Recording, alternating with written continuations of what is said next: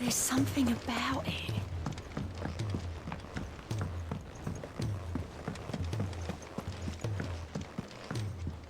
Back again? What is it that you wish to learn?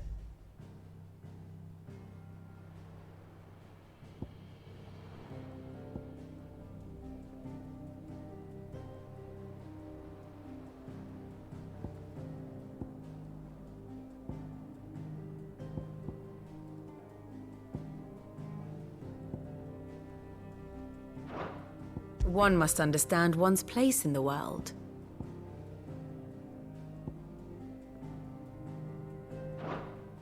The state of the realm is ever-changing, Clive. Still alive, I see. Something tells me that eyesore on the horizon is your doing. How'd you manage that? It's a long story. One that I'd rather only tell once. Right. All hands on deck, then.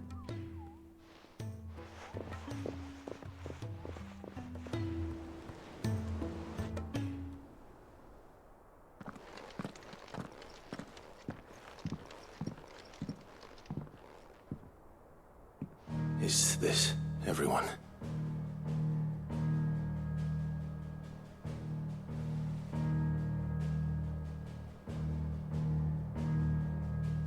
As I'm sure you've all guessed, the crystal which now commands the eastern skies was summoned by Ultima.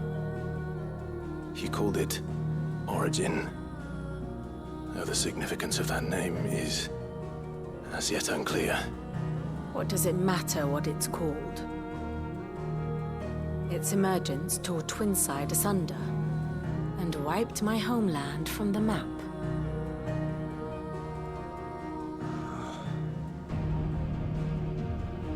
Mention of the Dominion spires can be found in the oldest of Valisthian records.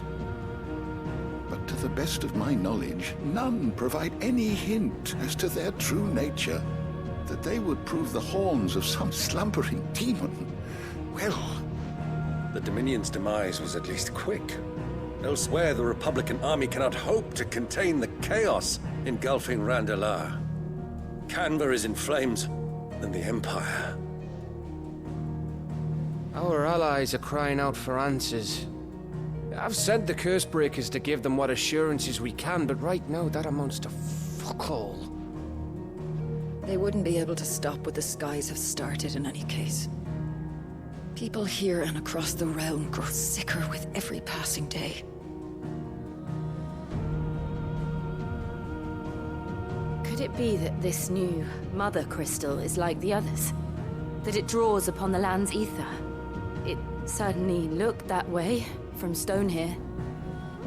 If that were true, it would explain the hastening spread of the Blight since the crystal's appearance. Would it not? And as the land's ether slowly rises to the surface, it pools, corrupting all who cannot channel its energies. Archay above, ether floods below, and in the middle, here we languish, hopelessly entrapped.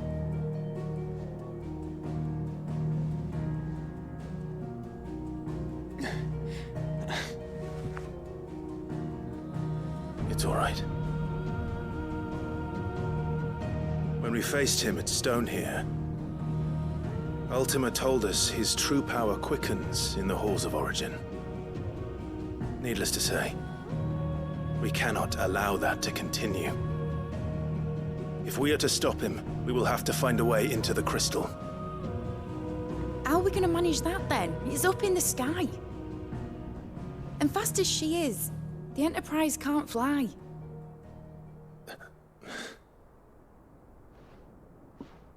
It's a lot to take in, and I reckon we'd all benefit from some time to clear our heads. The answer will come to us. Don't you worry. Ain't that right, Clive? Right. That's right. Well, go on then. Bugger off.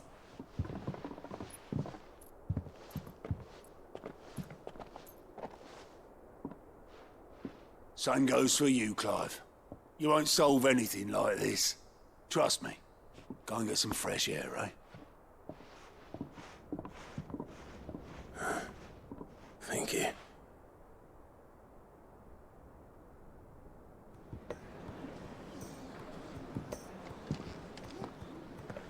Joshua seemed upset. Unless you've taught our chocobos how to fly, I won't be scouting this one for you, Clive. You're on your own, but not alone. Always one more job to do, isn't there, Clive?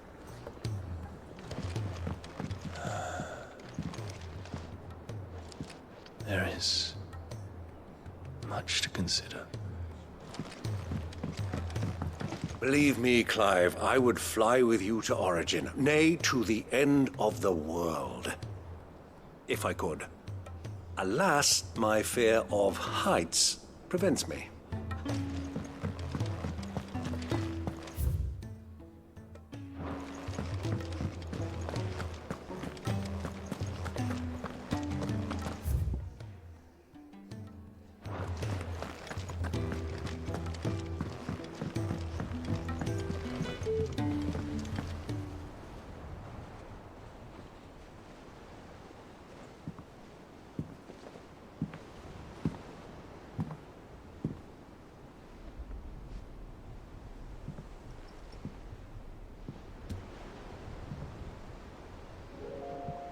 Ultima may have created us, but he doesn't make us who we are. Only we can do that. And if he would have us fight for our survival, so be it. It's what we've been doing all along. Much like Ultima himself, it would seem. His new world being naught but a means to survive. And so, we must contend to decide which of us shall inherit the land. Should Ultima prevail, it will mean death for us all. Of that, we can be certain. But even should he fail, what world awaits us? A withered, godless place, where our newfound freedom will most like prove a chain in itself.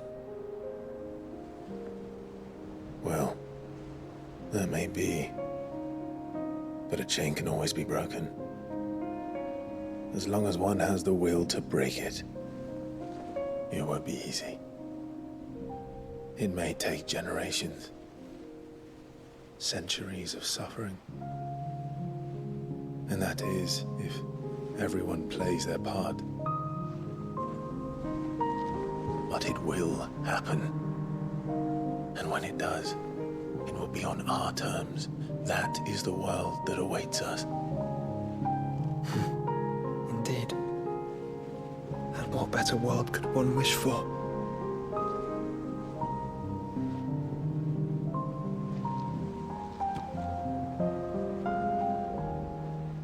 But first, we have to reach that crystal. Then it's a good thing I have wings. You can barely stand, let alone fly. And only the Founder knows what horrors await in those skies. Are you certain about this? Am I certain? I am the Phoenix. I will do what I must. This is our fight. Remember?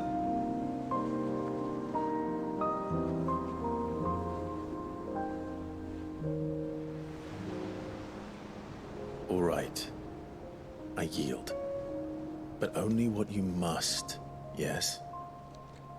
I'm still your sworn shield. That you are. And what of my wings?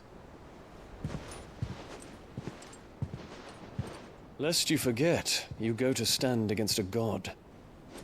I would not have you succumb to fatigue before the fight begins. Ifrit, your brother mentioned that some few of the dominants who had lost their power to you were still able to prime. Is that true? It is. But their icons no longer submitted to their will.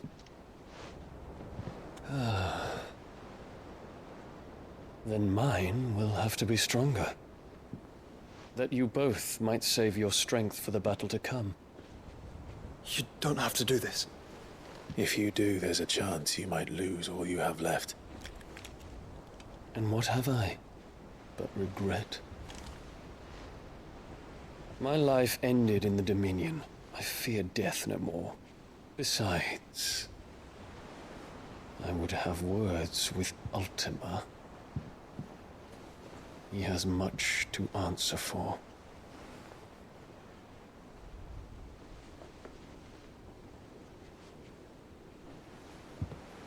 We are in your debt, Dion.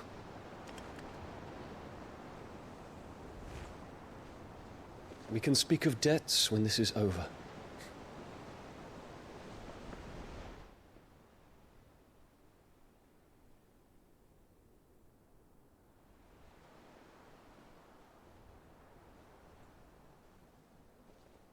He speaks like a man who knows he's not coming back.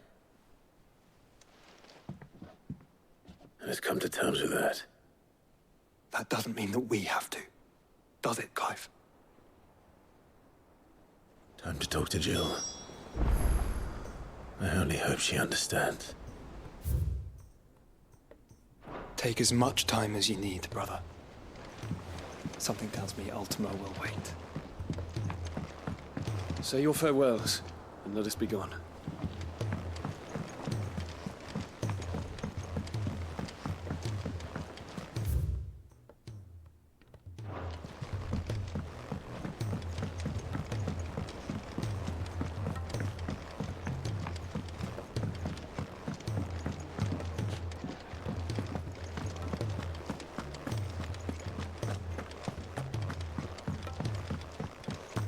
I will not forget this kindness, my lord.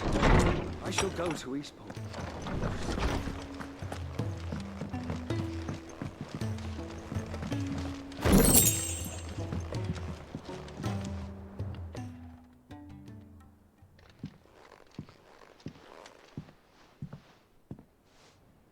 Come to wish on a star.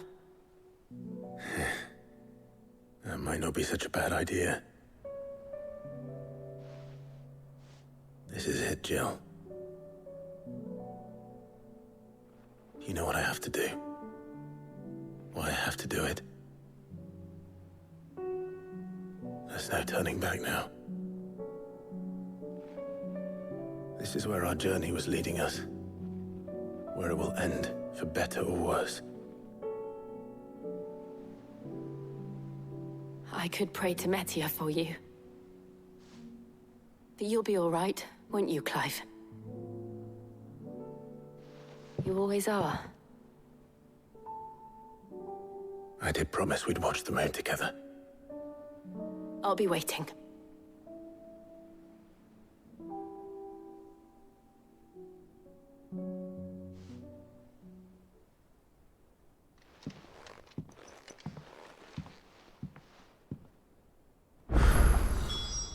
It's almost time.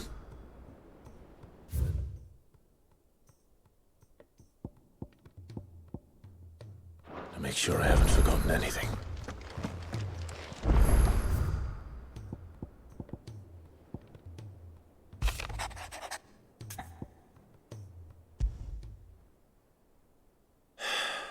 What is it this time, Torgal?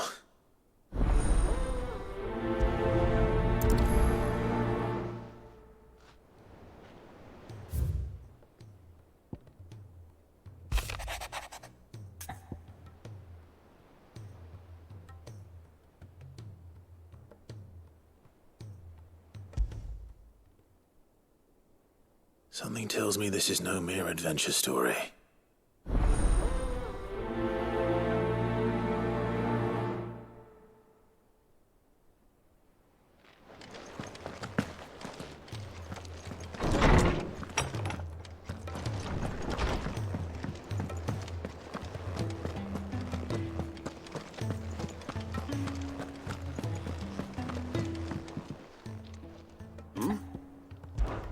Clive, my boy!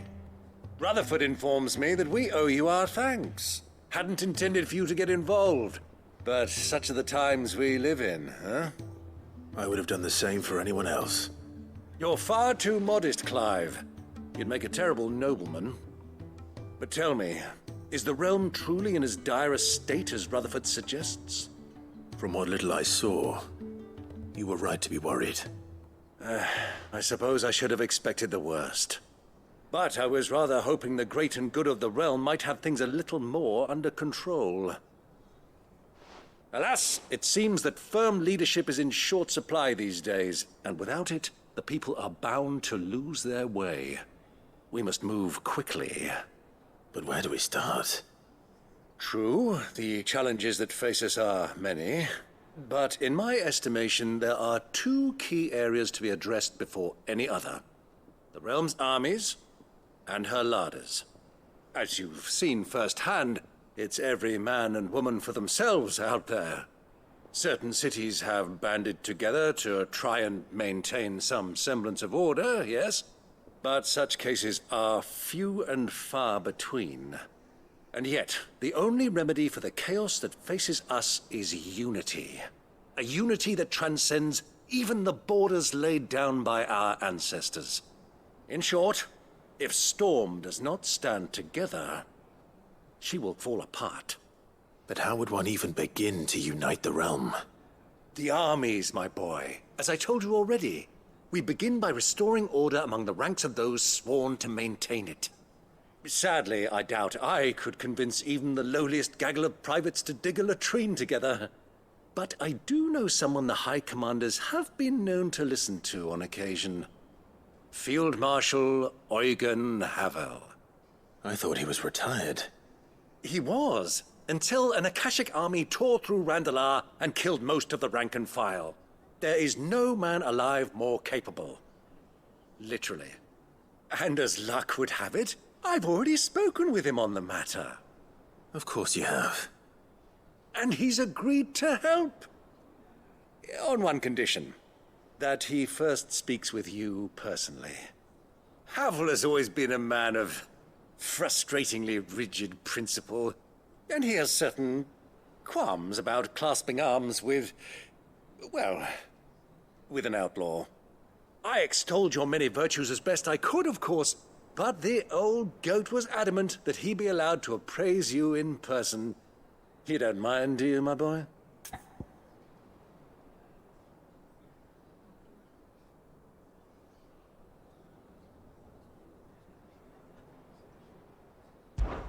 Of course not. As long as chaos reigns, we will never build a better world. I'll do whatever it takes. And if the Field Marshal wishes to speak with me in person, then so be it. That's the spirit. I'll leave for Randalar at once. Would you send a Stolas? Of course. Rutherford is already in the Dhalmekian capital. I'll have him tell Havel to expect you forthwith. Excellent. Thank you, Uncle. No. Thank you, Clive.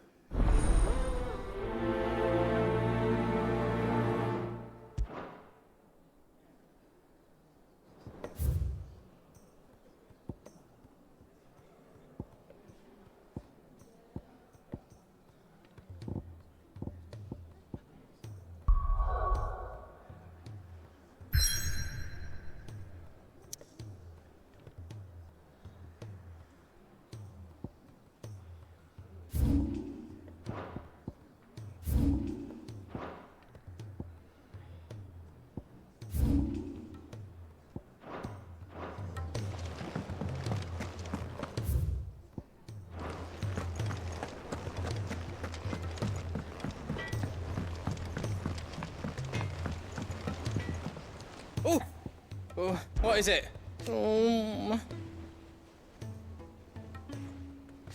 It's hardly everything. And I will. I promise. You can count on me.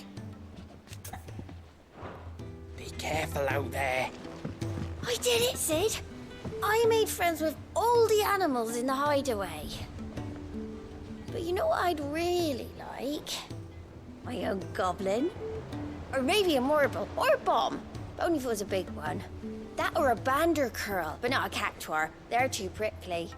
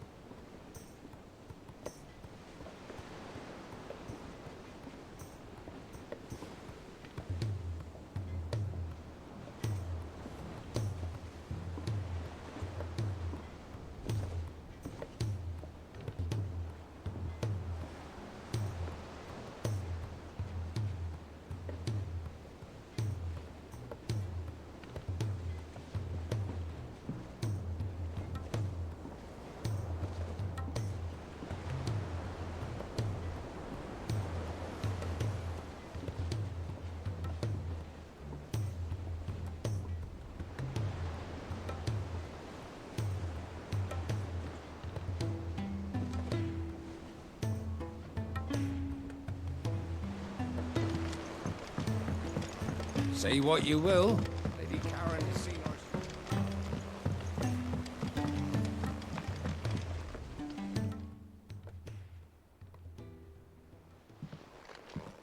Pining for something, boy.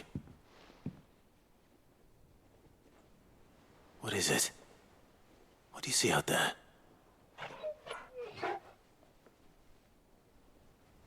I never did ask where you got that anklet of yours. From Sid, that's why. On the day he brought him home. That long ago? And you're only thinking to ask this now? Sid saw that the pup had a habit of gnawing on his leg, since you ask. Clap that there iron on him to keep him from doing it. What was wrong, boy? I'll take like as not.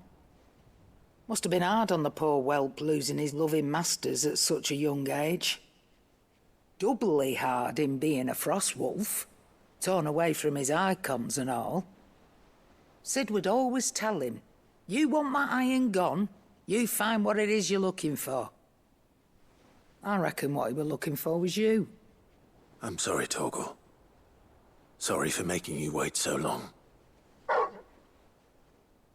Let's get that thing off you.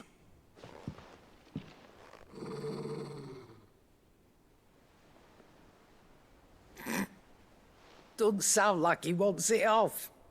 Indeed. You miss Sid as much as the rest of us, don't you?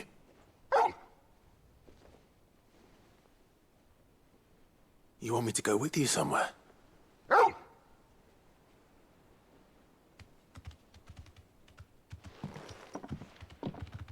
Quick, aren't you?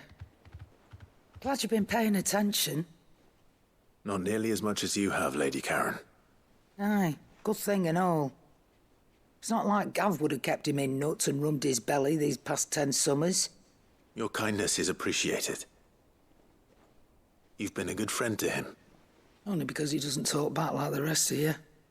Go on now.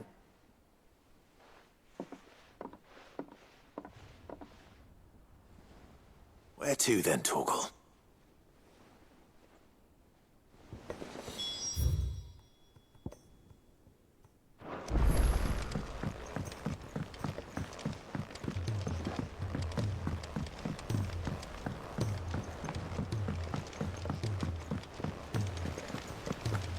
What do you think happened to Miss Middledore? I heard When she you was kicked out return, of the university. would you mind teaching the children another lesson? They did so enjoy your last.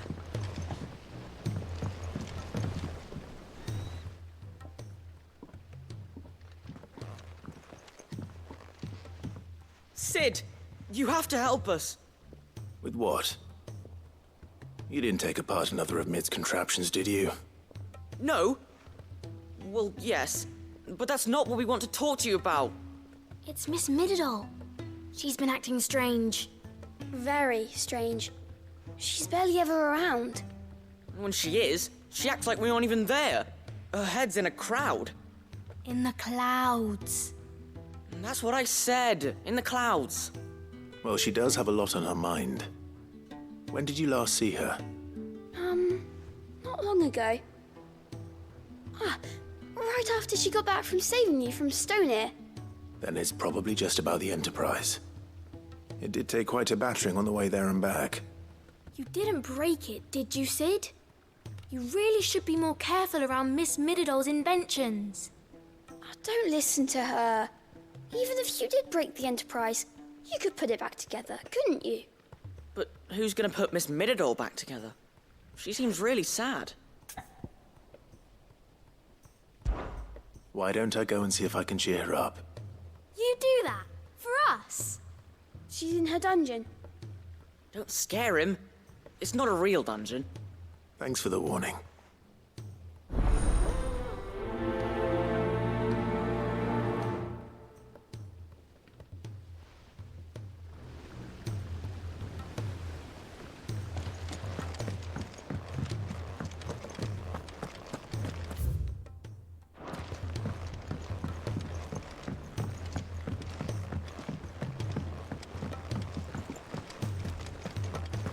I will not let them be forgotten. Sid, may I have a moment? Of course. It is an honor to finally speak with you.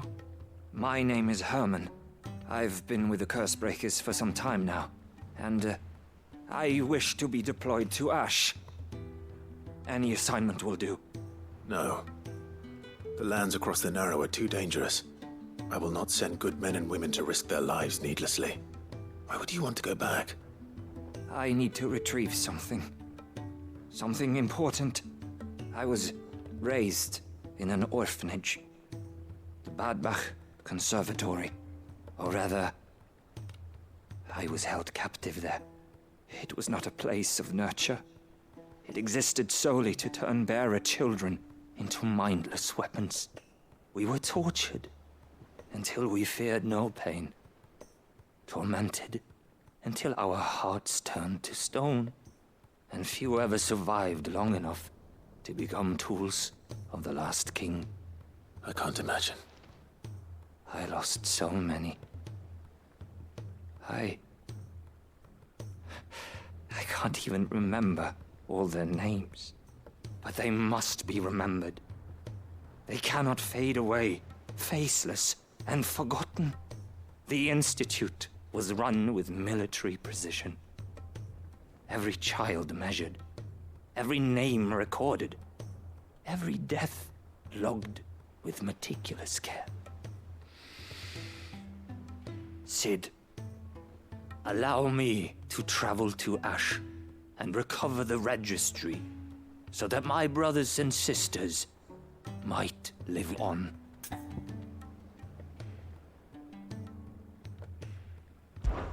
You were a good friend, Herman. But the fact remains that Ash is simply too dangerous. Cid, please. Even should it cost me my life. Too dangerous for you, Herman. But not for me. I'll go to Badbach and find the registry. You will? I won't let you risk your life. I don't know how to thank you. You can start by telling me where I'll find this orphanage. Vida Grace. Hidden in a forest, overlooking the plains. All right. I'll see what I can find there. May the mothers guide you.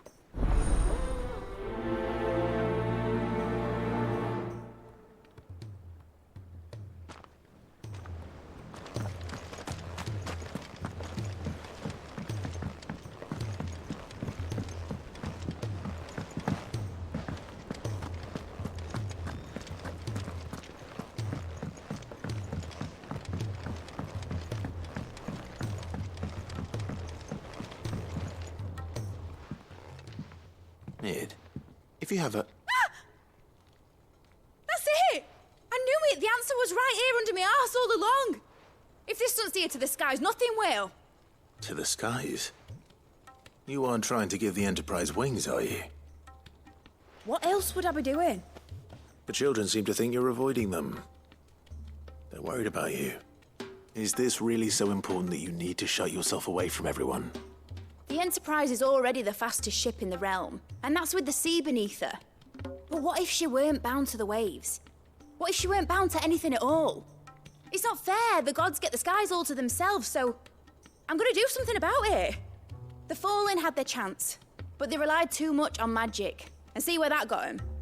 But not me. I've discovered how to do it without. Well, almost. First I need to make a prototype. And is that a one-woman job? Are you volunteering? I'll have you know the Enterprise is my baby. But if a godfather's offering to lend a hand, I'd be happy to take it. First, I'll need oil, and not just some old drippings from Miss Molly's spits in the Tub and Crown. Refined stuff, like they make in Ordil. Then I'll need some bone, or shell. Light, strong, preferably no longer attached to the beast it belongs to. If it's beast bones you're after, I'm sure the Cursebreakers will know where you might find some. No, they'll know where you might find some. You're the one who offered to help, remember? I should speak with one of the Cursebreakers before I set off for Old Hill. See if I can't find this bone while I'm there as well.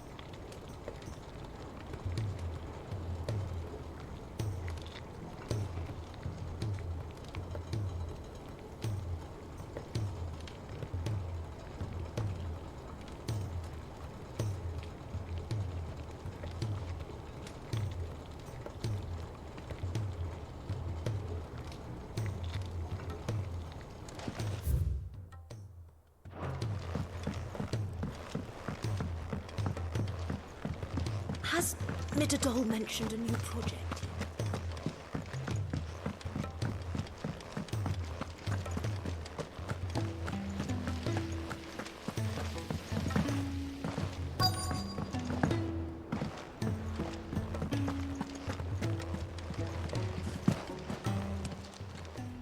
Clive!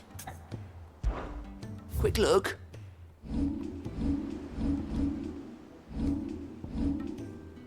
Seen enough?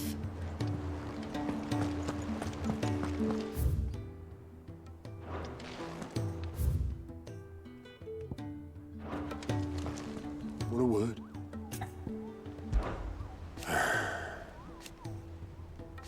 No.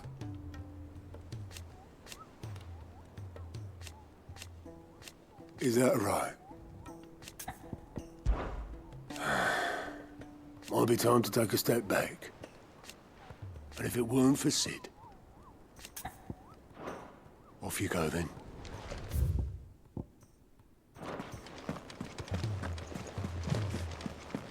Twinside's hundreds of leagues away. Vivian, I read your note, and I'd be happy to help you find the book you're looking for. Thank you, Clive. But tracking it down will not be easy. Are you sure? Please. You have always granted me your wisdom and insight whenever I asked. It's only right that I return the favor. Or at least attempt to. You are too kind. Alas, what I ask of you is rather more trying than delivering the odd lecture. I spoke with Harpocrates to see if he had any inkling as to where another copy might be found, but perhaps it is best that you hear the details from him. If you say so. Forgive me, Clive, for asking this of you. But this book, it set me on the path to becoming who I am today. Its importance cannot be overstated.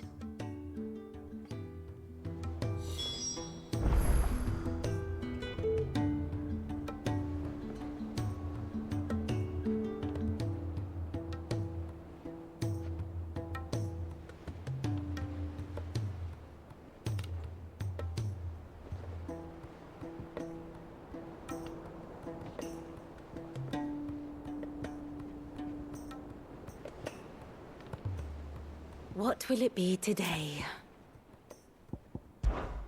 Well, Clive? I am. Naturally. I shall... How may I help you today?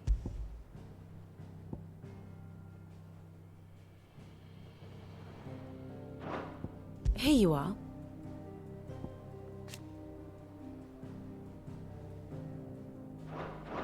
The state of the realm is ever-changing. Clive.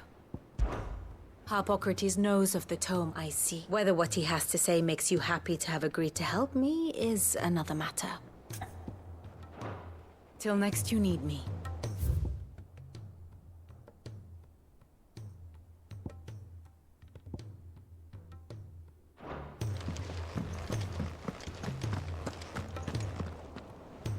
All right, Sid. Come to buy us around, have you? Only if you earn it. Mid needs a piece of light but durable bone for her next project. You've encountered your share of beasts on your travels across the realm. Any ideas? Most bones are the same. Whack 'em hard enough and they'll break. If it's durability you're looking for, shell will serve you better. You know what an adamantus is? I do. And I know to give them a wide berth. Will any old adamantus do? Well, with shells, the older the harder. There's a rumour of an ancient adamantus down in Karava, near Old Bidza. Or what's left of the village anyway. But don't expect to make quick work of the bastard. There's a reason it's lived as long as it has. I'll keep that in mind. Thank you.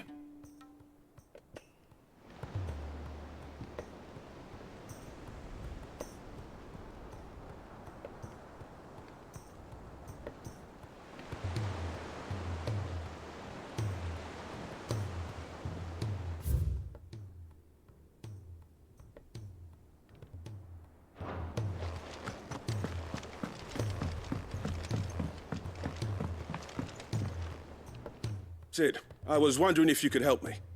It depends what with. A bearer, but recently freed from his bonds, is keen to join the Cursebreakers. As you know, the work we do is not easy, which is why we test every volunteer's suitability. I was hoping you could oversee this one's evaluation. I don't mind, but why this one? Because he wants to be a scout. Our ranks are filled with men and women capable of breaking chains and putting slavers to the sword. But scouting, we're few with the nose for that, which is why we still rely so heavily on Gav. And since he accompanies you on so many of your missions, I thought you might be better placed to recognize the traits in him that we should look for in those who'd fill his boots. Sounds reasonable. So you happy to oversee the boys' test, then? One can never have too many scouts. Truer words, Cid. I'll let the initiate know that you'll be attending his trial, and that he is to proceed directly to Northreach in readiness. No time like the present, eh? No time like the present. I'll await you there.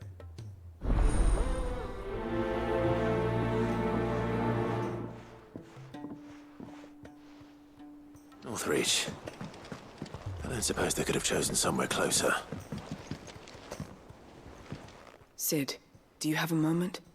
By all means. It's my old master. Seems there's no escaping her. She found some way to send me a letter. And something else. Records from a Waluda prison. Seems they were keeping a lot of bearers there. How did she come by such a thing? Finding bearers always was her strong point. And it seems the cells of Balmung Dark are full of them. Foreign captives, the masterless. Bearers no one would miss. And even better for her, bearers with no one to look after them. When Ether started lapping at the walls, the jailers fled. Leaving the bearers to be liberated by whoever happened to come along next. Cid, I'd like to believe that I've earned your trust by now. And while I'm well aware that you've forbidden Cursebreakers from traveling to Waloed, I can't let those bearers die in their cells. I'd rather risk shipwreck on the Shadow Coast than leave them to starve. We'll be needing the Enterprise if we're going to navigate the Narrow. Does that mean... I'm making an exception, but we travel together. And we stay no longer than we have to. Ash is an inhospitable place at the best of times. We save as many as we can, and we leave. Thank you, Cid. There was a name in the prison register. A name from my past. Chadwick. Another of my former master's protégés. A gifted soldier, and the closest thing I had to family. The thought of him held captive in that place. He must be very important to you. He was. Is. Then we find him. The entrance to the prison lies in the shadow of Ravenwit Walls, just beyond the portcullis. We should head there as quickly as we can. I only pray there are still bearers alive to save. As do I, Doris.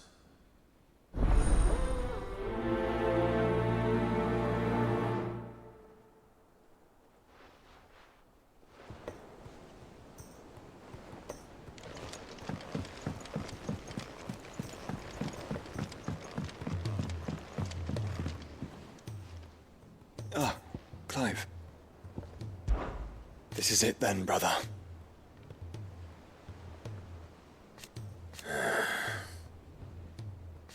Indeed.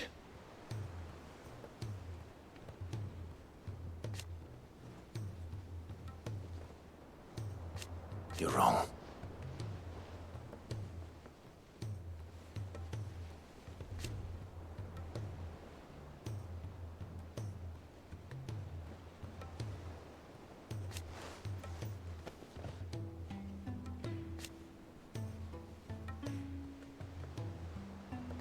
Of course. Joshua, what's wrong? And don't say nothing. It's... not nothing.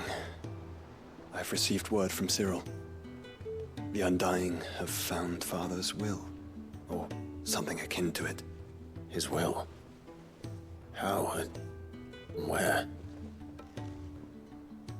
In the crypt beneath Rosalith Castle. After Kupka was kind enough to drive out the Imperials, the Undying took the opportunity to recover what relics of the Duchy yet remained. And in the process of doing so, they found a letter from Father. I'm surprised anything survived down there. Cyril asked that I join him in Tabor at my convenience. I have been meaning to go, but... would you join me? Of course. I want to know what's in that letter as much as you do. Very well. I am ready to leave when you are.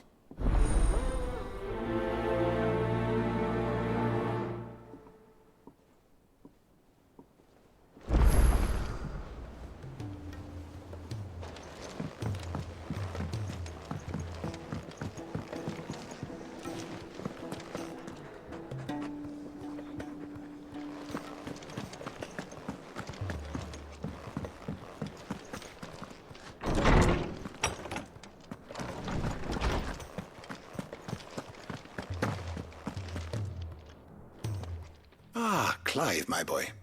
What a pleasure it is to see you. Harpocrates. There's something I need to ask you. I've been charged with locating a book called From a Distance. Then you seek a rare gem indeed. One whose name I had not thought to hear from your lips. You've been talking to Vivian. Right as always. But she didn't seem keen to tell me very much. I take it she didn't like what you had to say. And yet I gather it did naught to dissuade her.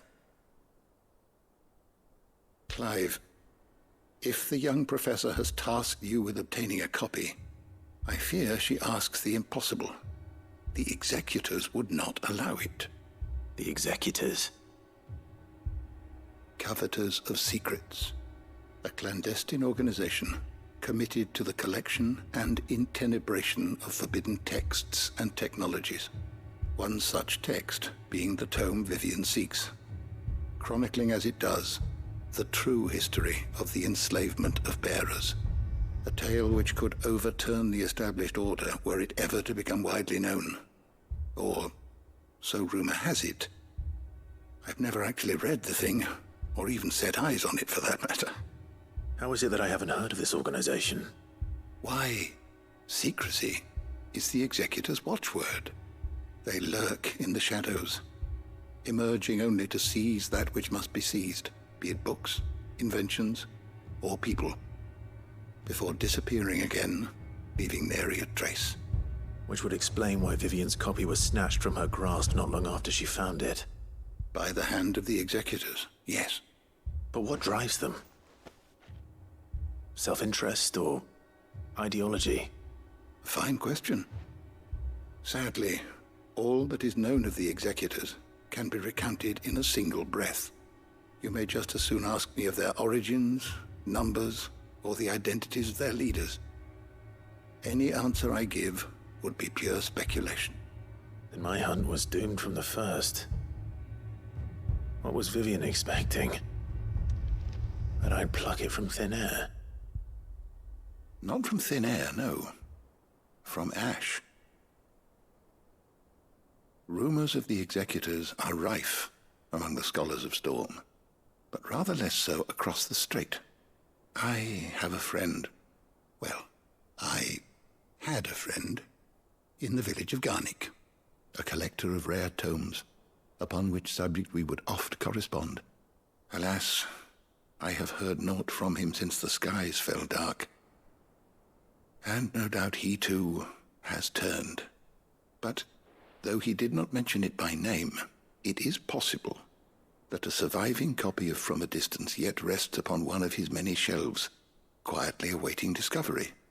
If you were, by some chance, able to save even a single book from the poor man's library, I know his soul would rest easier. Very well. When I next find myself in Waloed, I'll be sure to pay Garnick a visit.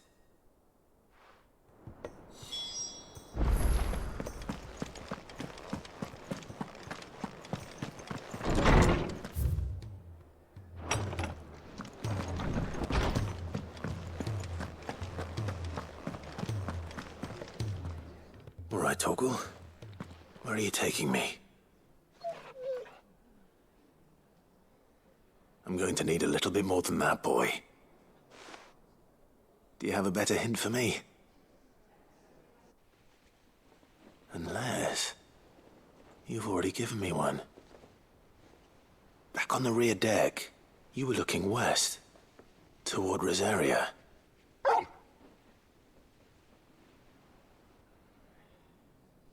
Why don't we try the rookery?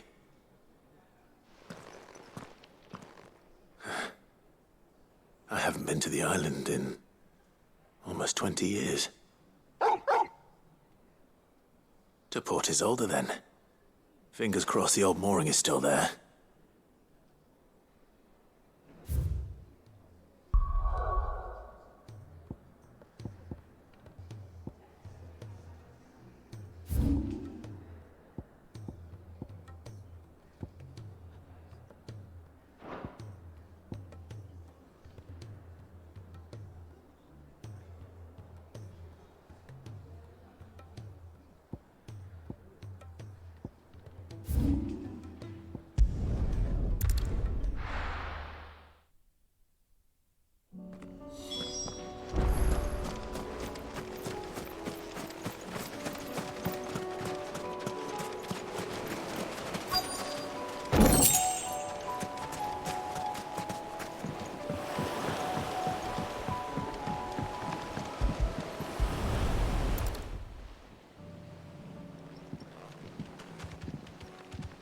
It's still here. After all these years. A lot smaller than I remember. And you're a lot bigger. You might have to swim, boy.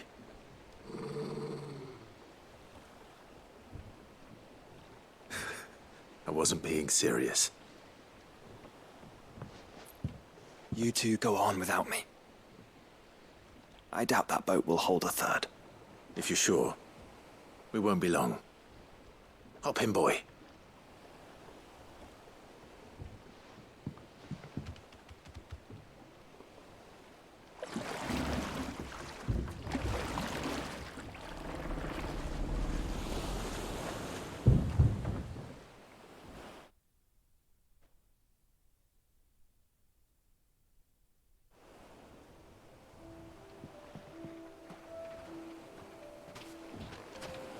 This place has changed it all. The rookery's right through those trees. Come on. Race you there? I bet I could still beat you.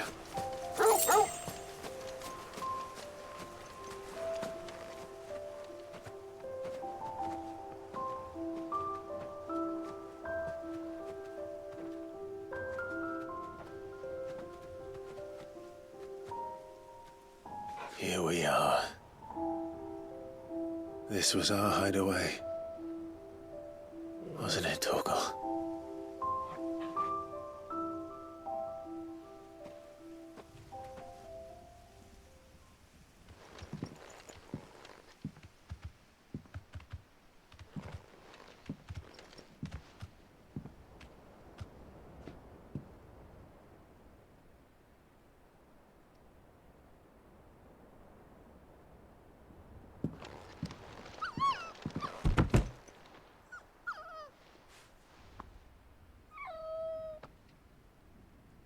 Coming here helped me to forget who I was. Or wasn't. Prince, Shield. Son his mother could love. Had I been any one of those things? Perhaps.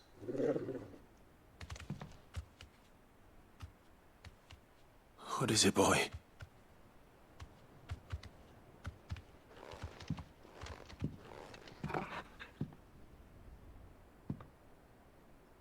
This is all from the castle.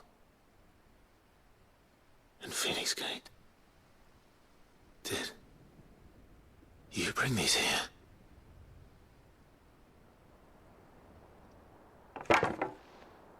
My sparring sword.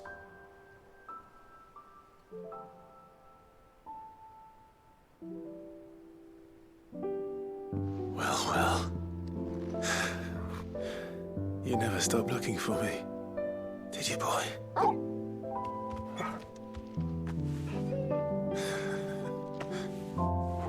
Thank you, Torgal. For never giving up. never forgetting.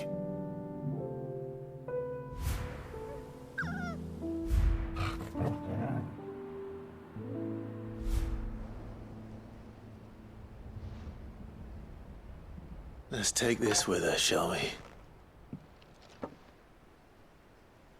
So I don't forget either.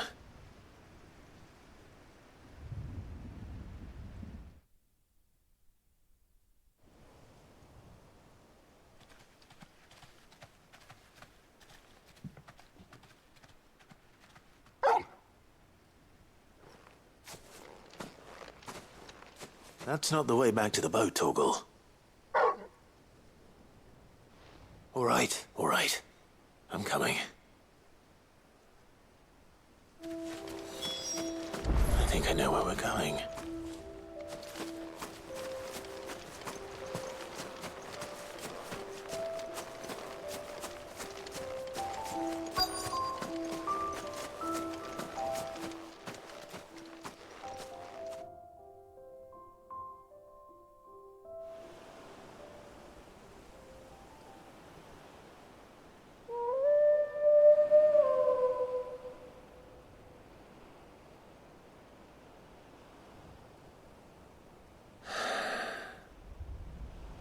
People always talk about the importance of putting the past behind you. But without it, we wouldn't be who we are today. And we certainly couldn't steer our way to a better tomorrow. Come on, Torgal. Let's go home.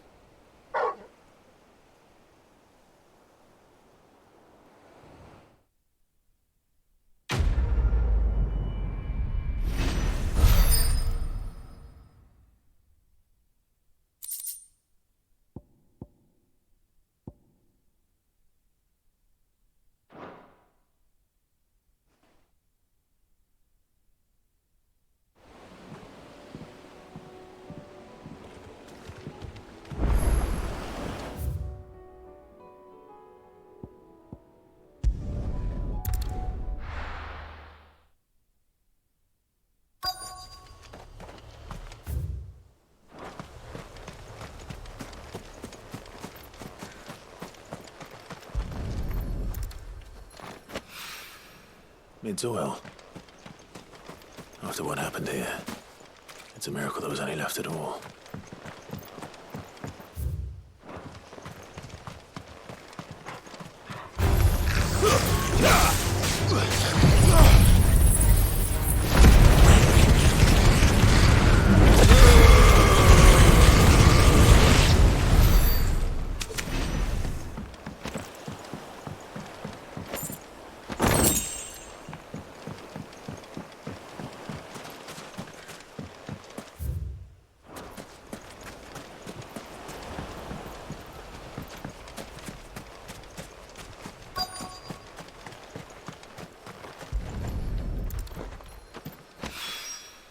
This should be enough.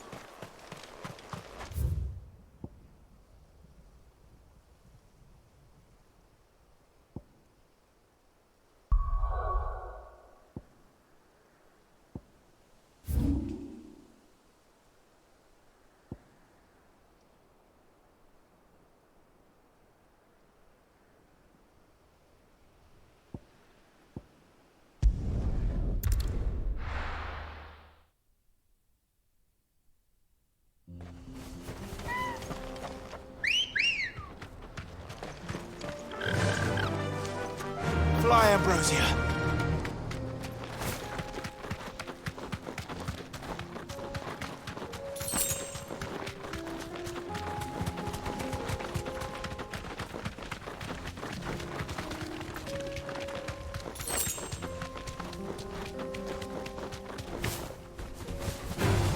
Here we are again. Carava. If you were a tortoise, Torgal, where would you hide?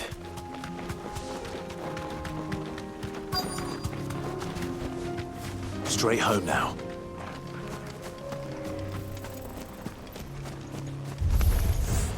It looks like we found him.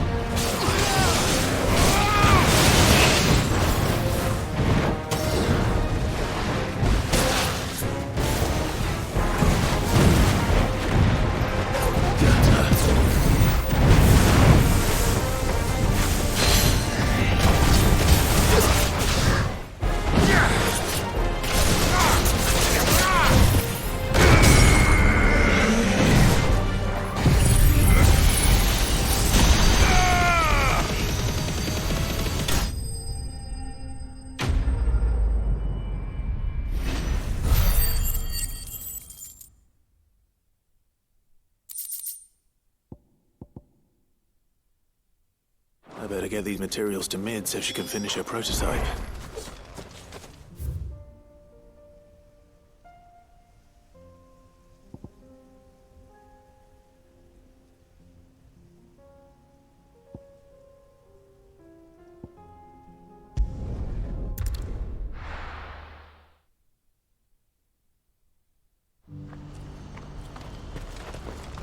Do you see that too?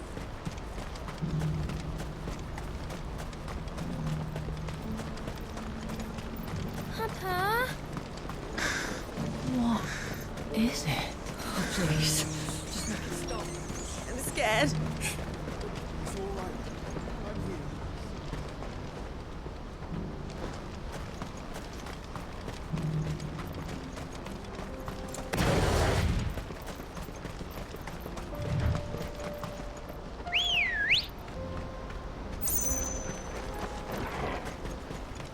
Good girl.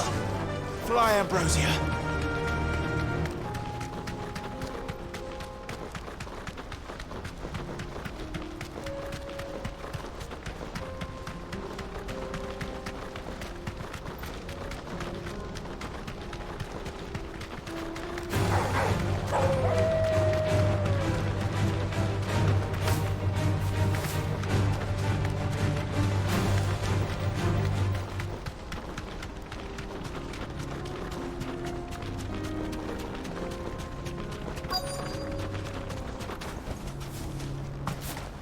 Can't be Rutherford, can it?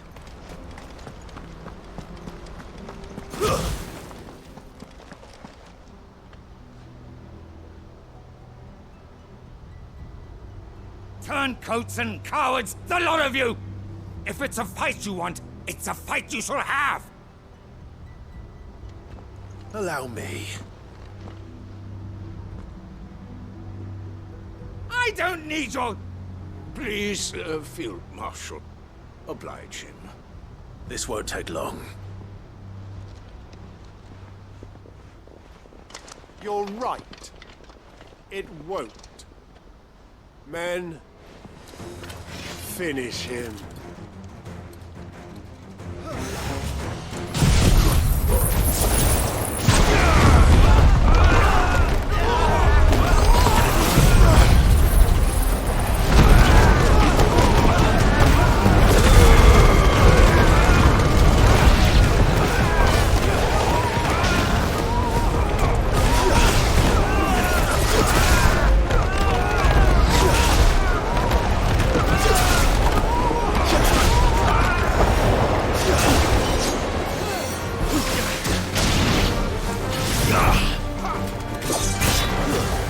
It's over!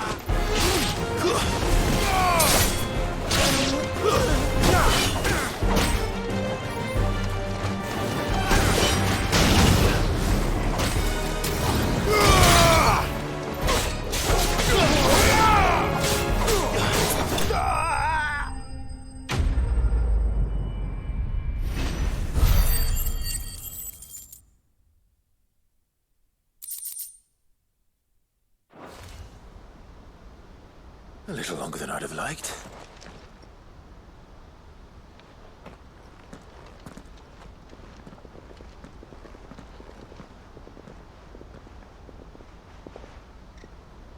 Field Marshal Havel, I presume. Are either of you injured? No, my lord. You arrived just as our escort turned on us. Fucking traitors. I'd heard reports of soldiers in the outlying regions abandoning the oaths they swore. But I hadn't thought the corruption had reached so close to the heart of the Republic. It's a fucking disgrace. Your interfering old bastard of an uncle tried to warn me, of course. My lord Marquis. Or is Sid the Outlaw more to your liking? Call me what you want. It doesn't change who I am. Or the urgency of the message I bring. My uncle has a plan to right the realm, and he needs your help to see it through. Before I agree to anything,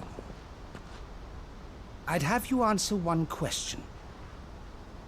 What do you stand to gain from all this? I won't deny that I might benefit from further chaos. But I seek a new beginning for all of us. And while the choices I've made may not always have been the right ones, I know I made them for the right reasons. For so long, so many of us have been told how we could live, how we could die, when it should have been our decision all along. Now we have a chance to put things right. But in order to take it, we must stand together. Even if it be beside those with whom we don't see eye to eye.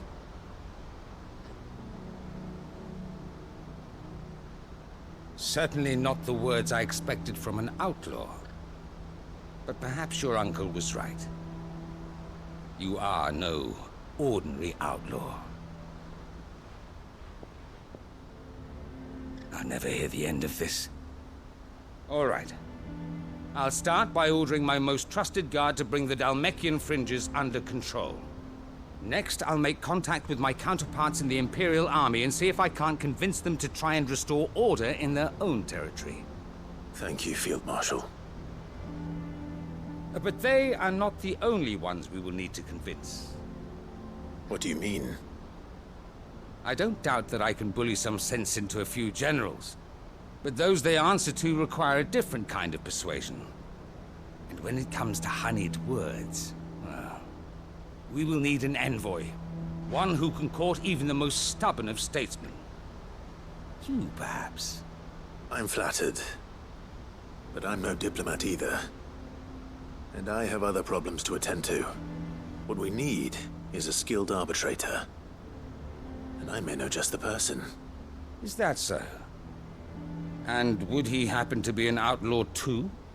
Of a different kind, perhaps. Well, beggars can't be choosers. I suppose we'll all have to find a little of the outlaw in ourselves if we're to make it through this. Very well. Send your man to me right away. I shall.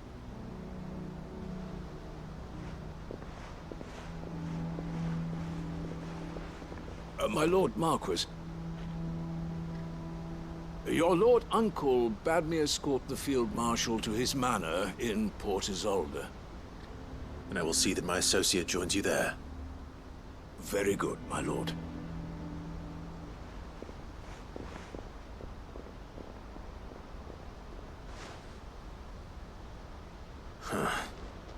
An envoy.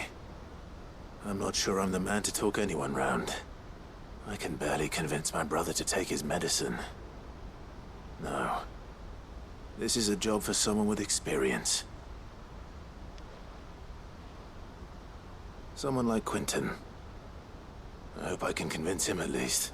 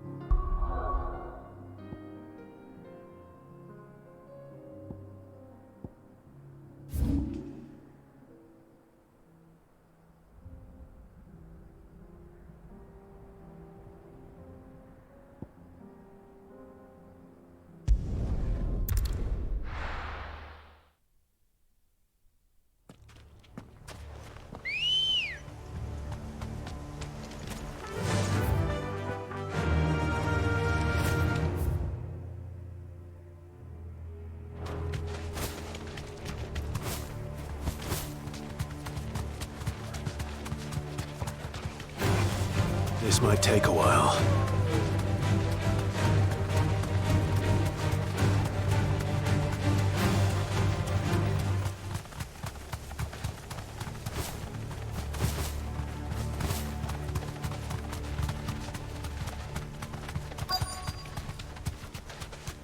The entire village looks abandoned.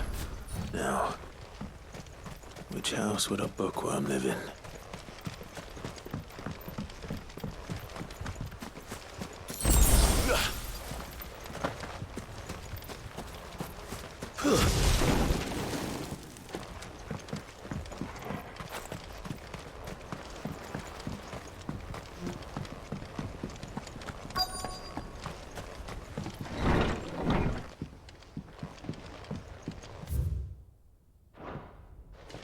This is a Royal Army logbook.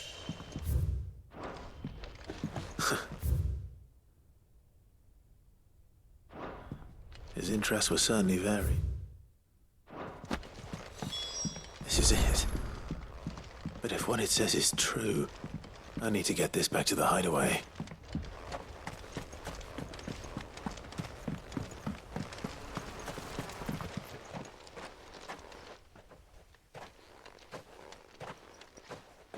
Leaving so soon, stranger?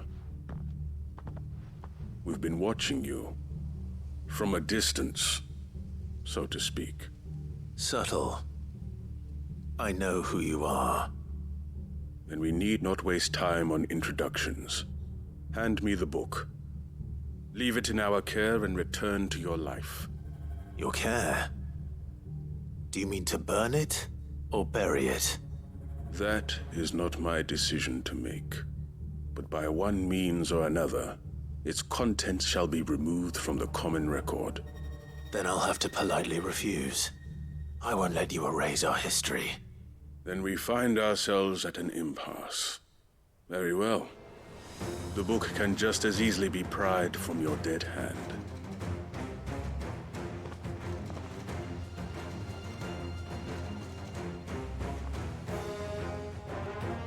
Let's see, shall we?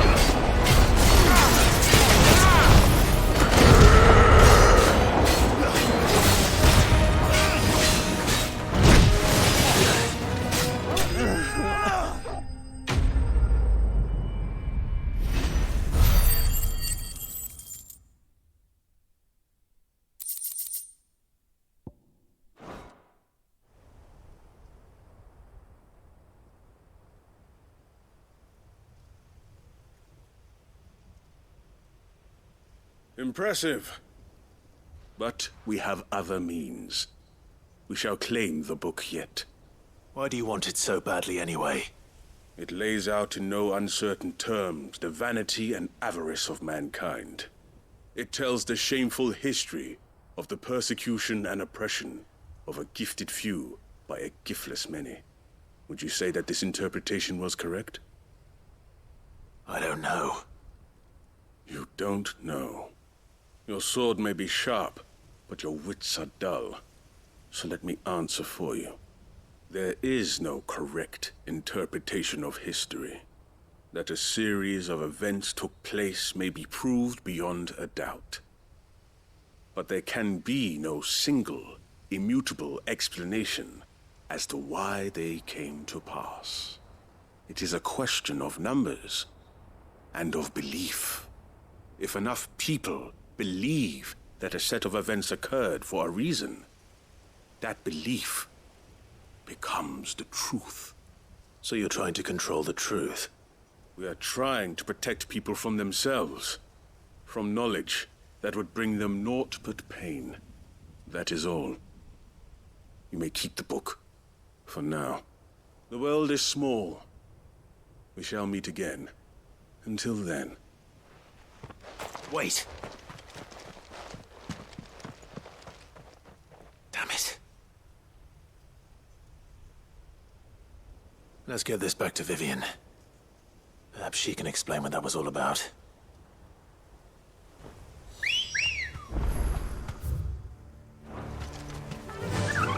Fly, Ambrosia.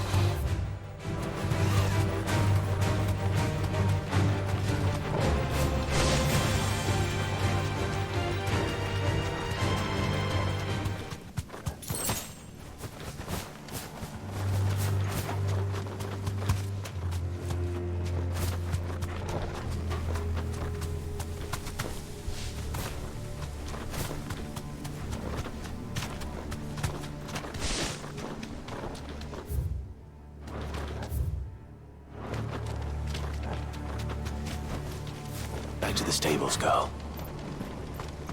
This must be the orphanage. Hopefully the registry is still here.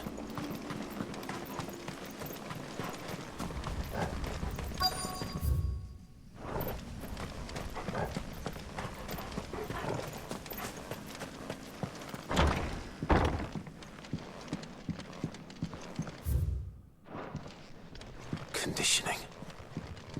This is nothing short of disposed of. Herman wasn't exaggerating. It's up on...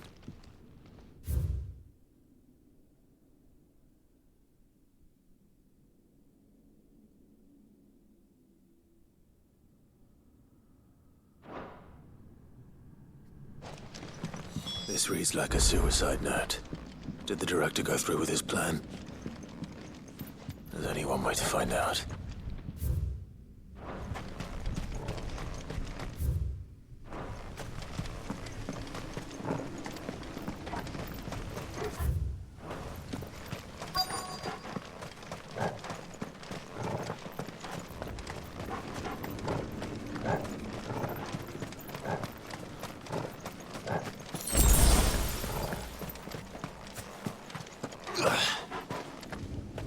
Forked white tree.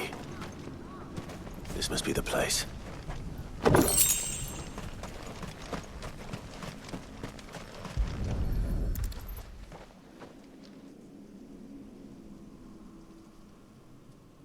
Could he really be buried here? There's something hidden among the roots. Let's see.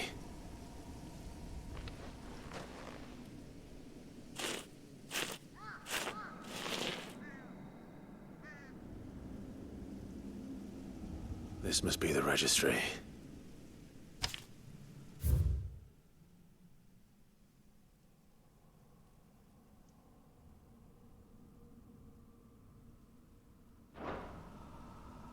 So many names. This place was a slaughterhouse. But where is the architect of all this misery?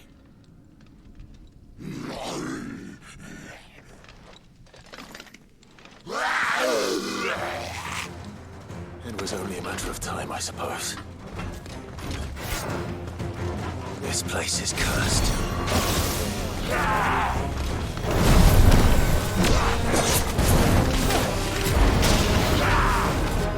Too slow.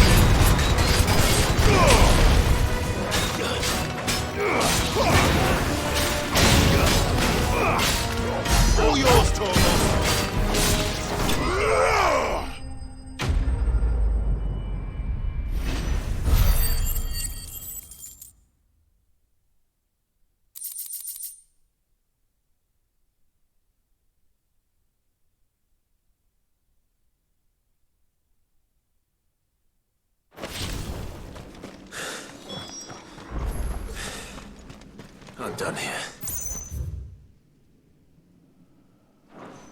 Let's get the registry back to Herman.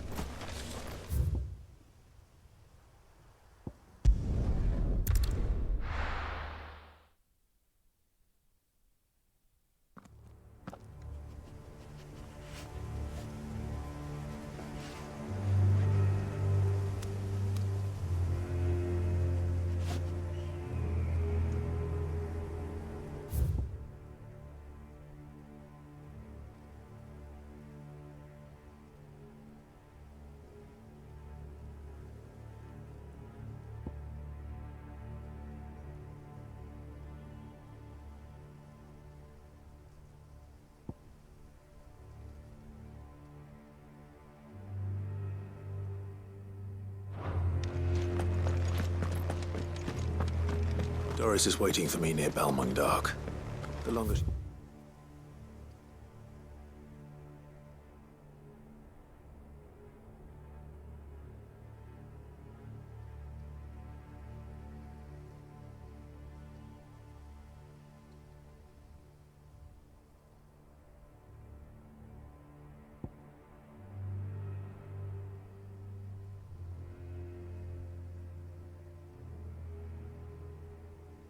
She's out in the open, the more likely she is to be found by Akashic.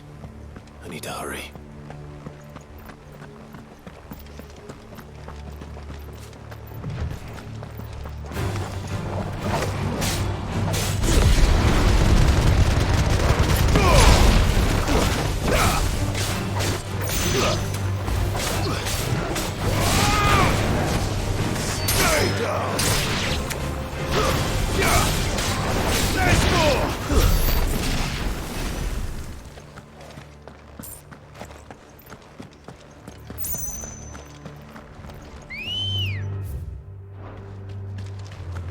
Let's go. Faster!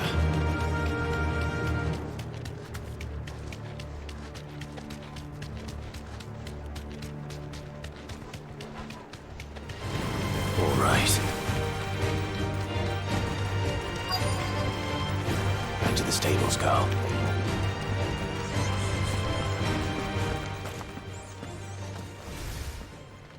There were no guards, I take it. None manning the gates, no. It's a different story inside, though. The corridors are crawling with Akashic. Most likely guards left behind when the Wardens ran. If Chadwick was being held here, I worry that he may already be. Don't give up hope just yet. But let's move quickly. Let me check the ground floor. The ether's thickest there. Then I'll search the upper level. Good luck, Sid. Stay safe.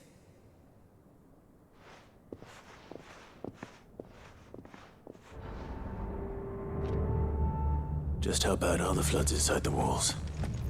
Bad enough to turn a bearer.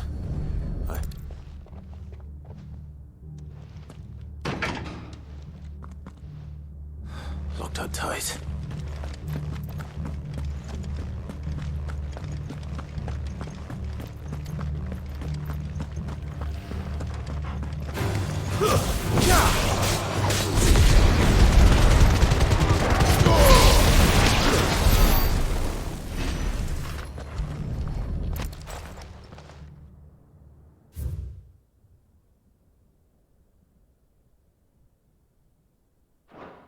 So this place was no ordinary prison.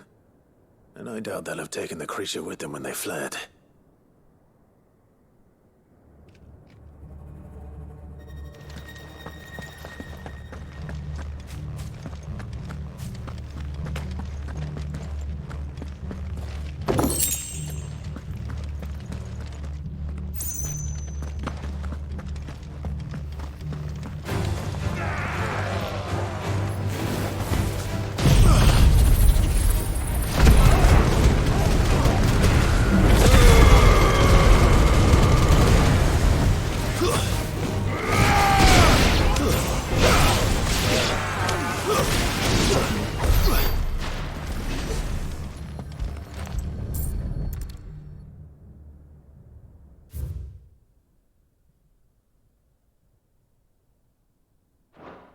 Minimal loss of Waluda lives.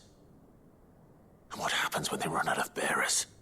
Even the Imperials take better care of their branded than that.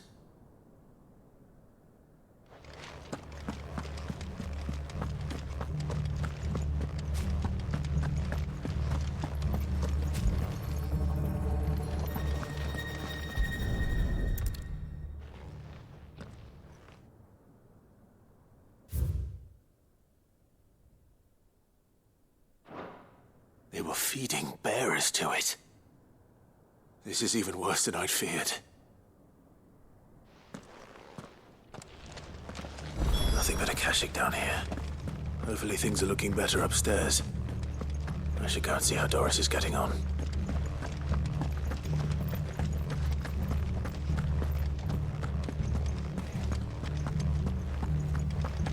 Caution, brother.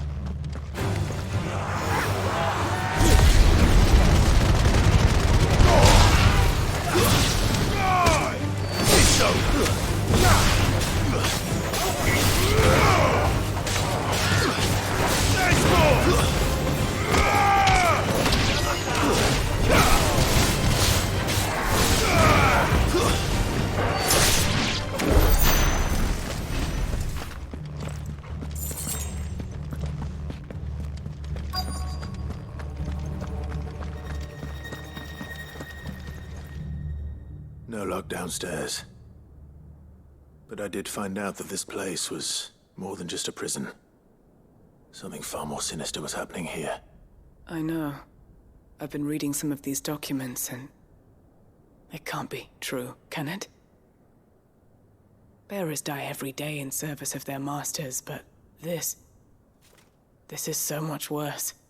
Pitting bearers against a wild beast armed with nothing but their wits? And all in order to bring about more death. And not just those who could fight, but the elderly, children even. And those who wouldn't or couldn't were disposed of. Whatever that means. I'm afraid it means they were fed to the monstrosity they kept here. Then we're too late. And I was a fool to bring you here. Don't say that. Did you find anything else? A key. But it doesn't fit any of the locks on this floor. Perhaps it will fit one of the doors downstairs. There's a corridor I haven't searched yet. Finish up here, then come and find me when you're ready. All right. I'll be there in a moment.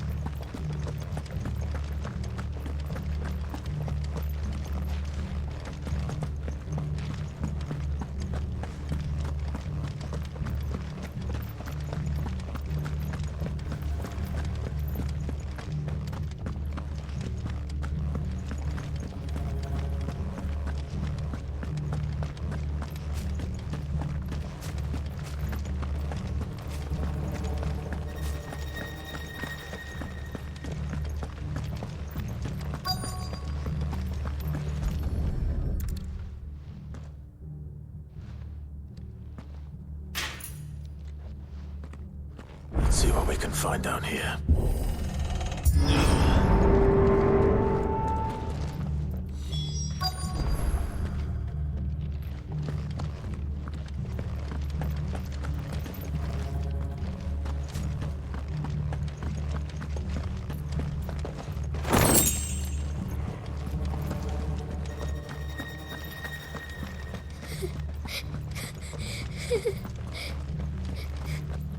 Survivor.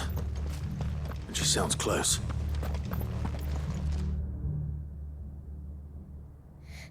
Who are you? There's no need to be afraid. Are you alone? Are there any other survivors? Some of the guards. They're still here. But something's wrong with them. Everyone else was eaten by the monster. Of course there were. Thank the Founder. It was worth our coming. But I'd rather we didn't linger. Are you ready? Ready when you are. You poor thing. You must have been terrified. Did Jadwick send you? What? He fought the monster. Distracted it so I could run away. He must have sent you. He promised to free the others too. Where is he? was sound, didn't he? He wouldn't be here otherwise. Chadwick.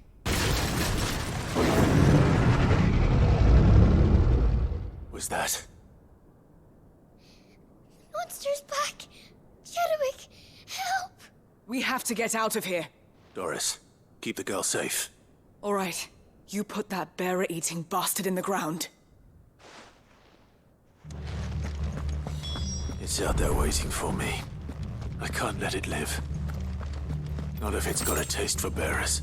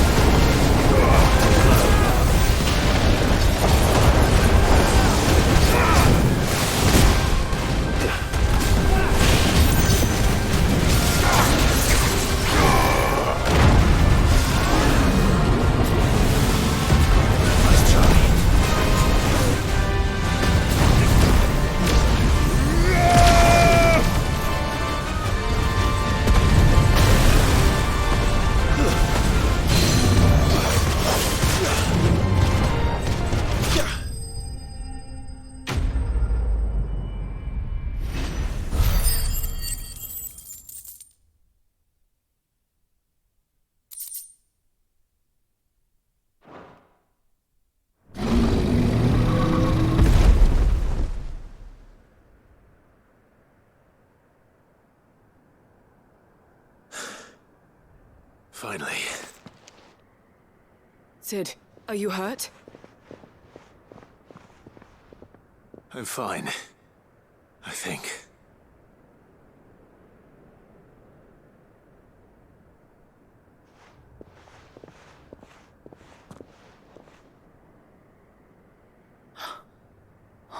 No. What is it? A diary. I gave it to Chadwick before we went our separate ways. He was here. Do you think that creature? I'm sure he fought bravely to the last. The girl is safe thanks to him. Chadwick. You fool. Come on. We have to get her back to the hideaway. We don't want his sacrifice to have been in vain. No. Of course not. I'll see that she's looked after from now on. It's the least I can do.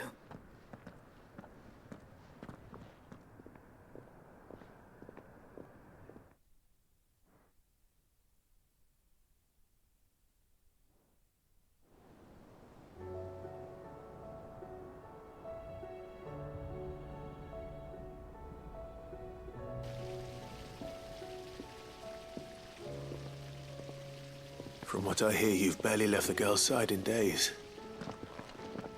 I hope she's recovering from her ordeal. She is. Slowly but surely. She's far tougher than she looks. I thank the flames we found her. If we hadn't... I know. But we did. I'm sorry we weren't able to save Chadwick.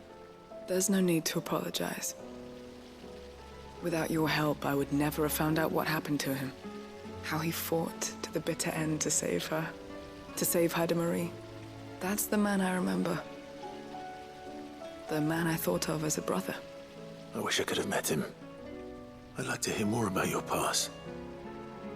If you don't mind, that is. Of course. You already met my former master. She trained Chadwick and I to do two things. Kill and obey. We were supposed to be sold to the highest bidder when the time came. But no bid was ever high enough to convince her to part with us.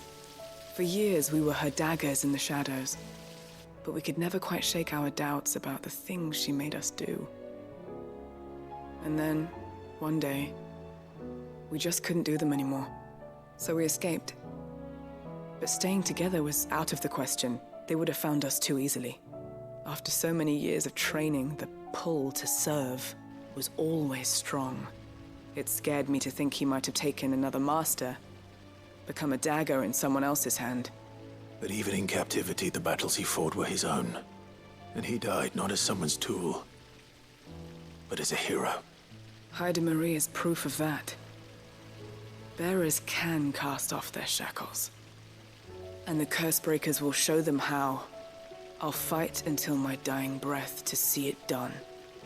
For Chadwick, and for all of us. Thank you, Doris. We'll be counting on you.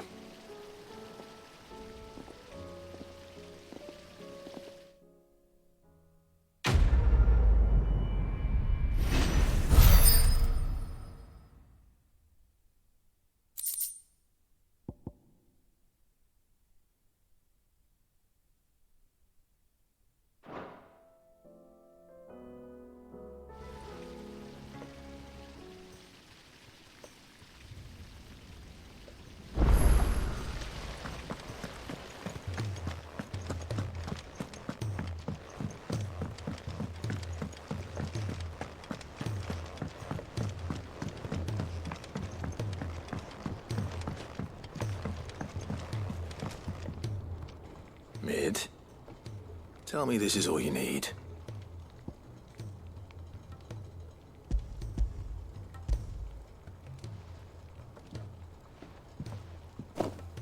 Ah, you make it sound like I asked you to save the world or something. Tell me this is all you need. It's most of what I need. After you left, I went over the figures again, and I realized I'd forgotten a 1 and a 0. And a cogwheel. Just a tiny one. Though, that's the problem. Gears that small are a bastard to make, and I may have lost the one Blackthorn spent a fortnight toiling over. Wait. The children. When they took apart your scales, there was a tiny brass gear. Now that I think about it, they didn't use it when we put the scales back together. The young'uns? But why would they... You know what? I don't want to know. I'll keep working on the model. You go and find that cog.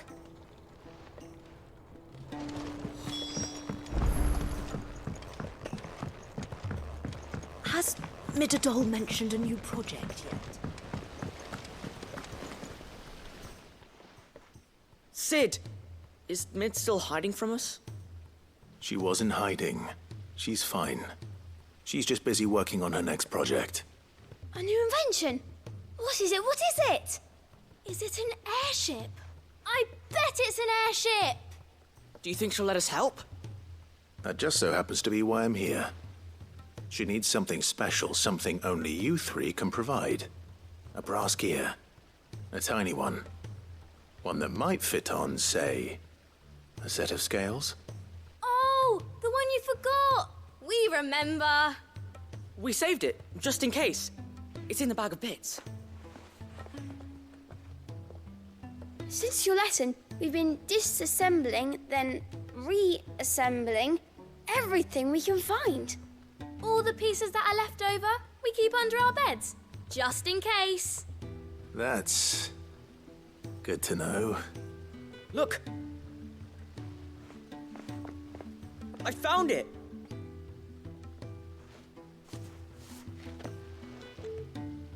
Is that all? Just the gear? We have more parts if Mid needs them. That's all for now. But I'll let Mid know about your hoard. Just in case. Thanks, Sid.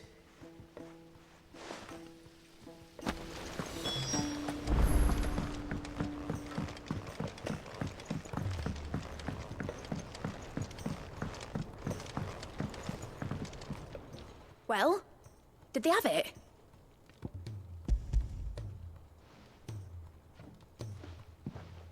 They did. And they kept it somewhere nice and safe. Will it work? Will it work? It's perfect! You're a genius, Clive. What exactly are you going to use it for? Only the most important job of all. The wings aren't going to move on their own. But with the right cog in the right place... Well, you just wait and see.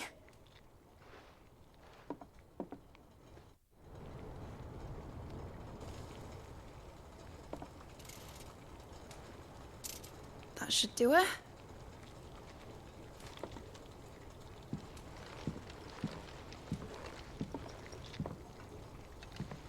Here goes nothing.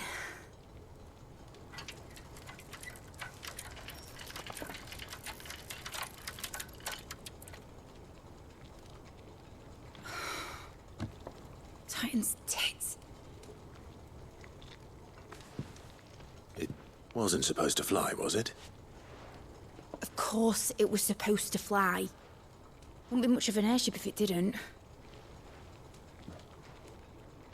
Honestly, these bloody engines are driving me mad. I was so sure this would be the day she soared. The Mithril engine was made to make dreams come true. But maybe this is one dream the world's better off without. Show folk how to take flying.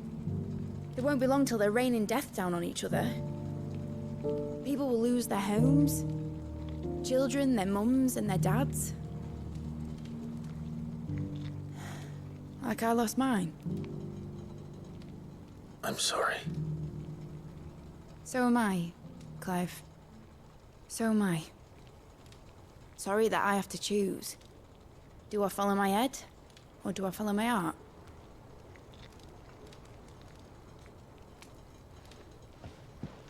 Good question. The first time I stood on the deck of your ship, felt the wind in my hair. It It was like I was flying. But imagine how it would feel to actually do it. My dad always said there were two ways of living life. Chasing a dream or shuffling to your grave. And he were right. Right about a lot of things. Not that I like to admit it. People need dreams to chase. Especially in a world like this.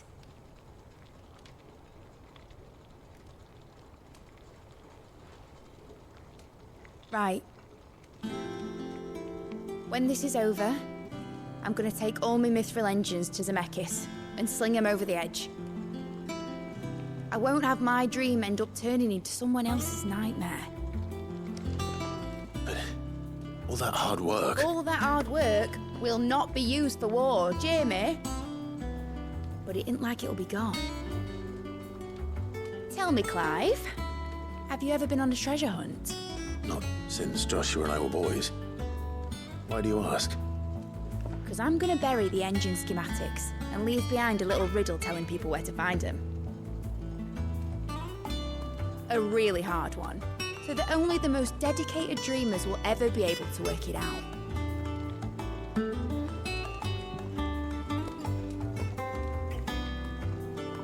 Ooh, I can picture it now.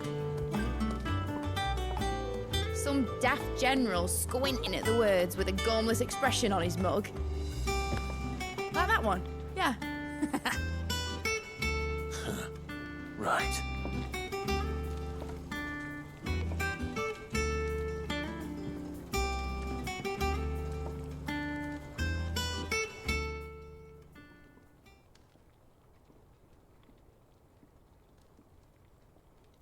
Of course, if I'm putting this engine at the end of a treasure hunt, I'll still need to make it a treasure worth hunting for. Won't be much of a prize if it couldn't even make a toy boat fly after all. My dad always said, dream big. But it ain't the size of a dream that's important, is it, Clive? Only that it's a good one. And I reckon I've got a fair few good uns left in me. I'm sure you do.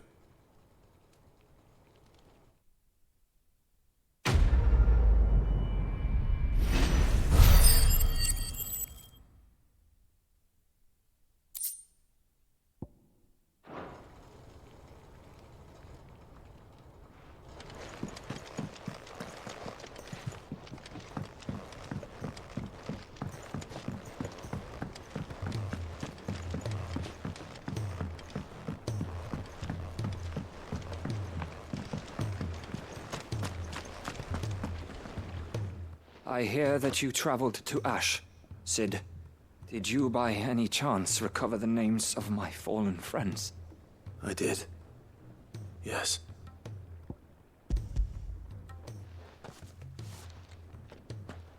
If I may?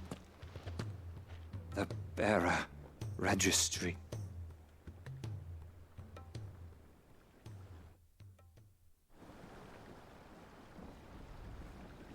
The director was a brutal man. He got no worse than he deserved. The registry was all I found beneath the tree. There was no sign of a body. Or any record of what happened to the children after the orphanage closed. I pray that at least some of them survived. All their names are here. The ones we lost. My friends. My light in those dark times. I can still remember their faces, like it was yesterday. Children who were taken from their bunks in the morning, never to return. No explanation ever offered. They'd be happy to know that you survived, Herman. But why did I make it out alive, when so many others died in that awful place? It's not your fault. And blaming yourself won't bring them back. Honor their memory. See that their names live on. That way, at least. They're never truly gone. Thank you, Cid. I'm going to write a book. An account of the horrors of Bad Bach, and the spirit of those its custodians sought to crush. all of Valisthea will know of our suffering. And in the name of those I lost, I will not let it happen again. Neither will I. These records would have been buried for all eternity, were it not for you. Thank you.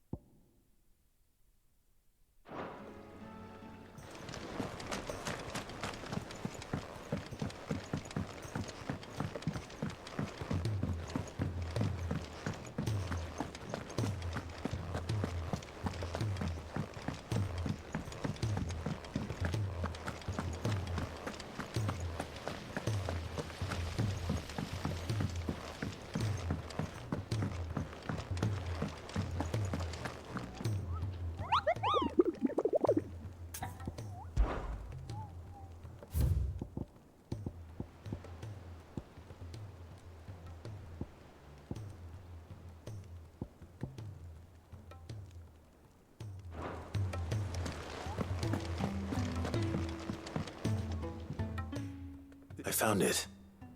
The book you lost.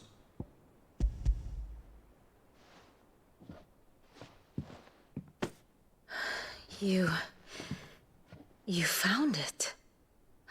Thank you, Clive.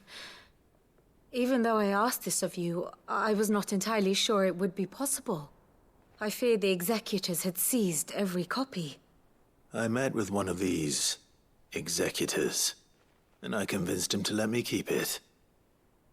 He told me something. That the truth is just a matter of collective belief.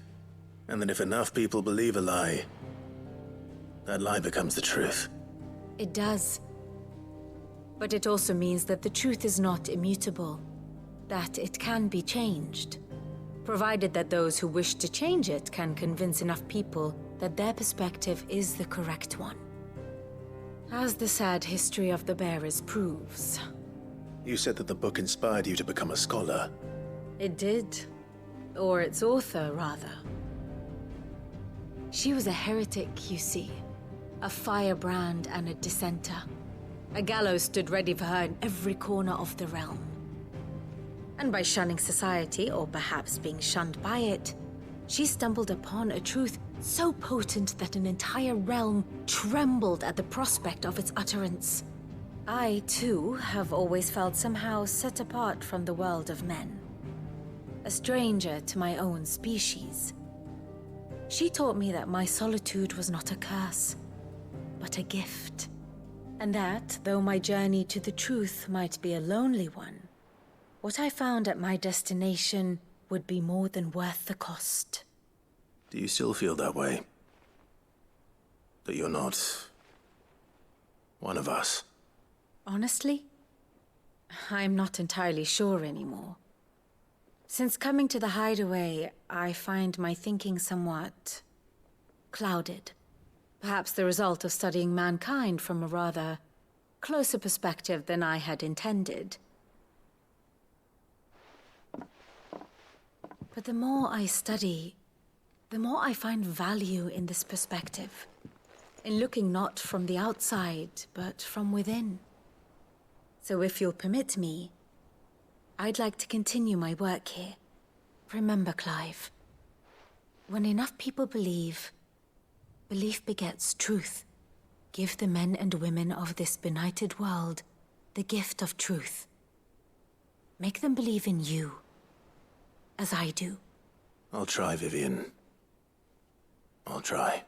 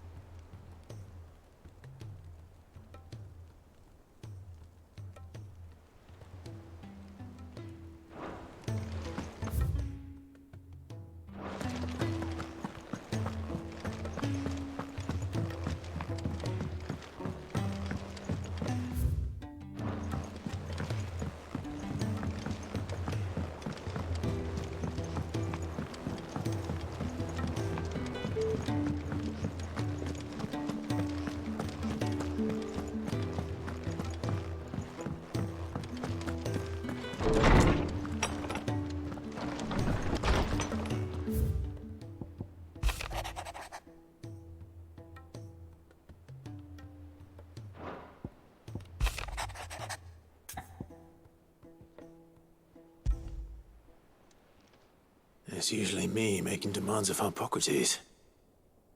I wonder what this is about.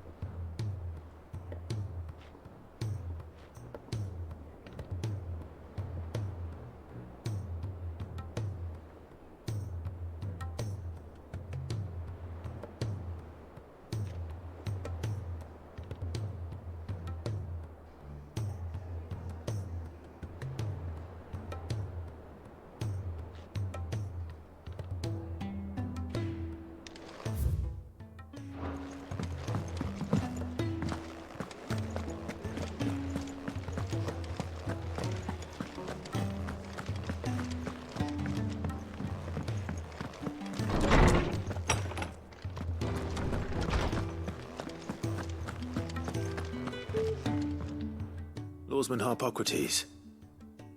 I received your note. Ah, yes. I expect you're wondering what this is all about. You spoke of making amends with Dion, but I can't imagine what for.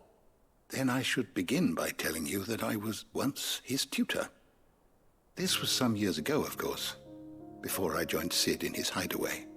At that time, I was counted among the foremost scholars of Oriflamme, and was accordingly invited to the palace to supervise the young prince's education, all to ensure that the future emperor had a firm grounding in, well, everything an emperor should. History, religion, commerce, government. Alas, our time together was cut short when Dion left to join the Dragoons, his studies no longer being deemed necessary. I had not expected to meet with him again, least of all here. Have you spoken with him? No, I have yet to find the right moment. His Highness always seems so preoccupied, especially when alone.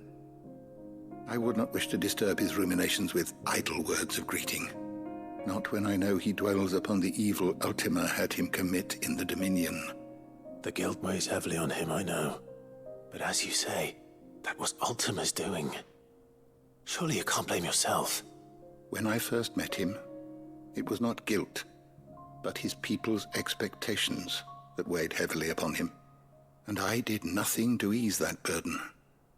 He bore it alone, until the day he could not bear it any longer.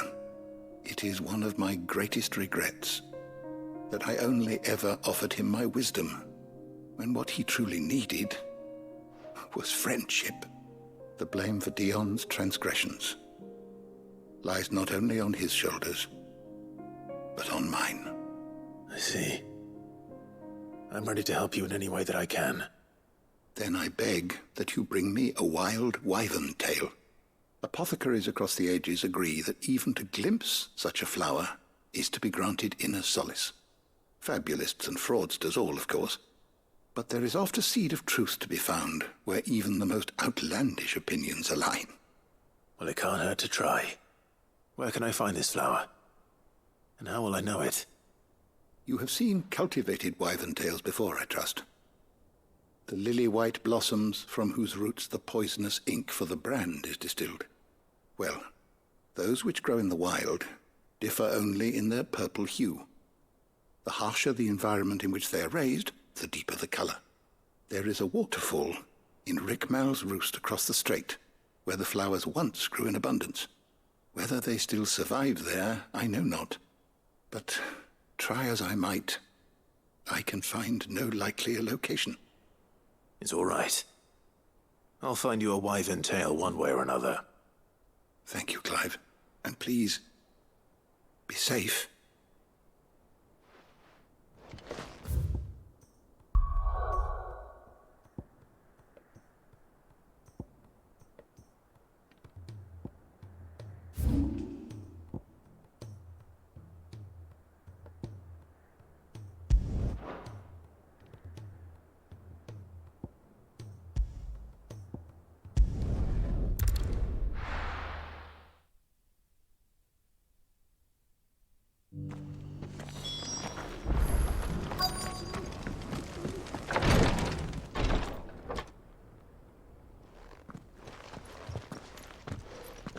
Your Grace, my lord, I trust your journey was not overly onerous. Cyril, you found a letter from Father? Yes, I have it here.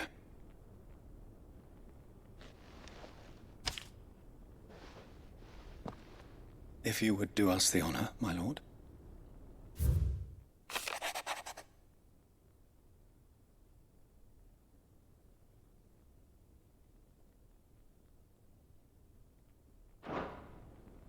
An inheritance. It would seem the late Archduke penned this missive shortly before his passing. The day before we left for Phoenix Gate. What are these plans he spoke of? His plans for the duchy, Your Grace. Your father entrusted them to my predecessor, the former bearer of the Burning Quill, who entrusted them in turn to me. The complete emancipation of bearers is their stated aim. But your father's dream did not end there. His Grace also spoke of building hospices to care for those stricken by the curse, and the founding of a new university to further the development of non-magical technologies. With the blight spreading ever more widely across the Twins, Archduke Elwyn saw this as the only means of securing Rosaria's survival. He wished to see men and bearers treated as equals. To see centuries of common wisdom overturned. Small wonder he did not think it achievable within his lifetime. But he thought it achievable nonetheless. Had he not, he would never have written this message. Nor would he have entrusted his vision to his most faithful aides, those who would have stood with you, shielded you from the machinations of the less benevolent personages at court. It's a pity only they are still with us. 'Tis true that those most loyal to your father were the first to suffer the Duchess's wrath. But one at least remains, and she has come bearing gifts. What do you mean? Mayhap it is better that she explain, my lord. After all, the duties entrusted to me by my predecessor extended only to recovering His Grace's will and arranging a meeting with the one who might execute it, or a part of it at least. And where is this woman? She awaits you in the archive, Your Grace. Thank you, Cyril. Shall we then?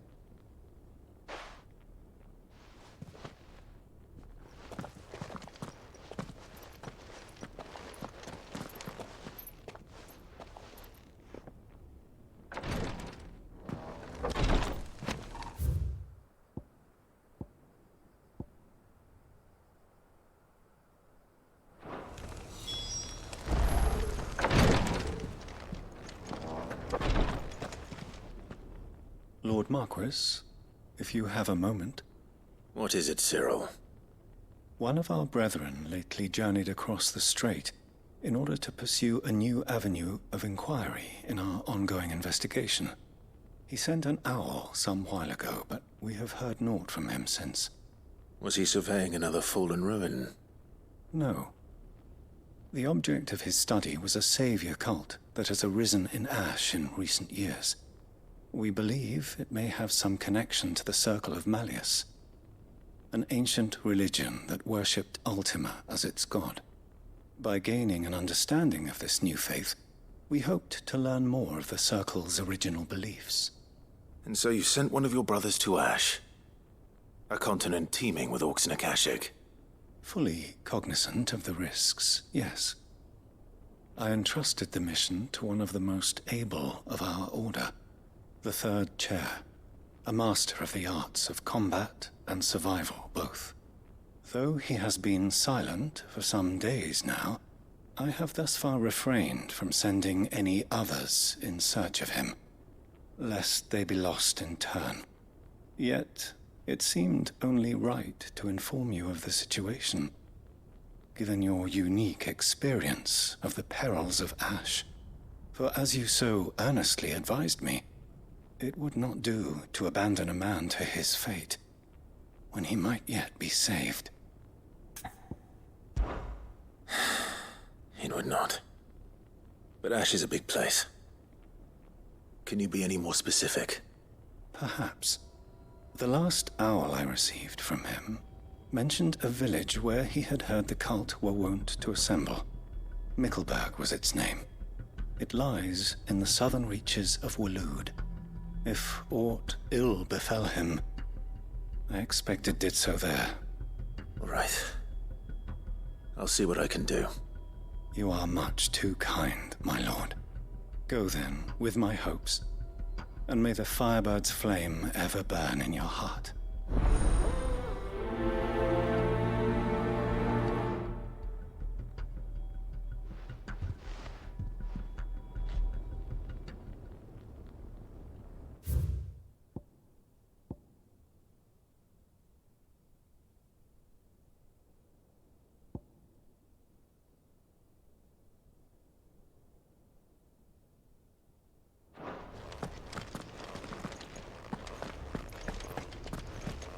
If this new faith really is an offshoot of the Circle of Malleus, then... Let's concentrate on finding the Third Chair first, shall we?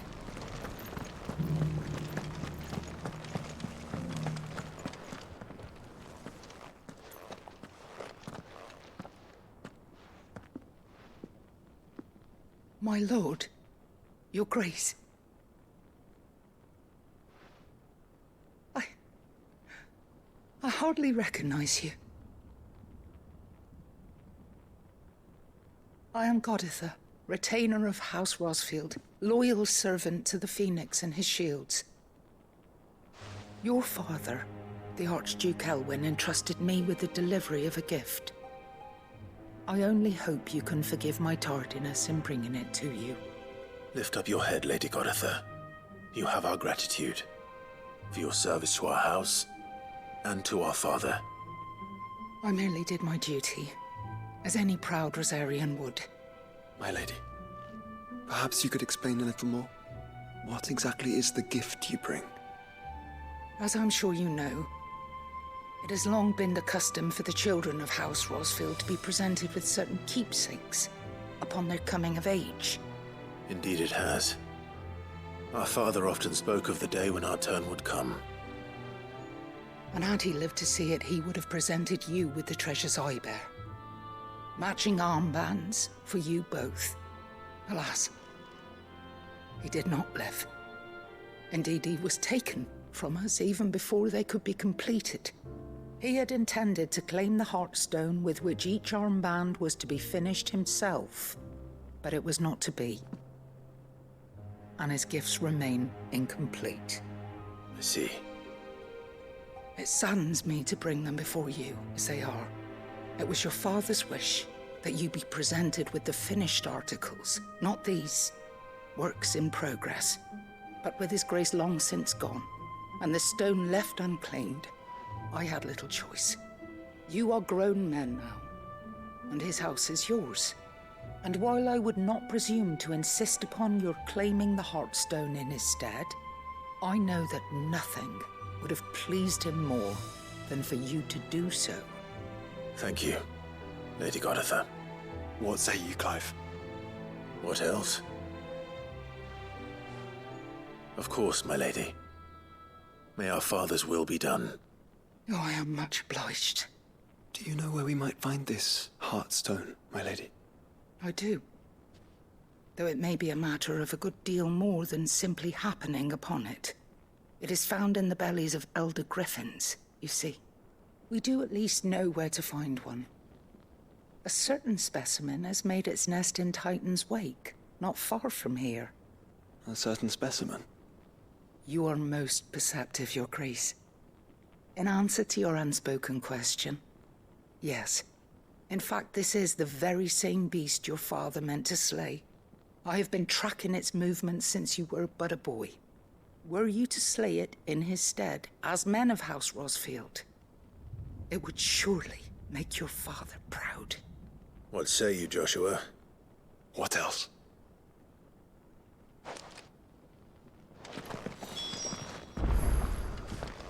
Titan's Wake is to the south of here.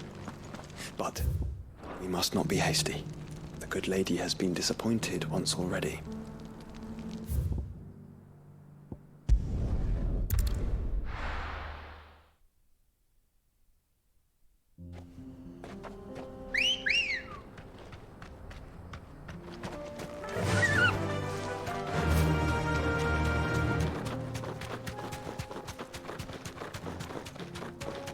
Eyes peeled, Joshua.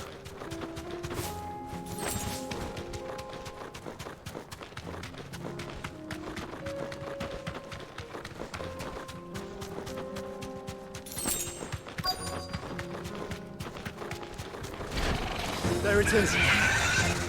For House Rosfield.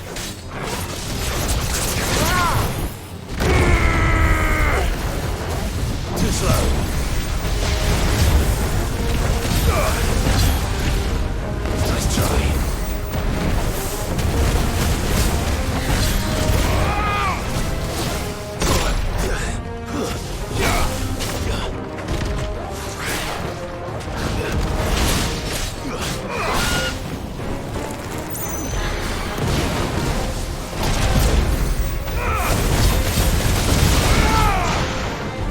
Too slow.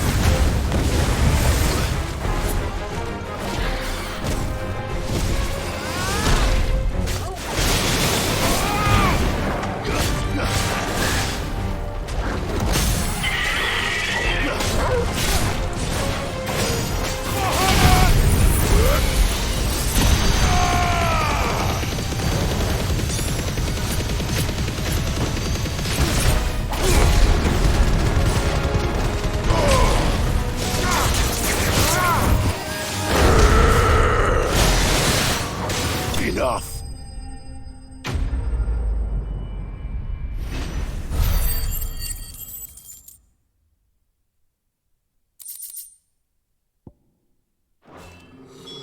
Is this...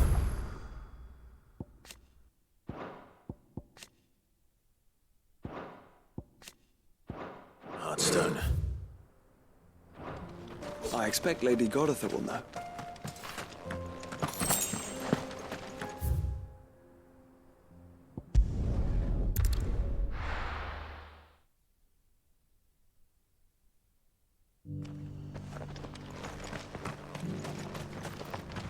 Here, take a look at my wares. Of course. A fine choice. Anything else?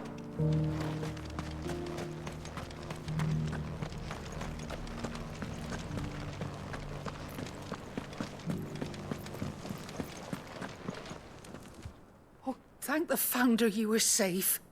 The Griffin is slain then? And the Heartstone claimed.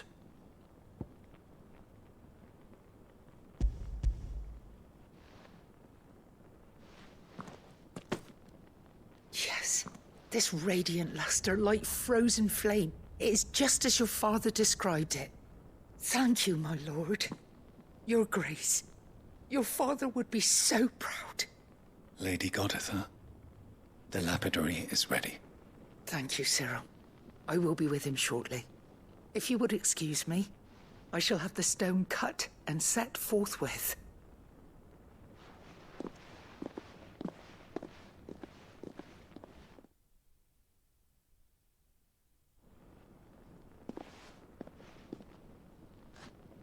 The armbands are complete. Pray, take them. They are yours, after all. Heartstone is harder and more enduring than garnet, or even ruby. It symbolizes unwavering will and devotion. And the graven vines encircling the stone represent the unbreakable bonds between you. It's a message. Father knew we had enemies both inside and outside the duchy. Enemies who would thwart his vision. Only with unwavering devotion would it ever be realized. And only if we stood together, as Phoenix and Shield, as brothers in arms. Only then might those enemies be overcome. Indeed. His Grace knew the enormity of the task he would entrust to you, his heirs. But this was more than just a message. It was a promise. That he would always be with you. Thank you, Lady Goditha, for remaining the steadfast custodian of our father's will. Forgive me, my lady, but there is something I don't quite understand. The Undying told me that after Father died, Mother claimed all of the ducal treasures for her own. Even if the armbands were incomplete, she would surely not have overlooked them. So, how were you able to keep them from her? Because I was the keeper of the vault. Though I was but a lowly servant, your father spoke to me of his intentions for the bands, of the deep love he had for both of you, and his hopes for your future. In the days before the disaster at Phoenix Gate, I discovered that the Duchess had ordered her jewelry be sent away from the castle. It was then that I knew she meant to betray us. I tried to warn your father, but it was too late. When word of the fire reached Rosalith, I knew my time was short. So I took up the armbands and I fled into the night. And thank the Founder you did.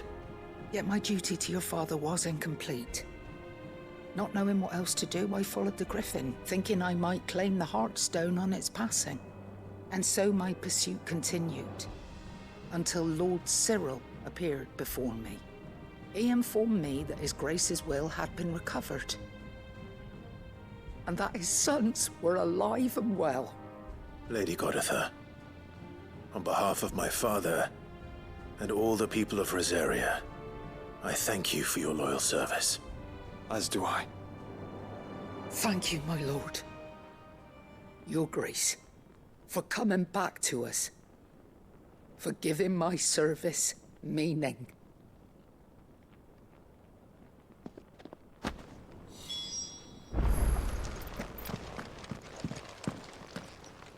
The bands suit you well. It must be gratifying to finally receive the inheritance that was denied you for so long. It is. And we thank you for the part you played, Cyril.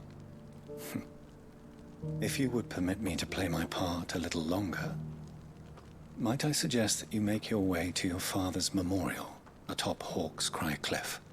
Let him see that you have received his blessing, and that his vision lives on in you. I suppose it would be churlish not to. What do you say, Clive? Should we pay Father a visit? I think we should. I was hoping to be able to offer him my thanks before we left for Origin. Your father's helm is enshrined there. It has been since the day we recovered it from Phoenix Gate. I prithee claim it, for it too is a part of your inheritance, and I do not doubt that your father would prefer it in your hands than perched upon some lonely rock. Thank you, Cyril.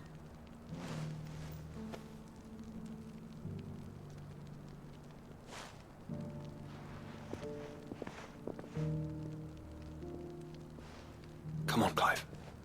He's waiting.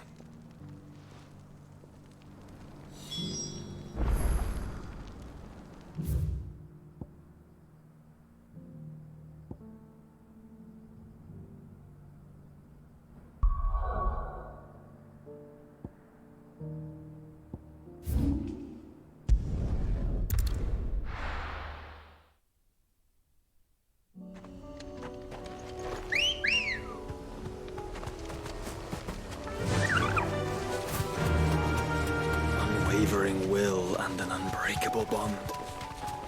Do you really think we're strong enough? To save the world? Of course. To have overcome Father's political enemies? Of that I'm less certain. Especially knowing what we know now. What Mother was truly capable of. But perhaps these bands would have helped.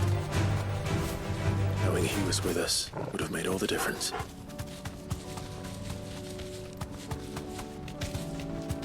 It's just back there.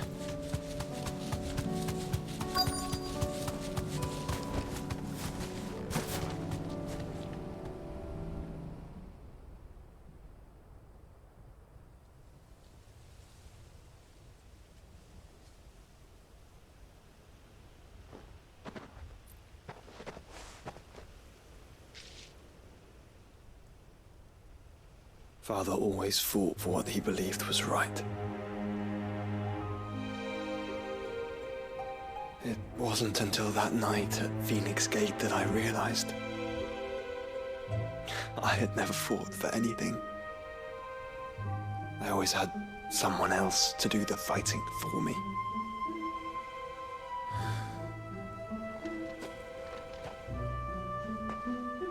No matter how fate conspired against him, he never lost heart, never looked back, never stopped fighting. To me, he was the greatest of men. And I've been trying to live up to his ideals ever since.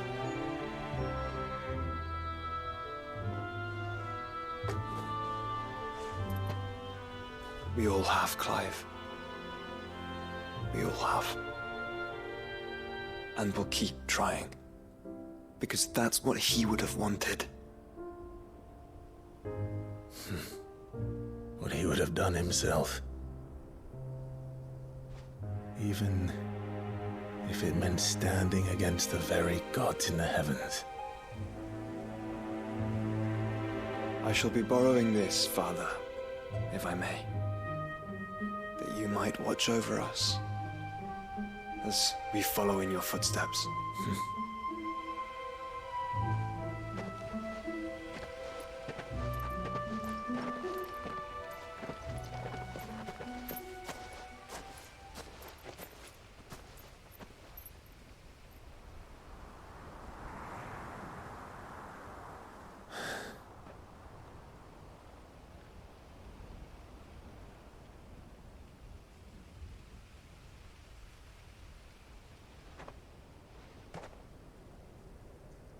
We won't lay you down.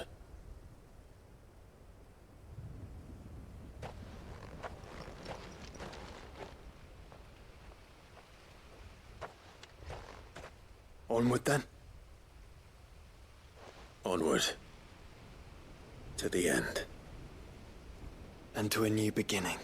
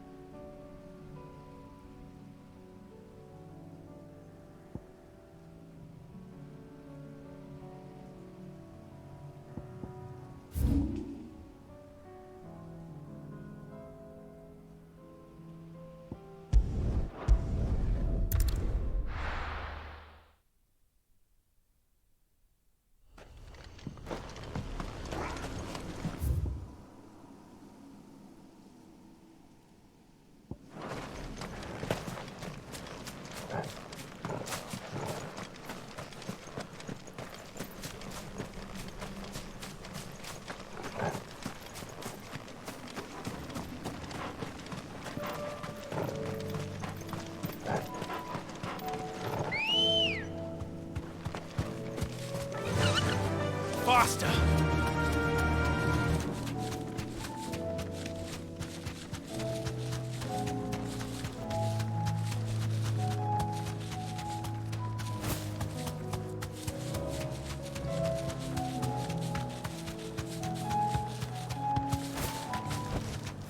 That'll do, girl.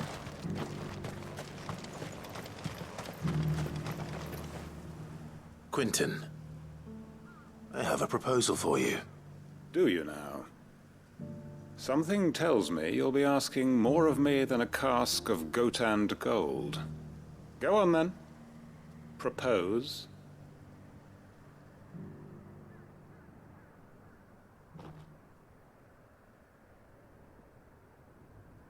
You'd have me convince the chiefs and chamberlains of the realm that they should simply swallow their pride and do the one thing that has proved impossible for thousands of years. Was there anything else? Perhaps I can fetch you a meat pie as well. I know it's a lot to ask, but I can think of none better suited to the role. And you'd have me give up what little I have left to do it. I told you, Clive. The people of Lostwing are my family, and I cannot abandon them. You'll have to find someone else. I'm sorry to hear that. So am I. And why might that be? What he's asking. How's it any different to what you've done so far? They want you to speak for those who can't speak for themselves. That's what you do best. If it's the vineyard you're worried about, we'll see that the grapes are picked and the tons filled. You know we will. It's not that. Then what is it? You said yourself we're family. Don't you trust us? You know that's not what I'm... Then what are you saying? That only we are worth saving? Why turn your back on everyone else? You convinced us we could build new lives for ourselves, and if you can do that, who's to say you couldn't convince the entire realm?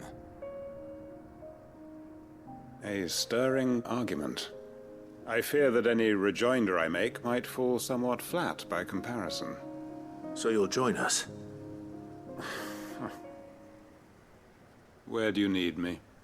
Field Marshal Havel will want to speak with you in person. He's currently in Port Isolde. I can arrange for a party of Cursebreakers to accompany you there. That would be very much appreciated. I hear the roads are far from safe these days. Hopefully not for long. My uncle will want to know that his plan is taking shape.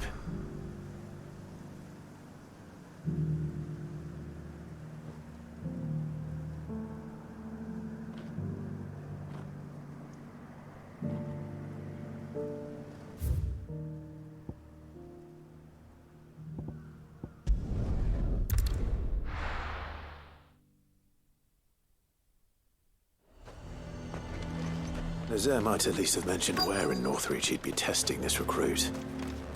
I'm nervous. Well met, Cid. This is the Initiate. Ember, present yourself. At your service, Master. Please, just Cid. There are no masters here.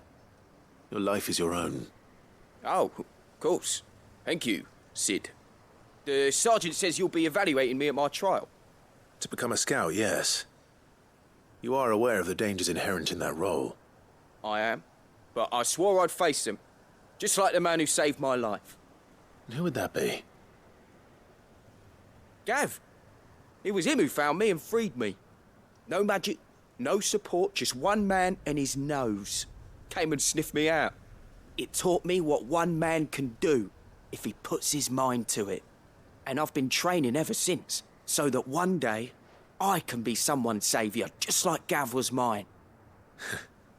I'm sure he'd be flattered. You clearly have good intentions, Ember. And it sounds like you're under no illusions. Stick to this path and you'll make a fine Cursebreaker. So, what? Have I passed? You haven't even started yet. Now listen.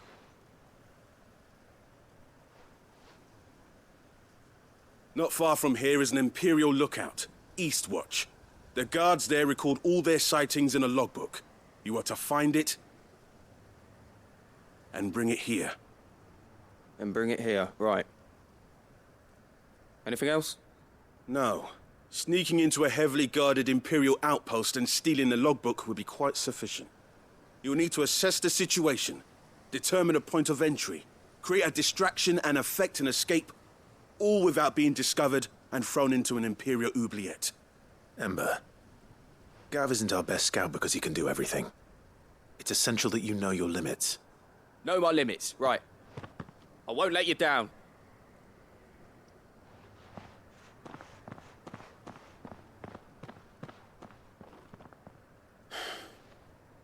It shouldn't be as dangerous as I made out. But keep a weather eye on him all the same, would you? On my way. All right, Ember. Impressed.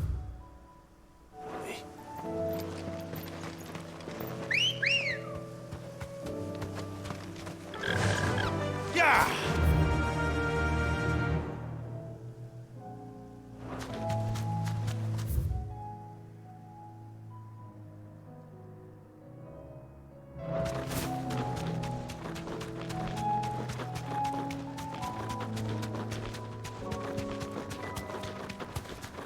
Ocean, brother.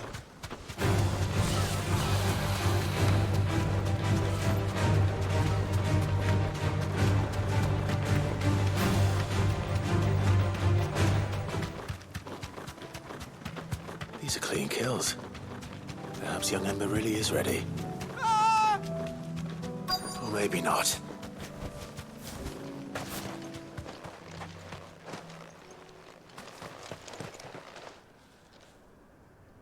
Damn it. Ember, draw your sword! I can't! Then run! If you want him, you'll have to go through me.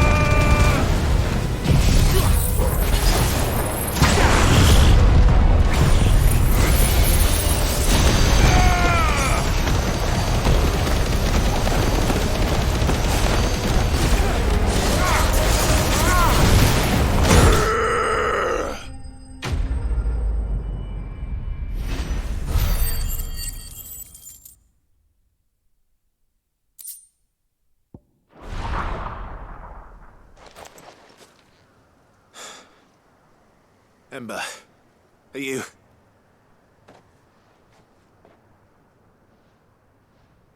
Gone. Of course. Scouts really are a rare breed. Back to Northreach it is then.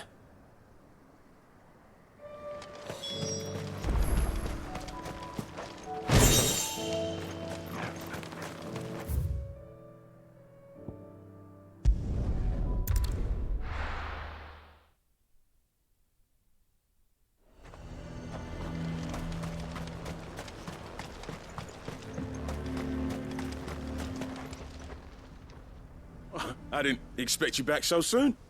Where is Ember? How did he fare? I thought I'd find him with you.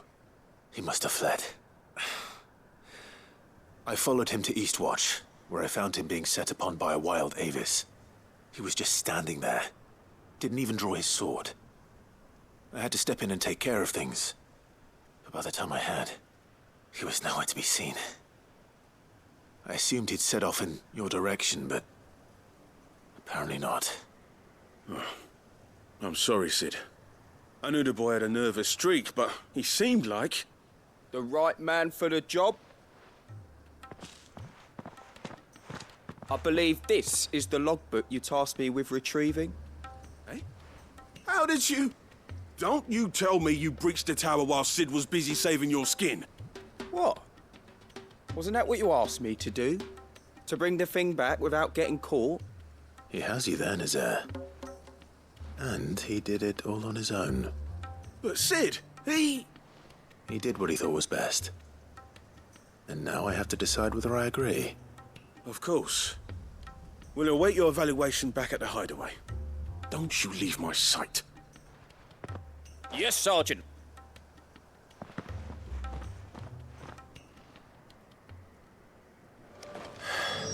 This won't be an easy decision.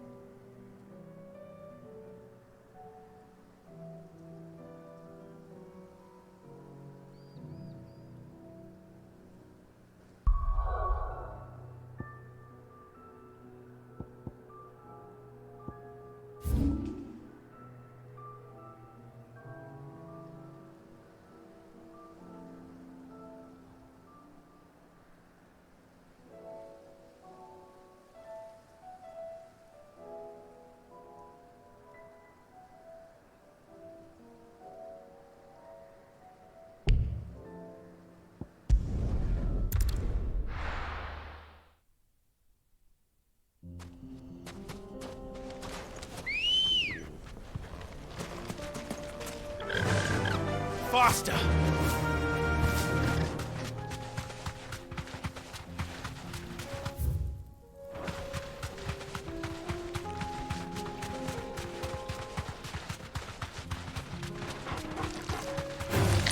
All right.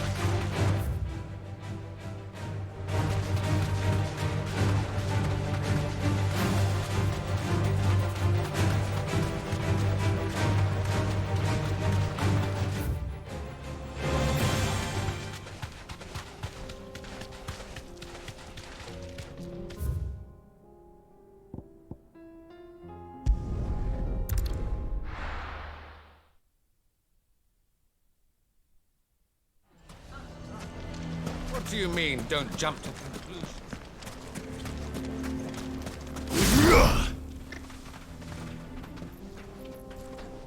How the hell did that bastard get through the desert gate? Where were the guard? Come on. Faster!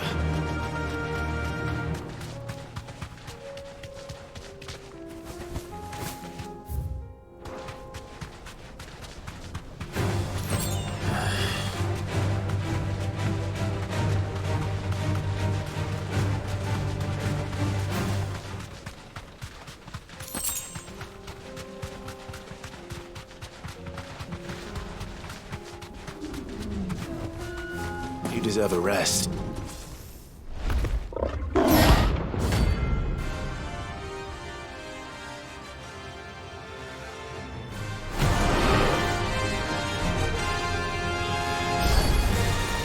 no get away from this one. Stay close, Torvald.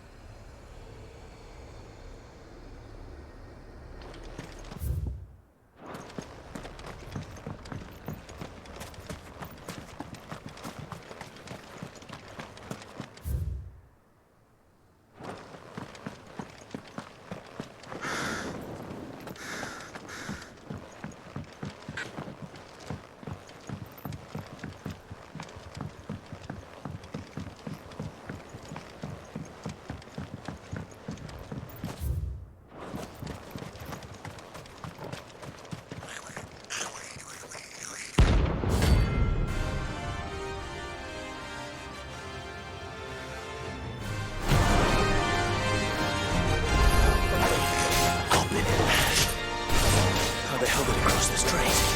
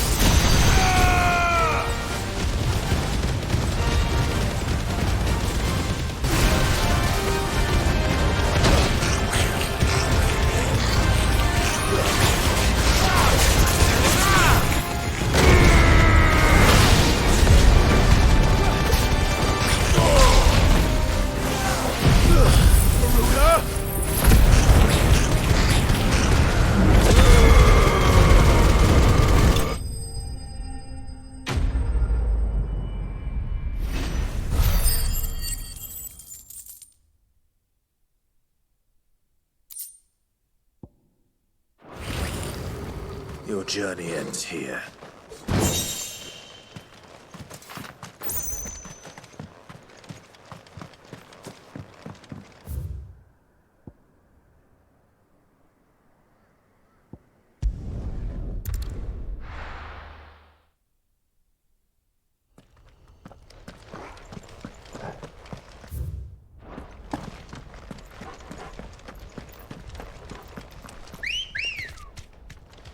Ready, go?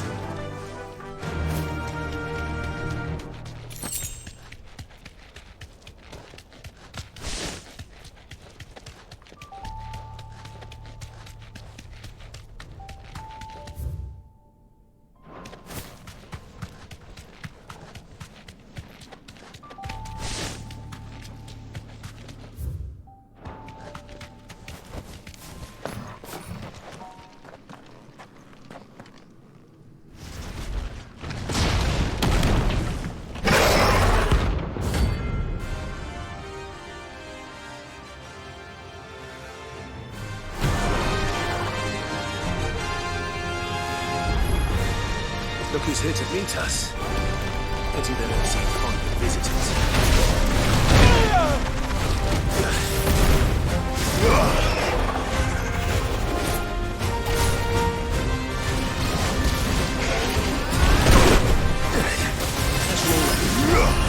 Thanks, boy.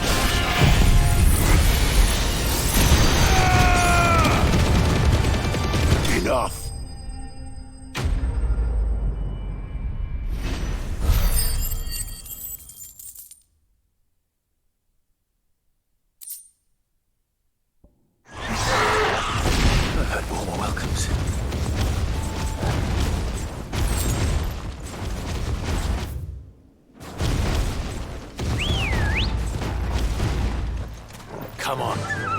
Fly, Ambrosia.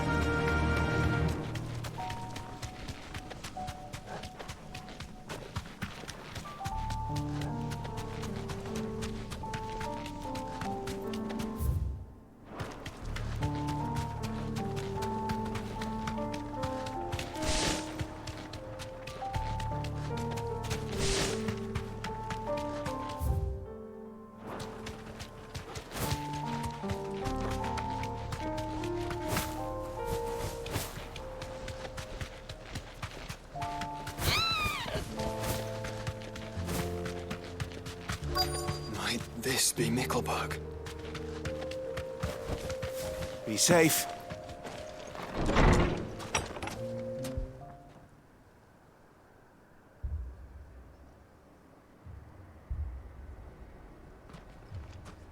These people aren't turned. And the village seems safe enough at least.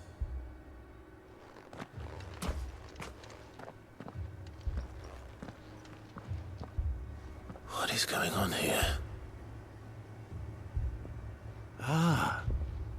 Did you, too, heed the call? Heed the call? No, I came here looking for someone. To be honest, I wasn't sure I'd find him here. Let alone all of you. Is that so? What are you doing here? Is this where you live? It is my home.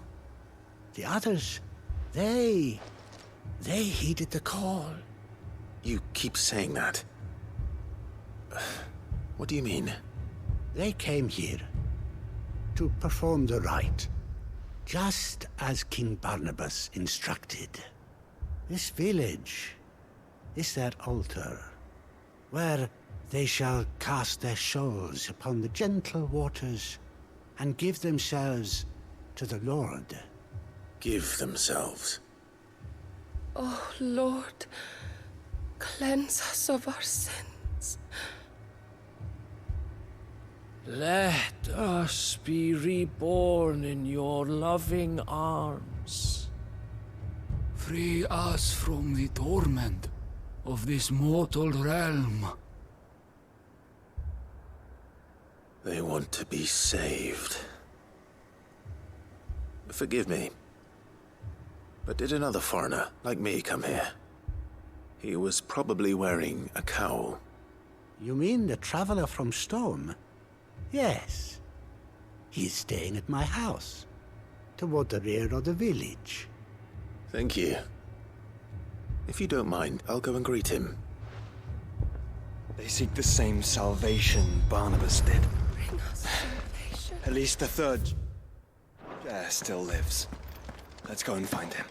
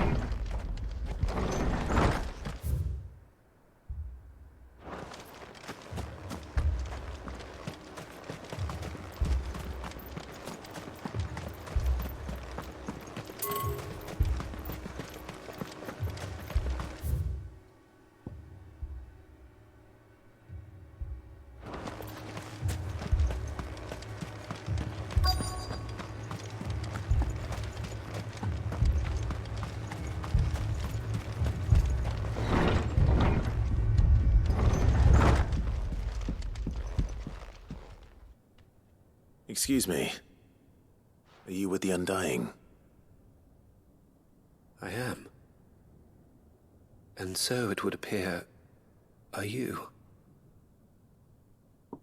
Lord Rosfield, if I am not mistaken. That's right. And you must be the third chair. I am. Cyril was worried for your safety. He sent me to find you. Then I must apologize. I did not mean to trouble the bearer of the burning quill, much less you, my Lord Marquis. He said that you had failed to report. Is there a reason for that? I came here to study the followers of this new faith. But the more I learned of them, the more my own faith began to falter. You have seen them at their prayers, have you not? They devote themselves to the veneration of their Lord with a fervor I have never seen before, praying night and day that they might be rid of their wicked wills and reborn in their Saviour's light. Not that they might be granted respite from their worldly woes, but so that they might continue to serve him. Serve him with all of their beings. I, too, swore to devote my life to the service of my Lord and Master, but this... 'tis different. It is more.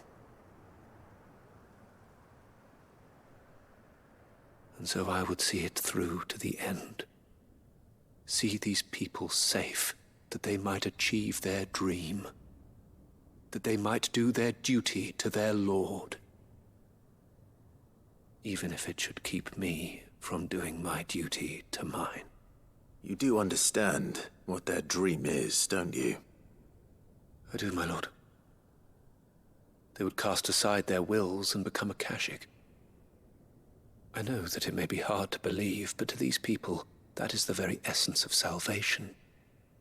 Forgive me, my lord, but I must remain here. If you are to return to Master Cyril, I would consider it a great... Did you hear that, my lord? Something is happening. I'll go and find out what. Stay here.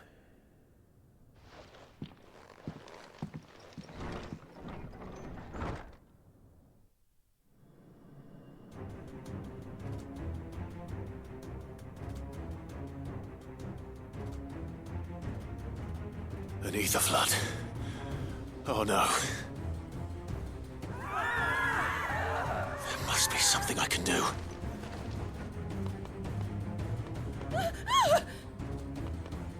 Echoes as well.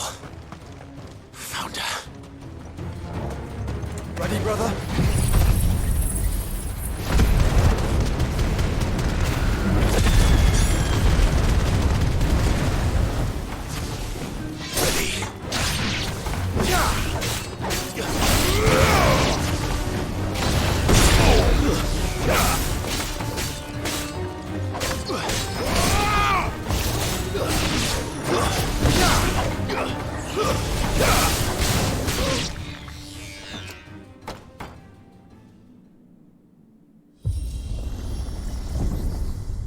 What now?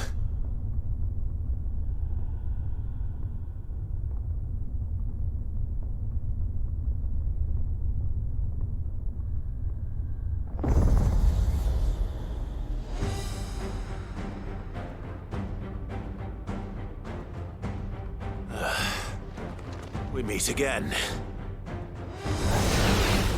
I've killed your kind before.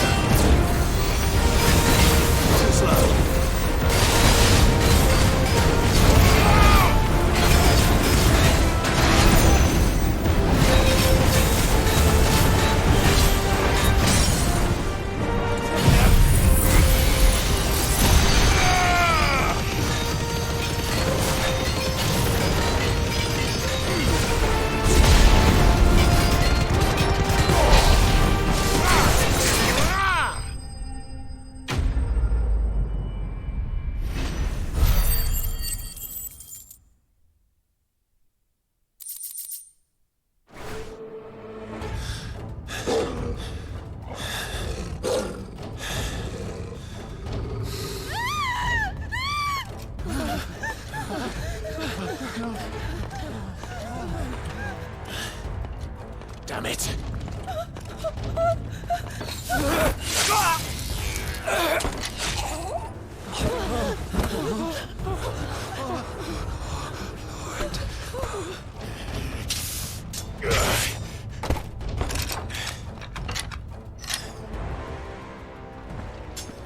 Don't you die. Come on, speak to me. I had to save them, that they might have a chance to find true salvation. By devoting themselves to the service of their Lord. Just as I did, when the Undying plucked me from the gutter and gave me a cause to believe in. A duty to serve was everything to me, and I would not deny them that fulfillment, even if they must become a Kashyyyk in order to achieve it. Forgive me, my Lord Marquis. I did not mean to trouble you with this. My findings. Could you deliver them to Master Cyril for me? Of course. Your duty will be done.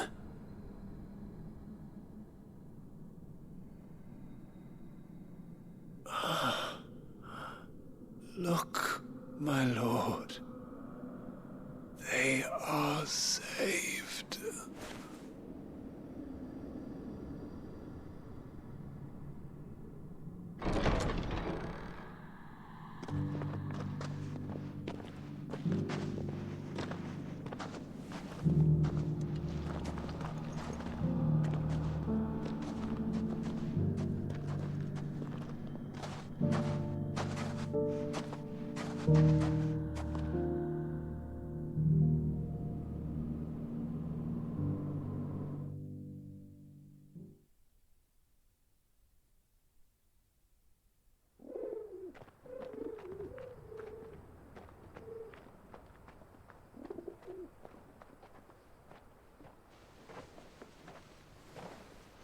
They are saved.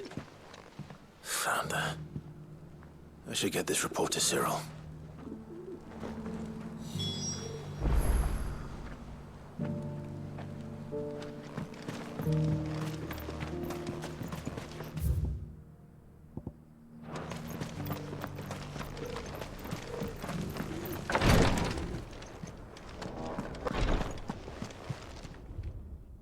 My Lord Marquis, welcome back. I am glad to see you hale and whole. I met with your third chair, Cyril. He bade me deliver his findings to you.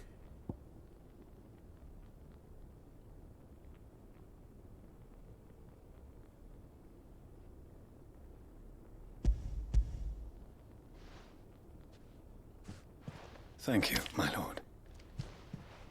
He remained in Ash? He died protecting the villagers from an echo. I buried him in Mickleburg. I'm sorry that I couldn't save him. If you could not save him, no one could. The villagers, they were believers in this savior cult. They prayed to their god that they might be unburdened of their wills. Then an Aetherflood came, and their wish was granted. Your brother sacrificed himself that they might live, even knowing that that life was death by another name. Then he perished defending liberty. A hero's end. For the right to choose how one dies is no less sacred than the right to choose how one lives. Sid would agree. He wanted to build a world where people could die on their own terms. A noble ambition. To die for one's cause is the most perfect expression of one's faith. It matters not how misguided others might judge one's decision to be, only that the decision is one's own. We live according to the teachings of our order. We believe in them, we protect them, And yes, we die for them. For better or worse, that is our creed.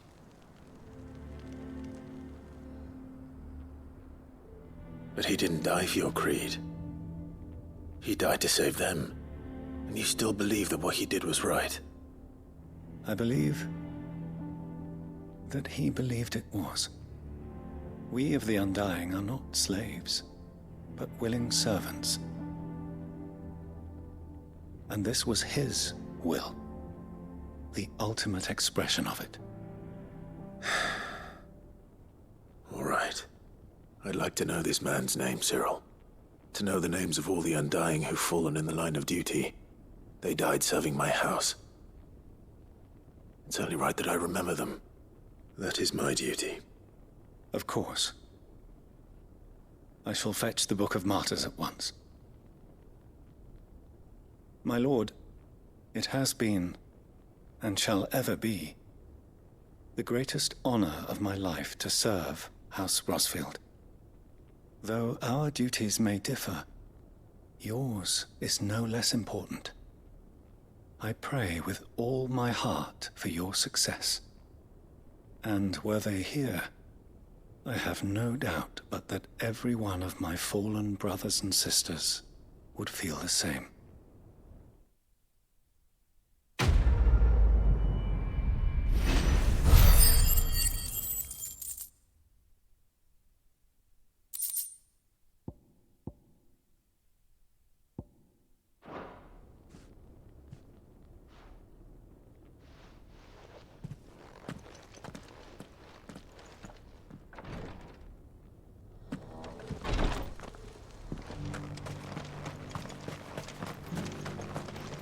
Welcome, welcome.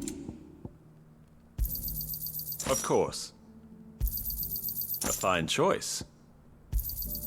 Of course.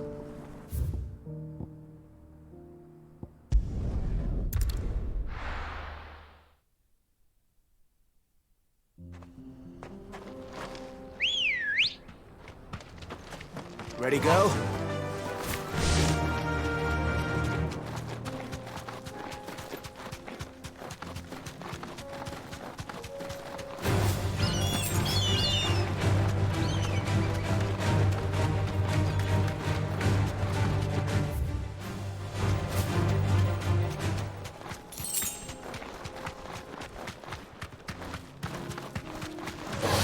This won't be easy.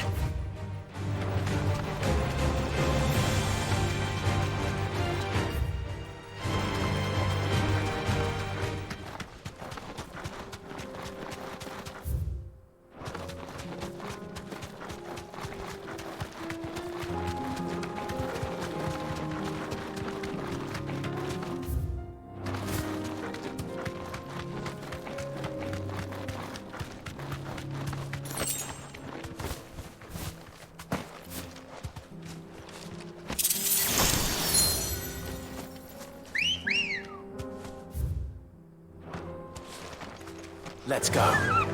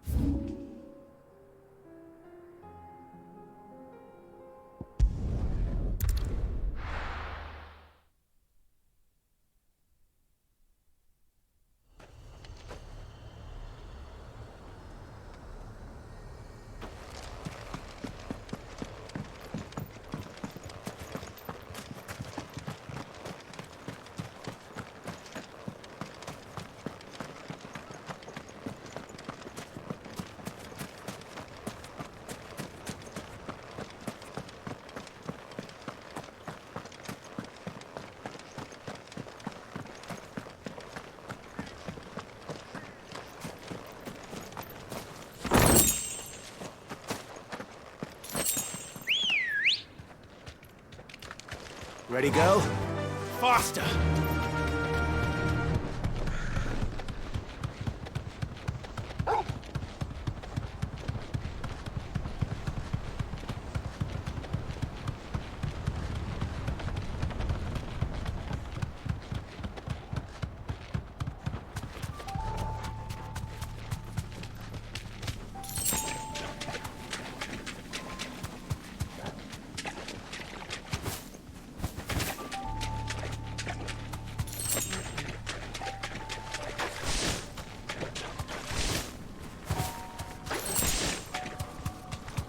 Seems this place has been flooded twice over. Purple flowers blooming next to a waterfall. Shouldn't be too hard to find.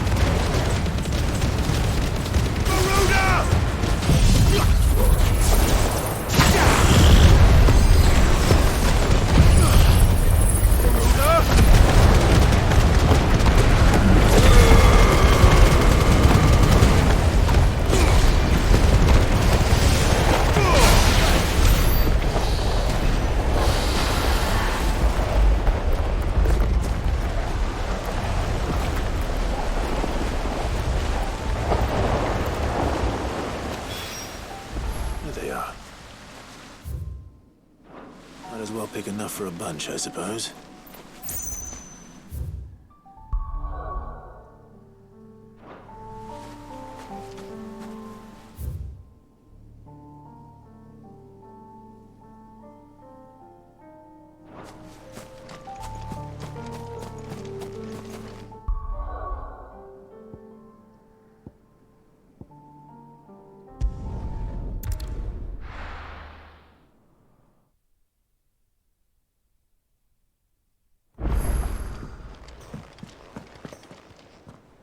Uncle, I bring good news. The Field Marshal has agreed to your plan. Ha! Of course he has. I didn't doubt you for a moment, dear boy. Rutherford is accompanying him back to your manor in Portazolder as we speak. They will await your return there. As will one other. One other? Who, exactly?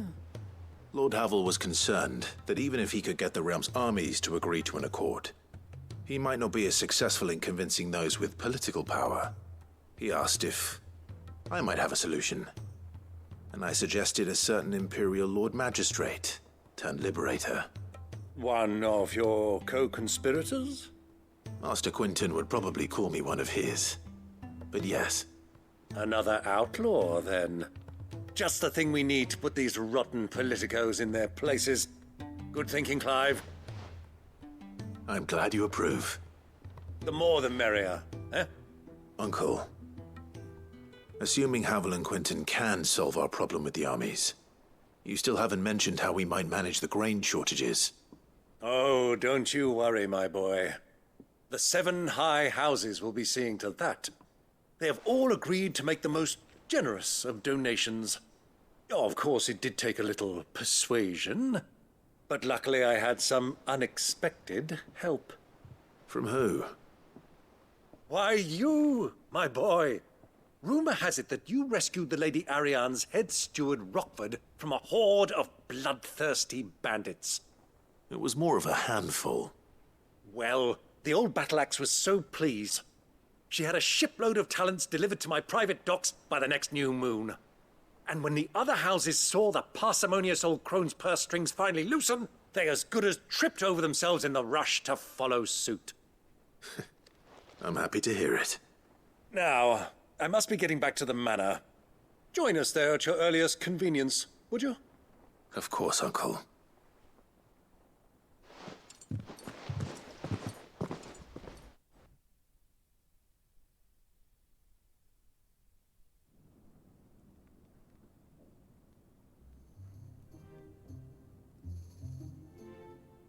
And how, pray tell, will we get that grain to the capital if the roads are still overrun with Akashic?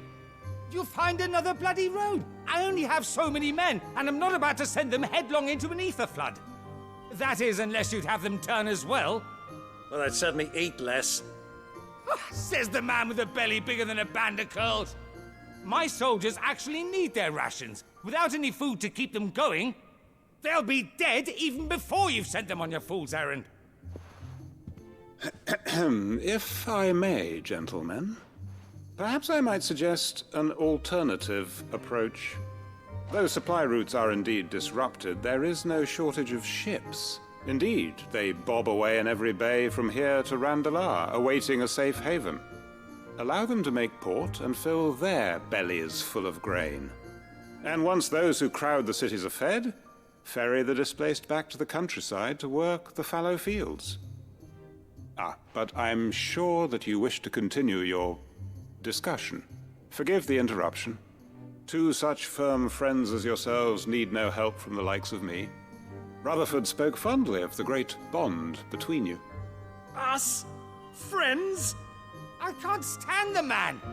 Clive, I'm beginning to question the quality of the company you keep. And what kind of company were you expecting him to keep? The man's a criminal! Criminal? How dare you? You are not fit to breathe the same air as this fine, upstanding young gentleman. Upstanding? He calls himself Sid the Bloody Outlaw! Once more onto the breach.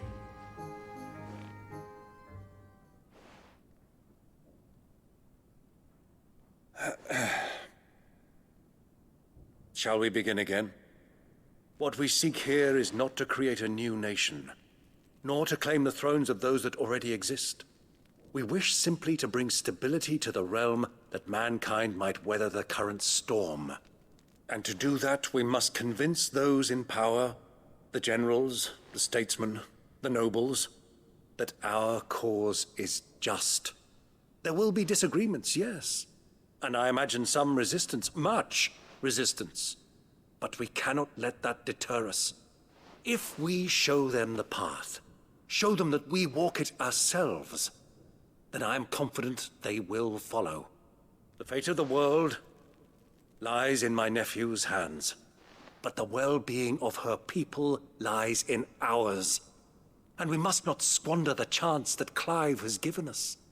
Uncle Byron, Now, with that settled, let's move on to the signing of the Accord. For what great moment in history hasn't been accompanied by a little ceremony?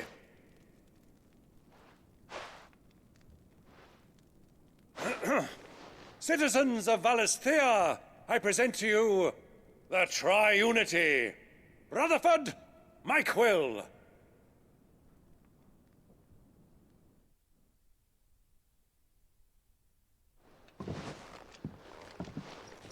Well, my boy, the stage is set. That it is. This is the role you were born for. Now I ask only that you trust in the talents of your supporting cast. We shall play our parts to the best of our abilities, that you might have the opportunity to shine. The realm needs its Sir Crandall,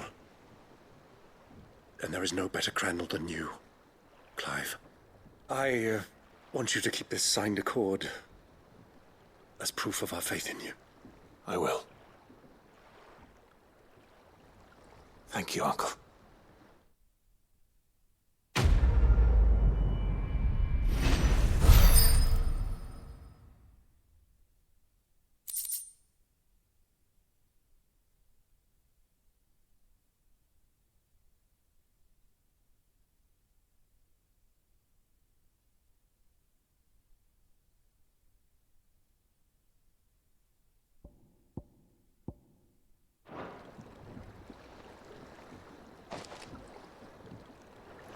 Sorry.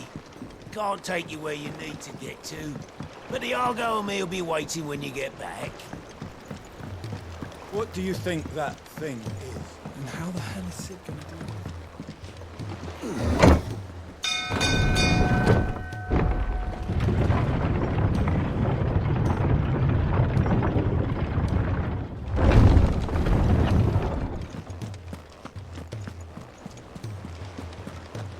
There's something about him. You should have seen him. Welcome back, Sid. Welcome back, Sid. Yes. Welcome back. Trip wasn't too much of a pain in the arse, I hope. Truth be told, it was me who suggested roping you in to help with the trial. But from what I hear, things didn't go quite as planned. No, they most certainly did not.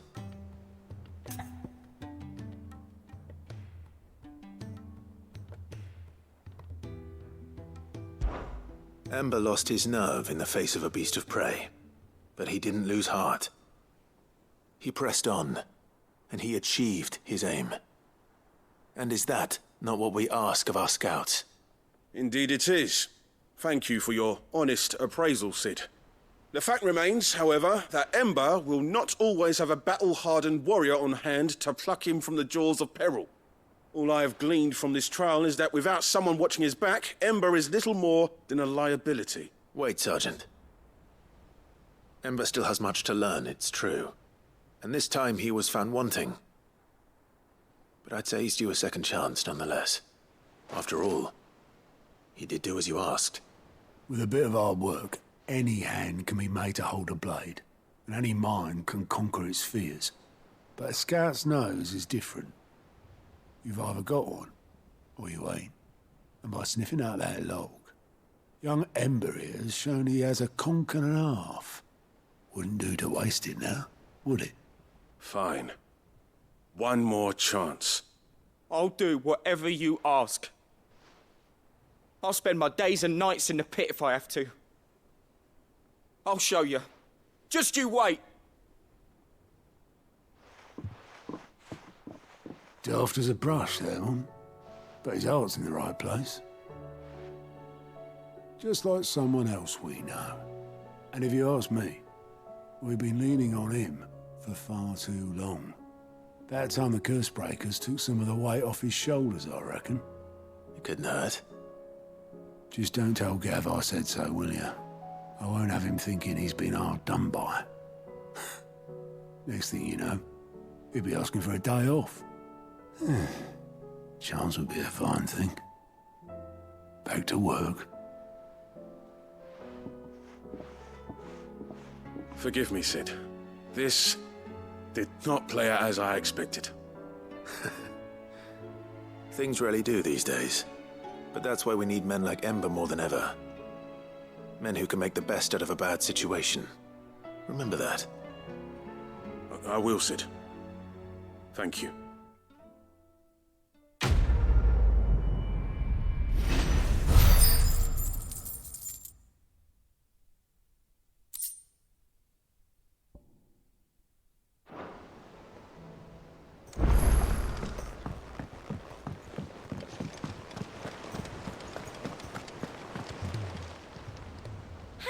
Help you today, Clive? Is everything we've received and everything promised? You earned this. All done?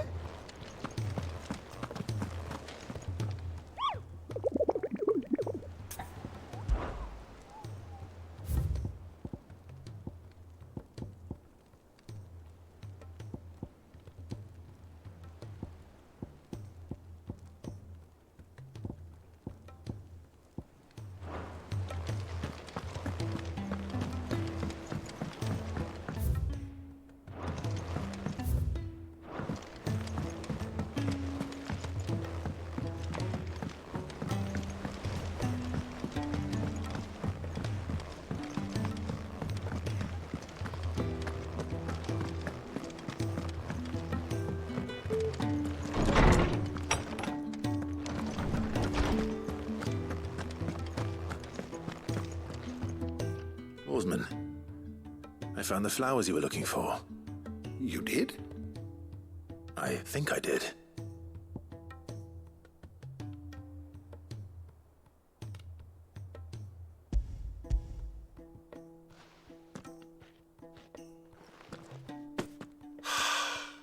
You did indeed.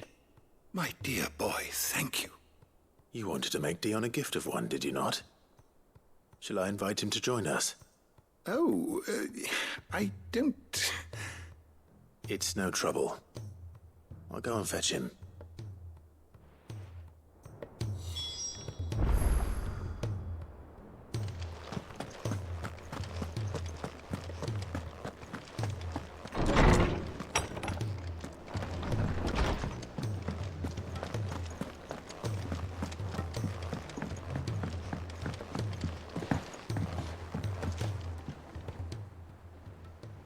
Your Highness, would you do me the honor of accompanying me? No. It is time, then. No. Only to the shelves. Our lawsman has something he'd like to give you. Master Harpocrates. No. I dare not show my face before him. Not after everything I have done. I have taken countless innocent lives. And ruined countless more. All because I was weak. I have sworn to atone for my crimes or die in the attempt. But were I to meet with him again, and see in his eyes what I have become, I fear that my resolve might falter. Then that is all the more reason to do it. Test your resolve. Prove to yourself, and to him, how strong it truly is.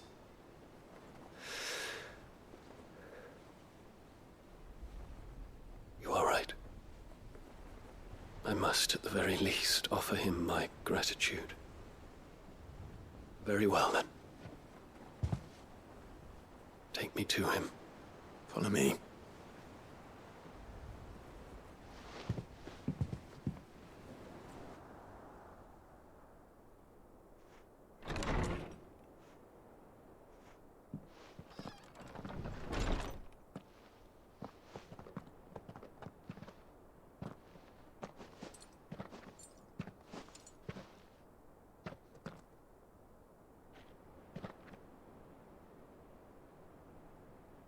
Even now, I hesitate to approach him.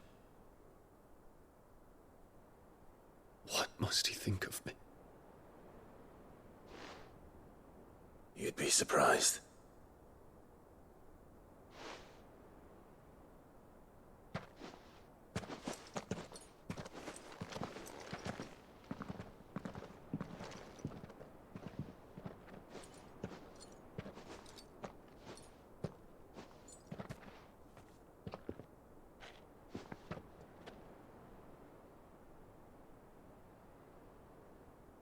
Master Harpocrates, pray, accept my apologies for leaving your tutelage before my studies were complete.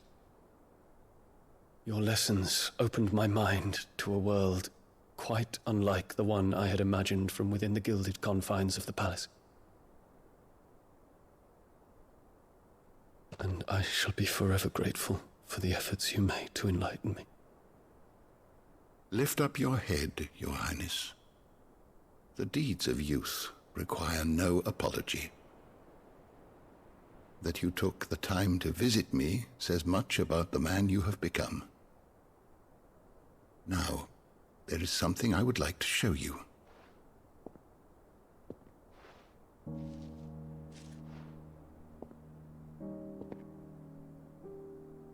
Is that a wyvern tail? The color is unfamiliar to me. Because it is unique to those found in the wild. Something in the harsh environments in which they grow lends them this striking hue. Their roots are indistinguishable from those of their hothouse cousins, but once they bloom, the difference is immediately apparent. In this flower, I see you, Your Highness. Its roots were the roots of a wyvern tail, with all that implies. But they do not define it, just as yours do not define you.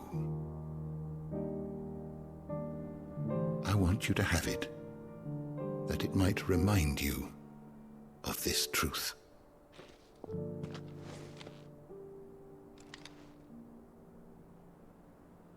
Master Harpocrates, I would ask of you a service. Keep your gift until I have fulfilled my duty to the realm, for only then shall I be deserving of it.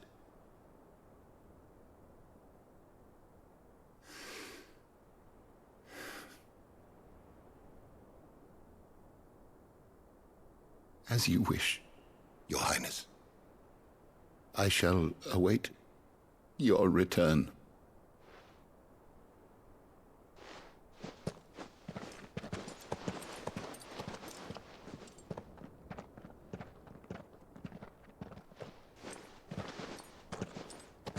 Our roots do not define us.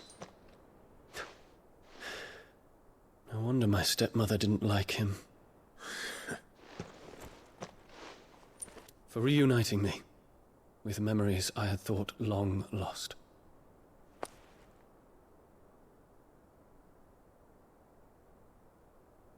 I shall not forget this.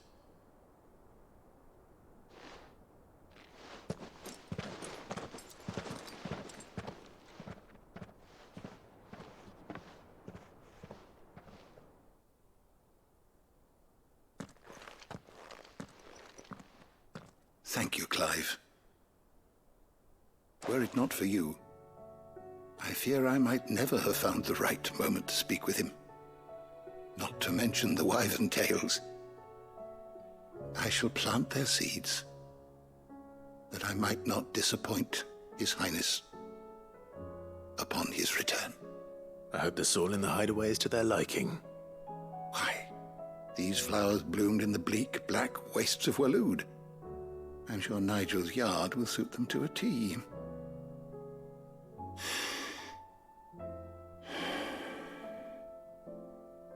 When it comes to expressing one's gratitude, I find that words are seldom sufficient. Here. What's this? A stolas quill. Or more precisely, my stolas quill. 'Tis said that an owl's feathers are steeped in the wishes it hears over its long lifetime. All those words just waiting to pour out onto the page. So consider this my wish for you. That one day you may put down your sword and pick up that pen. Well, when that day comes, I'll certainly have a lot to write about. Thank you, Harpocrates. It shall have pride of place in my chamber.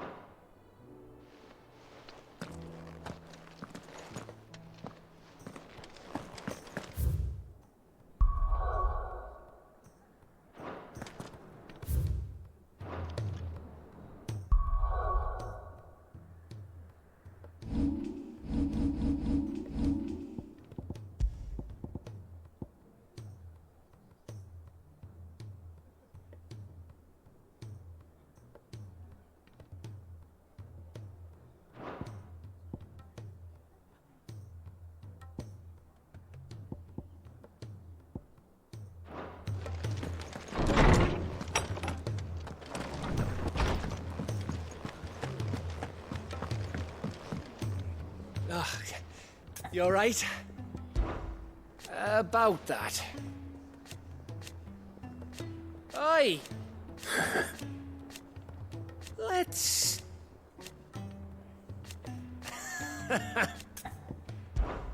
Something troubling you? No more than usual. It's just...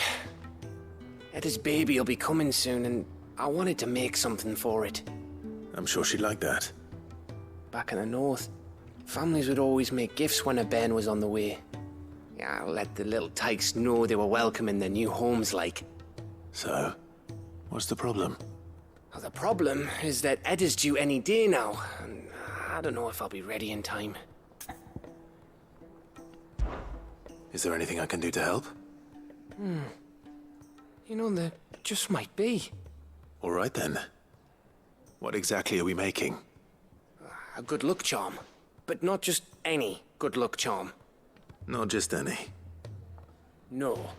One made from the feather of a silver chocobo.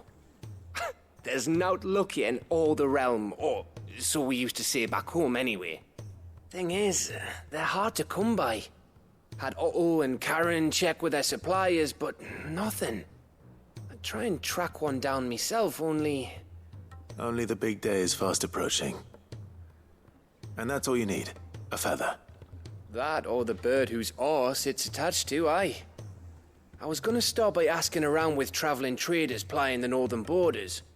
Well, there's no shortage of those passing through Martha's. I think I might make that my first port of call. I'll let you know if I find anything. You're a good friend, Clive. I won't forget this.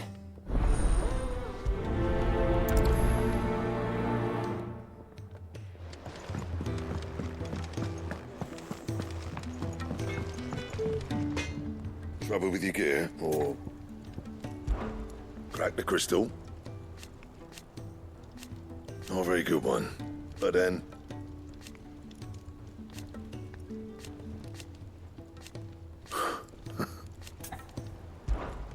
What do you want?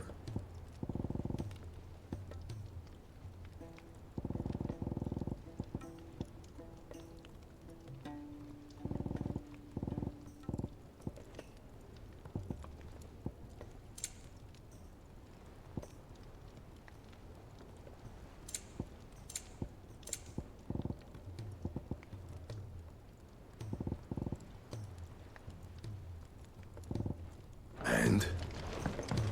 First the skies, then the crystal.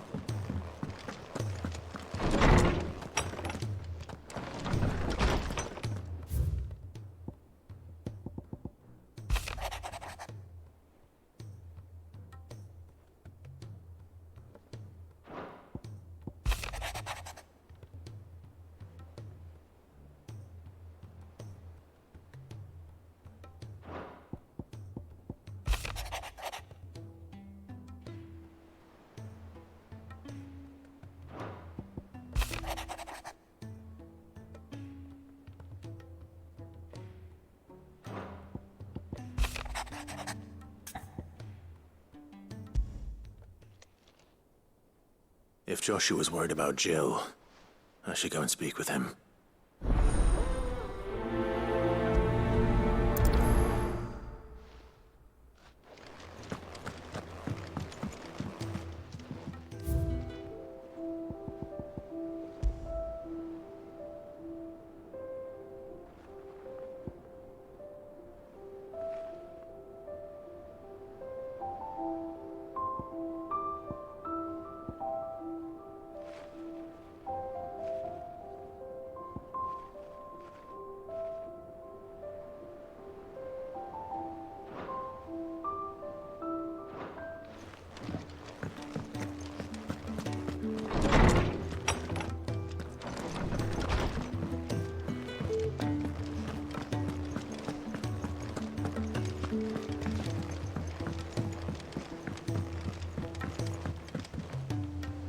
Joshua, I read your message. You're right. Jill is different. I don't think I'd realized how different, but since we returned from Drake's spine, I've felt it more and more. I suppose it's not hard to imagine why. She doesn't think she belongs anymore. And that's why we need to remind her she is still one of us. And to let her know that we still need her. Now more than ever. That you still need her. But how to do that? When last we were truly close, we were but children. Of course. Do you remember the time we accompanied Father on his annual tour of the Duchy? And Jill and I broke from the procession to ride up Man's Hill. To see the snow daisies, I remember. It was the first time Father had allowed us to join him. And when he realized you were missing, he had the entire retinue down to the pot boys combing the countryside. In the rain. A thunderstorm forced us to take refuge in a grove of oaks before we'd even made it halfway there. It was the Lord Commander who finally found us, and needless to say, he was none too pleased. Then it seems you and Jill have unfinished business. What do you say? Man's Hill. It's not that far. Oh, true. Though I suspect it is also much changed. Little in southern Rosaria remains as it was when we were children. You're saying I should go and scout the area for bandits? I'm saying we should first go and see if there are actually still any snow daisies left. What would you do without me, Clive?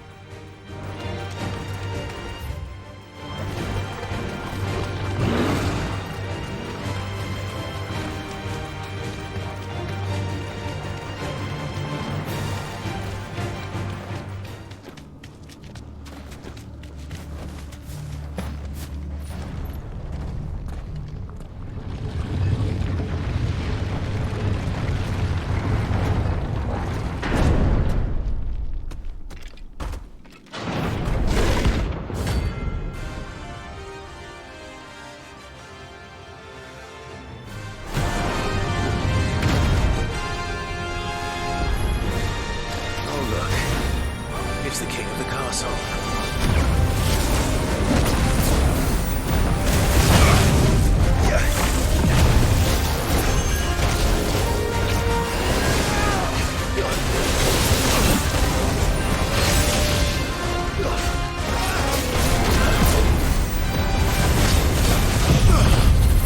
Waken!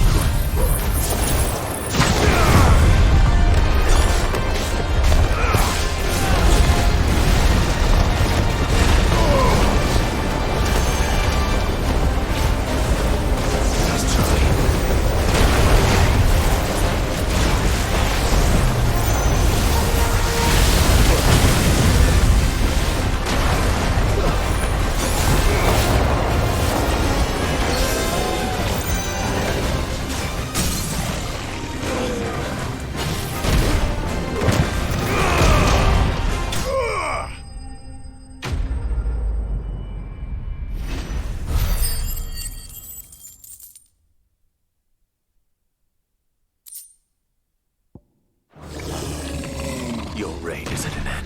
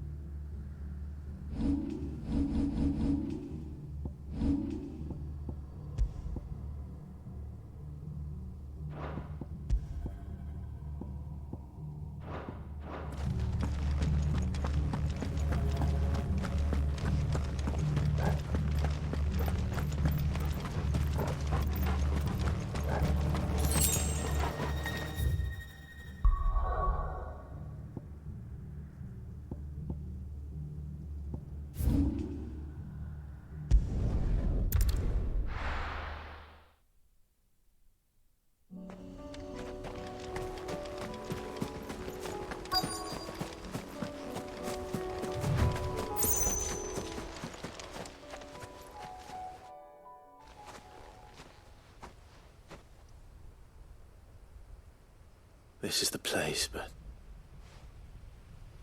I'm sorry, Clive.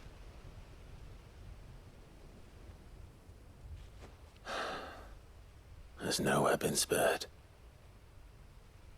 What do we do now?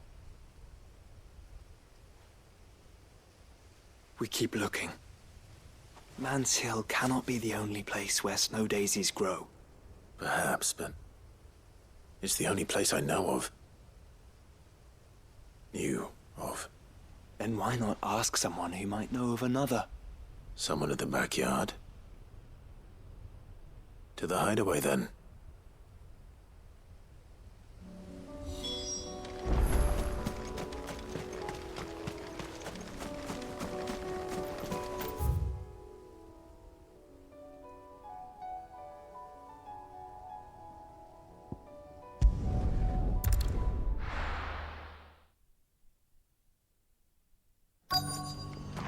Let's hope one of the merchants here. That's what Gav needs. Excuse me. I'm looking for something. Oh, well, then I'm your man. A silver chocobo feather. Oh, or maybe not. Though you're not the first to mention the bird around here. There was a man stopped by the rest not long ago, claiming he was attacked by a silver chocobo. Near some gutted hovel, not far from Eastpool. Most took him for a braggart and a liar, but who knows? Perhaps there was some truth to his tale. We'll see. Thank you.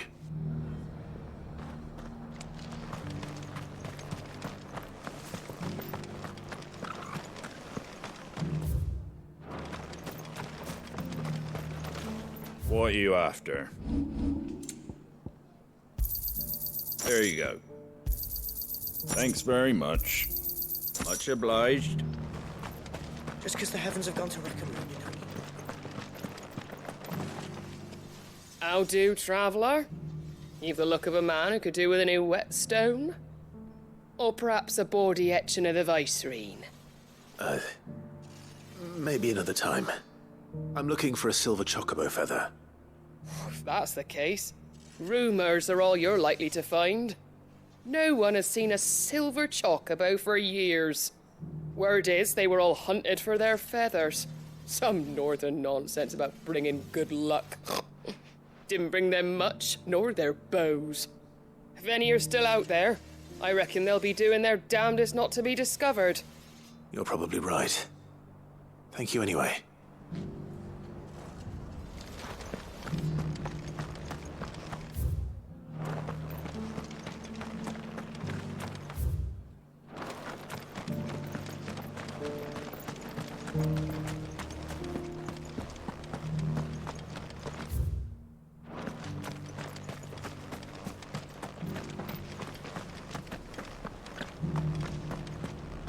We've got a few rooms going spare night. Look, Daddy. Shining so brightly. Whoever's idea it was to take those bearers.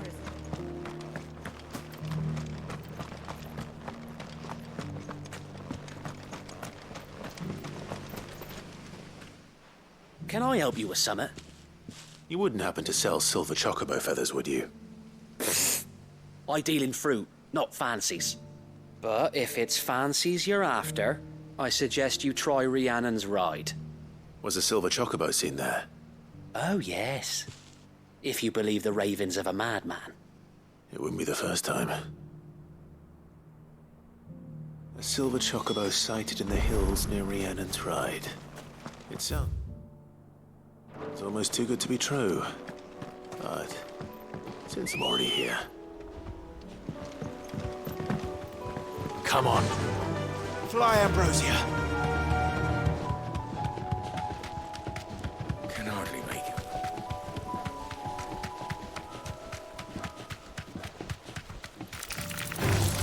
Just the one of you, eh?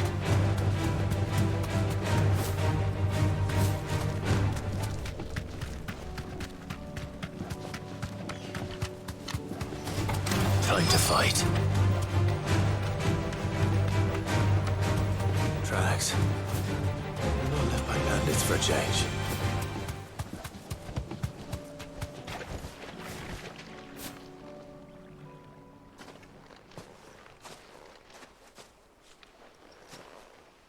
More tracks. And these look fresh. The chocobo was here. And recently. Perhaps it still is.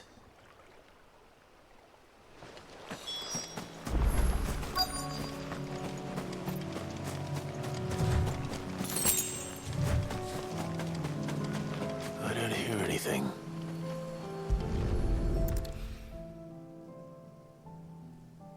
Well, I'll be damned.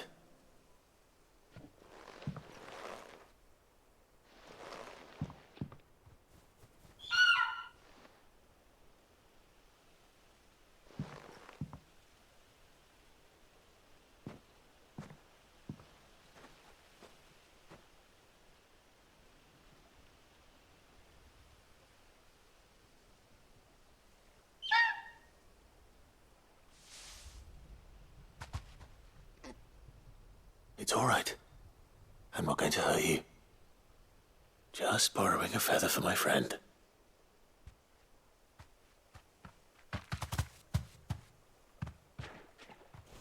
Thank you. Let's get this back to Gareth before they change their minds.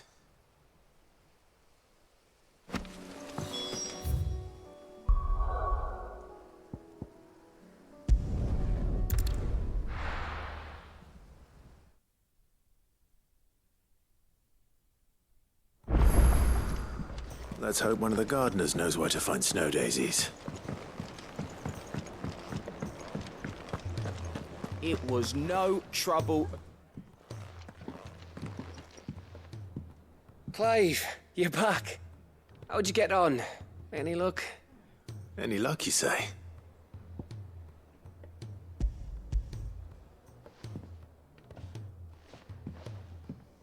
Crystal's crack. Is this what I think it is?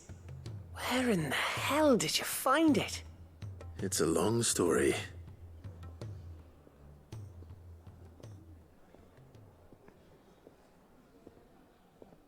Right there on the road to Eastpool. Who'd have thought it? Everything up there's been abandoned for years. The empty cabin made for the perfect shelter. Though I fear my presence may have forced the poor creatures to look elsewhere. Don't blame yourself, Clive. The Blight's right on Eastpool's doorstep. They'd have had to move on before long, even if you hadn't have turned up. They'll find a new home. Trust me.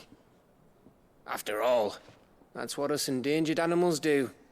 Anyway, what matters is, you managed to nick us one of their quills before they could run off. And now all that's left is to fix it to the carving. I didn't know you could carve. Reckon there's a lot you don't know about me. Like the fact I'm as good with a whittling knife as I am with a sword. And that bone Ember gave me's a dream to work with. What did you say it was from again? An Avis? But it weren't your Avis, Sid. I slew one of my own at last. So all those long nights in the pit finally bore fruit. I'm proud of you, Ember. Don't speak too soon. I ain't done my trial yet. There we go.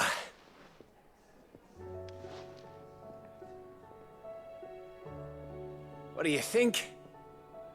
I think if you ever hang up your scouting cap, you'll be able to make an honest living. I will, aye. I should go and see if Edda's awake. Give it my best. You can give it to yourself. Come on.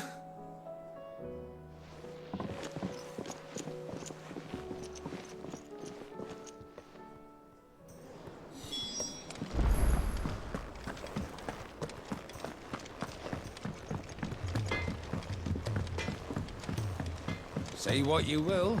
Lady Karen has seen us. This should.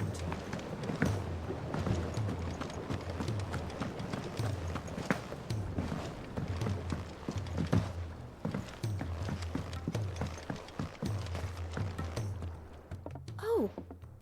What brings you down from the heavens, Sid? I need your advice.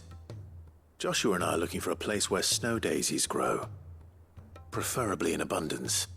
Snow daisies. Then you'll want somewhere not too hot and not too cold. And where the winds are strong enough to carry the seeds. I reckon Man's Hill would be a good place to start. There in the Royal Meadows, perhaps? Both have similar climbs and the right elevation. If the Blight hasn't claimed them yet. Right. Thank you. Did you learn where we might find our flowers? The gardener here mentioned the Royal Meadows in Sambrek. The fields beyond Northreach. Well, if that's the case, then Yote was right. I recalled that she kept the record of our travels, you see. So I asked her if she'd perhaps noted anywhere that snow daisies grew, and she mentioned Oilafeist Bay. Whose shores border the meadows. Off we go then.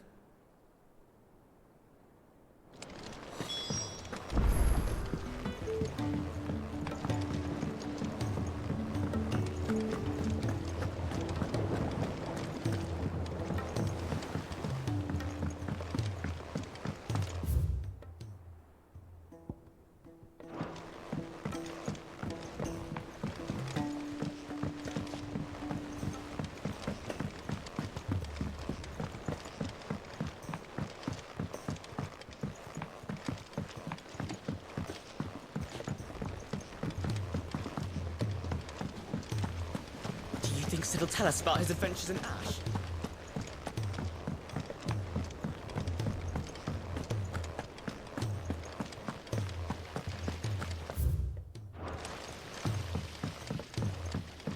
I was just about to go in. But then I thought it might be better if you went first. What with you being the head of the family and all.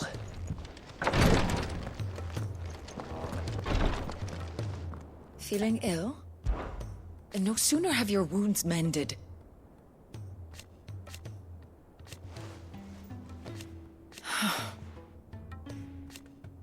While I may not have Gav's nose, that's what I'm worried about. I do. What I'd truly like.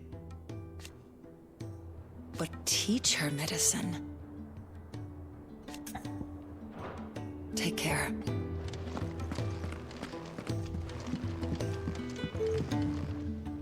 Is there aught I might assist you with? His Grace and I. At first, it was my duty to him.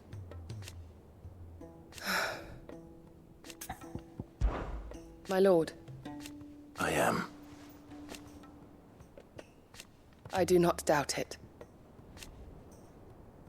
Thank you, Yote. May you return safely. May the Firebird's flame burn ever in your heart. Ah, me lords. How are you feeling? Well, thank you. Is something wrong? Wrong? No, nothing like that. What it is... Go on, please.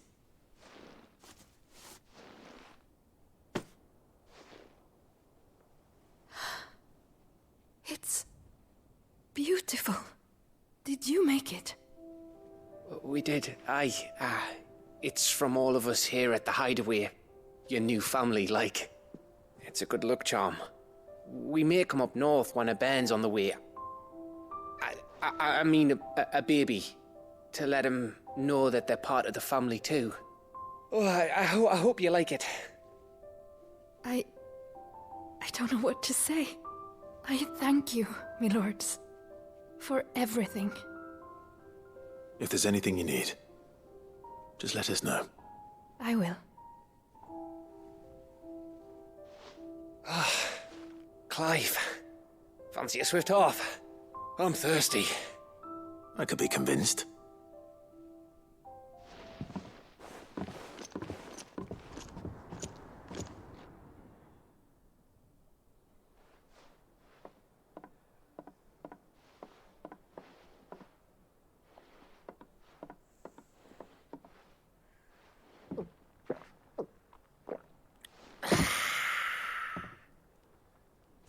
Don't you think you've had enough?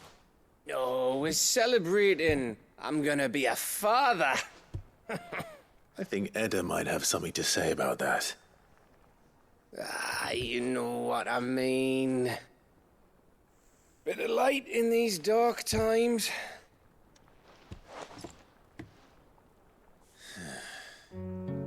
Wasn't long after me 10th name day, my mum told us she was with child again. I was over the fucking moon. I was looking forward to having a little one to lord it over, what with me being the runt of the litter. Thought I'd finally have a chance to prove to the world that I could be a big brother.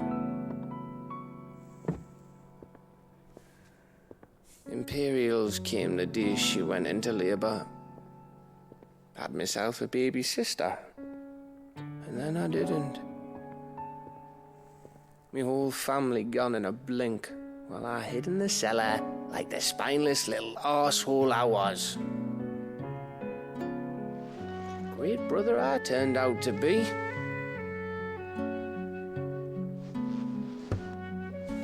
I'll never be a leader. And I'll never be a hero. I'm just a daft little dog who comes running when his master calls. I'll never be like you, or Sid, or Jill, or even Torgal. Have you finished? Maybe.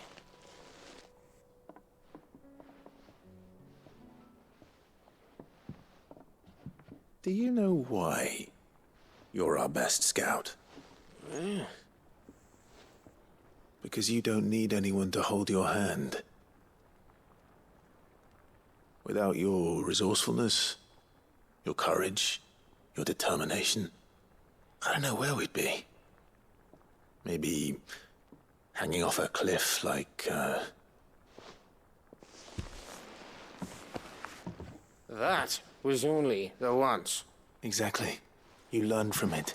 And here you are after Founder knows how many missions, stronger for everyone. And let's not forget Rosalith. Who was it who freed me from the dungeon?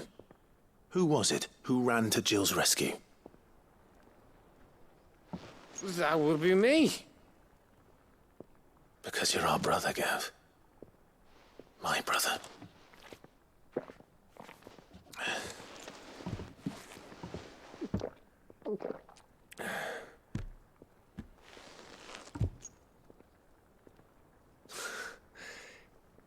Your brother.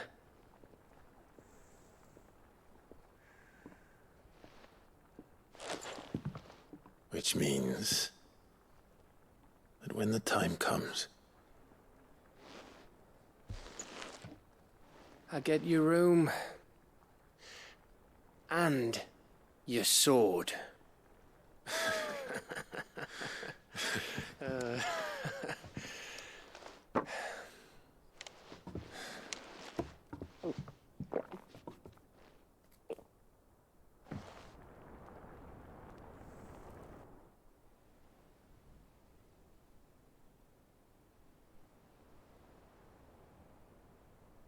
I may have had one too many. You may have had 10 too many. I said I was thirsty. Better get back to work anyway, after I walk this off. Clive? What is it? Thanks for, you know. I know.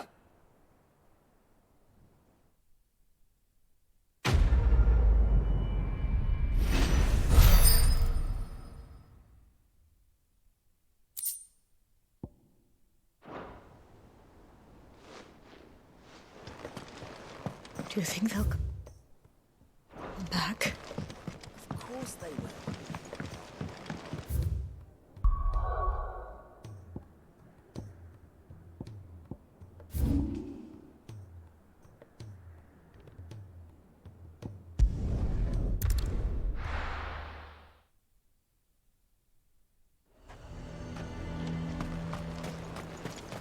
The garrison is threatening to pull their sentries from the markets if we don't call. I would speak with this Duke. Saw the captain just now. Your town needs you.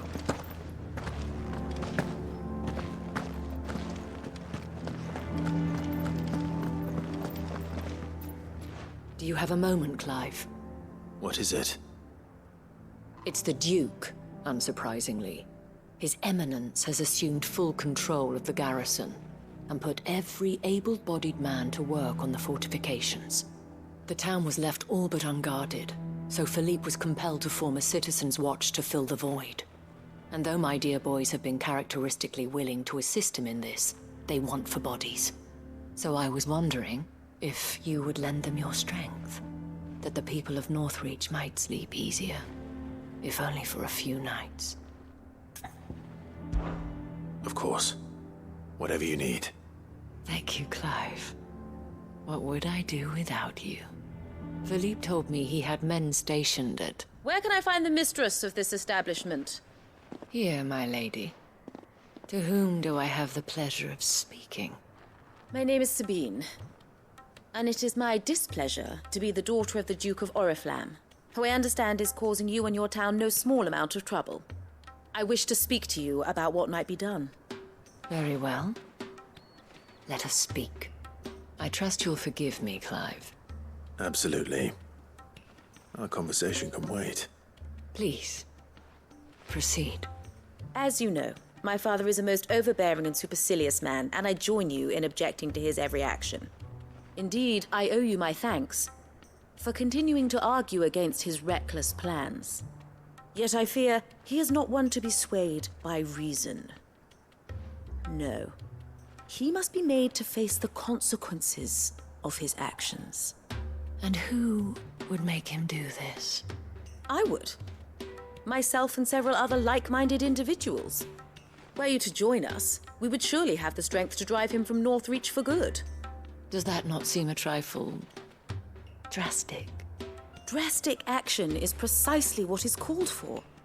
Unless you are content to see your people downtrodden and dispossessed. My father would have it that citizens exist only to serve the Empire. That they should be forced to make every sacrifice to ensure her revival. But he is wrong. It is not the people who must serve the Empire, but the Empire who must serve her people. He's always been like this. Scornful of the opinions of anyone he judged beneath him. But he cannot be allowed to ride roughshod over the common folk any longer. We must fight him by all possible means. Fight him? No. My purpose is to quell the tension in Northreach, not to stoke it. Respectfully, my lady. Our only chance of saving this town depends upon every one of us uniting against our common enemy. Your father and his followers included. While I understand your frustrations, I cling to the hope that he may yet be won round. False hope, I assure you. But I see that your mind is made up. I shall bother you no longer. If you will extend me the same courtesy, I bid you good day. She certainly has spirit. Indeed. But unfortunately for us, that spirit is only likely to harden the Duke's resolve, which may be enough to seal the fate of this town. Not that she cares. This is all about her and her father. Families. I'm sorry, where were we? Ah, yes. I was about to tell you of Philippe's plans for the town watch, but perhaps it's better that you heard them from him. I believe he's in the market, if you'd be so kind as to seek him out. Right away. It's just a pity I cannot join you. I'd like to see the two of you in action together.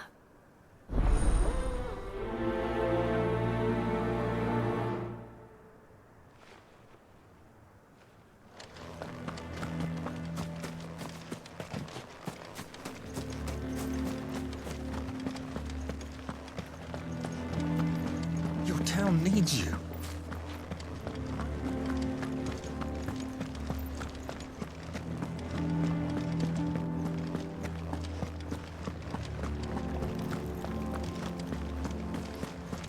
What does the dame have to say about it?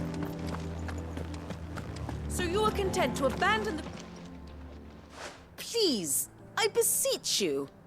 If you are a true son of Northreach, you must fight to defend your home. That's exactly what I am doing, milady.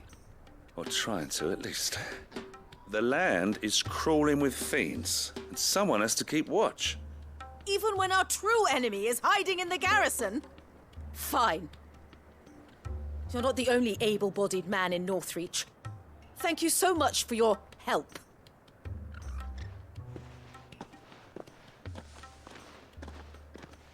She cornered you too, then?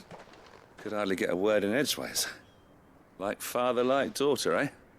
She made an uninvited appearance at the Vale earlier, hoping to convince the Dame to join her in fomenting rebellion. I bet that went well. Her ladyship seems to have a way with people. Anyway, what brings you here? Our mutual friend thought you might welcome some help. Oh, she did she? Right as always. In fact, you're just the man. We've had some reports, you see. Sightings of, you know what. They're back. Seems that way. All over, too. We haven't been able to confirm anything yet, but if you're willing, you could go and see what's what. Right. Where should I look? You know Grieger's Weep? One of the sightings places them somewhere on its shores. I'm on my way. Thank you, Clive. I'll look into one of the other sightings. Let's rendezvous back here later.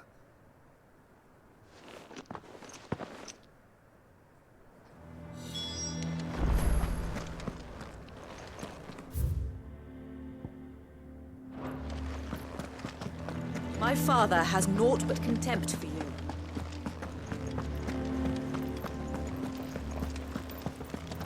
I would speak with this Duke.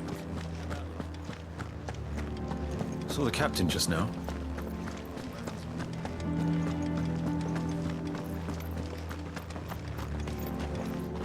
And from the pot came a terrible cry. Give me a word, what she says. If Philippe is gone, who's our new captain?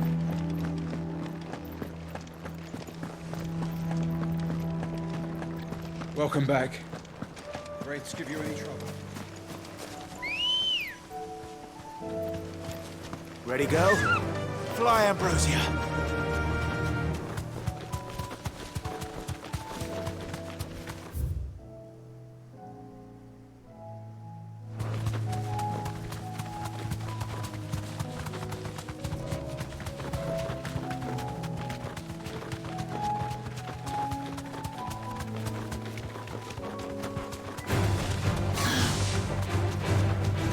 The meadows are vast.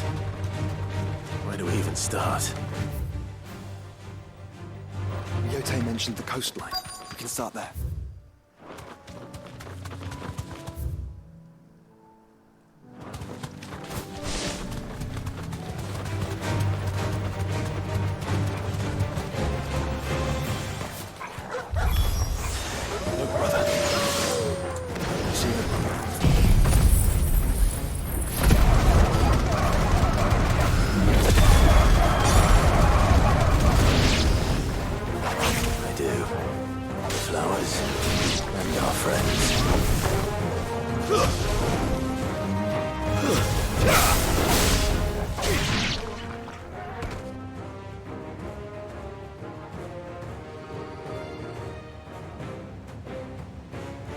you see, boy?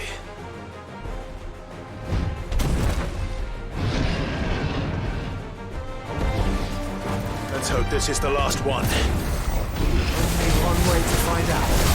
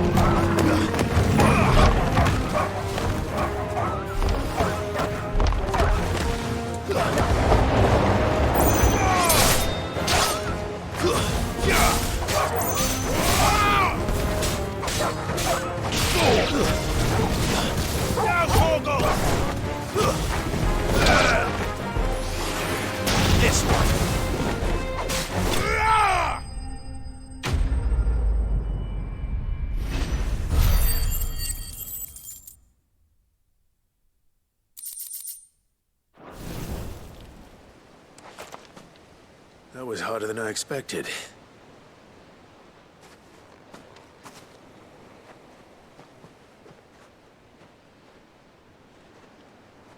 But Founder, it was worth it. They're beautiful. Do you think Jill will like them? She'll love them. Come on. Let's go.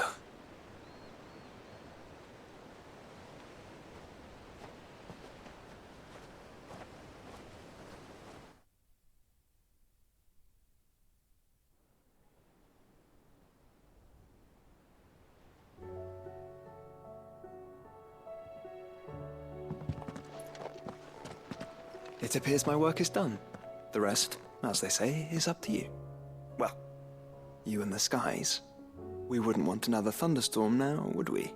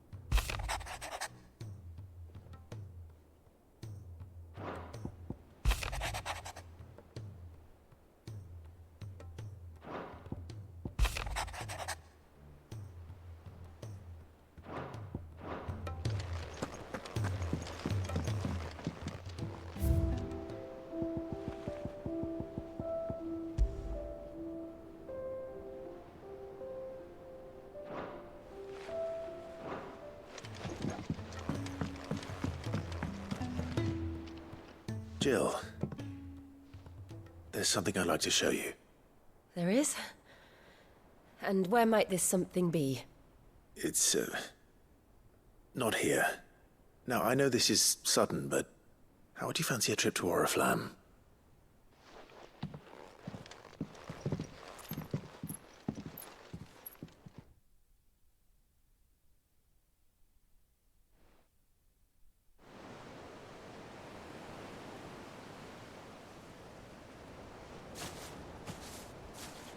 There are so many. This is what you wanted to show me. Yeah, I don't know what to say.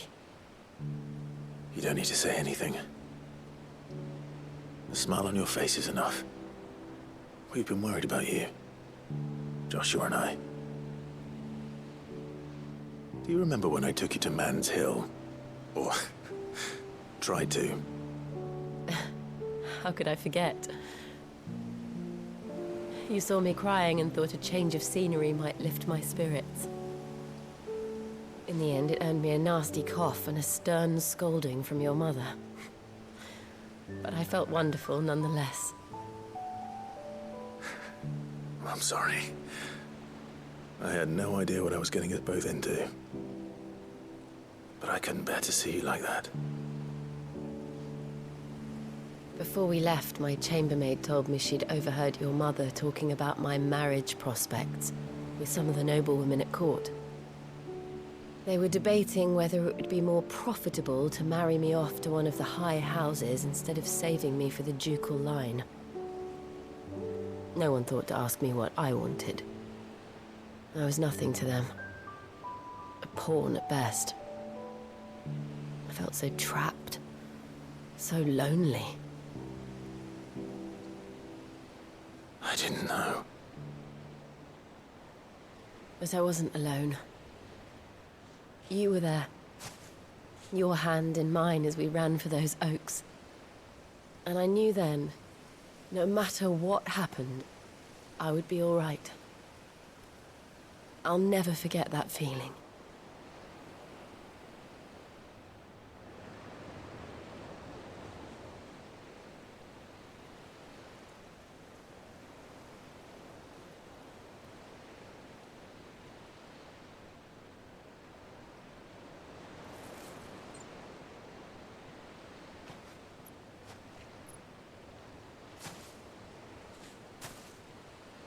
Before we broke camp, the morning after the storm,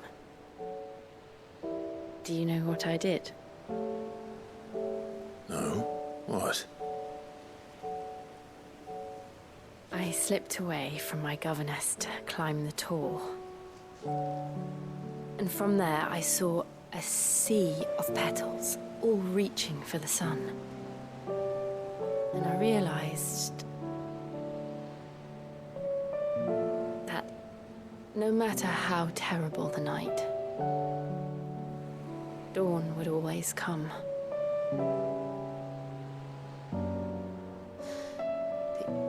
That you would always come for me. And you have. Again and again.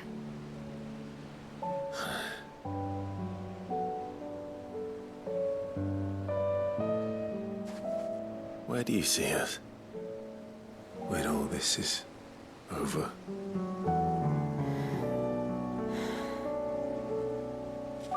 I don't know.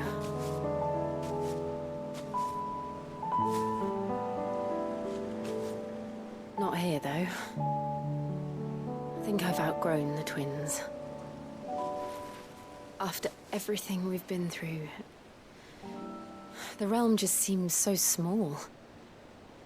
I'll need some space to spread my wings. Then that's what you'll have. And I'll stop at nothing to see that you do.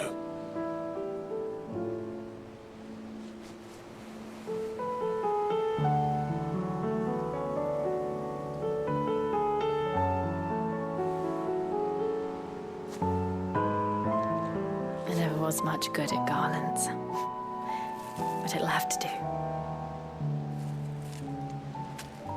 I'll treasure it forever. Thank you, Clive, for this, the flowers, for everything. It's exactly what I needed.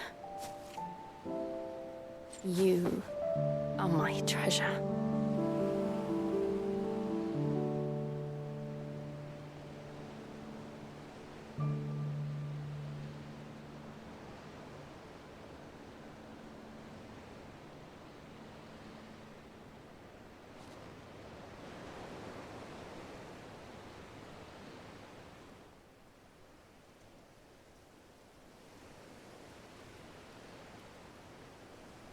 We should probably be getting back. I expect the others are wondering where we are. You're right. There's still much to do. And we'll do it together.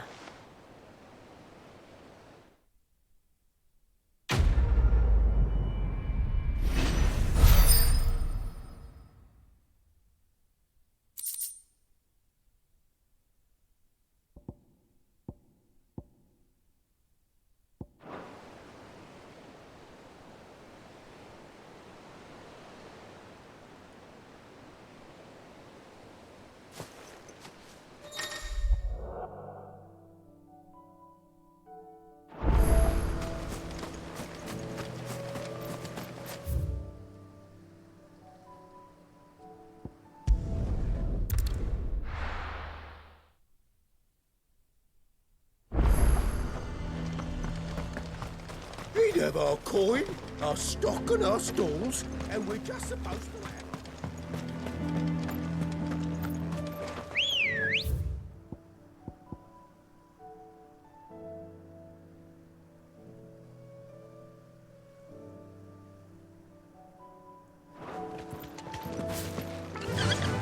Fly, Ambrosia.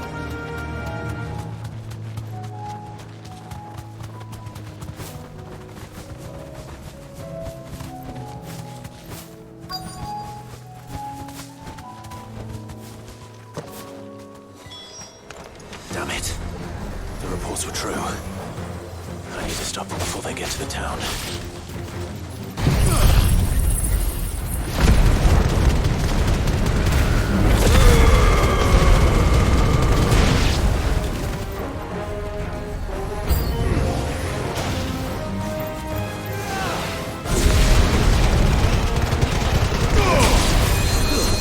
Stay down!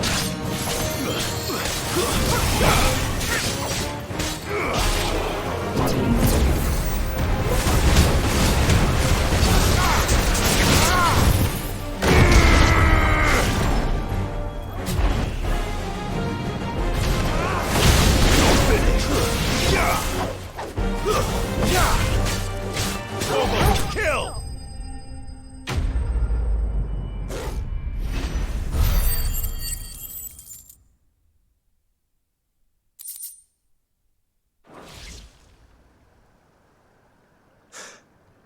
Call that a test, Ultima? Clive, it's me. Are you all right? I am. But it seems the reports were true. The thralls have returned. I dispatched the few that I found, though. Well, that's something, I suppose. But what were they doing south of town? They all came from the north last time. We might be able to fend off an attack from one side or the other, but from both? Do you have eyes in the north? Some. I should probably go and have a look, though, just to be sure. You head back to Northreach. I want you there just in case war breaks out while I'm away. What do you mean? Her ladyship's been busy working her magic on the townspeople, stirring up ill feeling towards her father. She'll have her marching on the barracks if we're not careful. What? This is exactly what the Dane was afraid of. I'll do what I can to calm things down. Be careful out there, all right? Don't worry, I'm not like you. One sniff of those things and I'm running back to town screaming blue murder.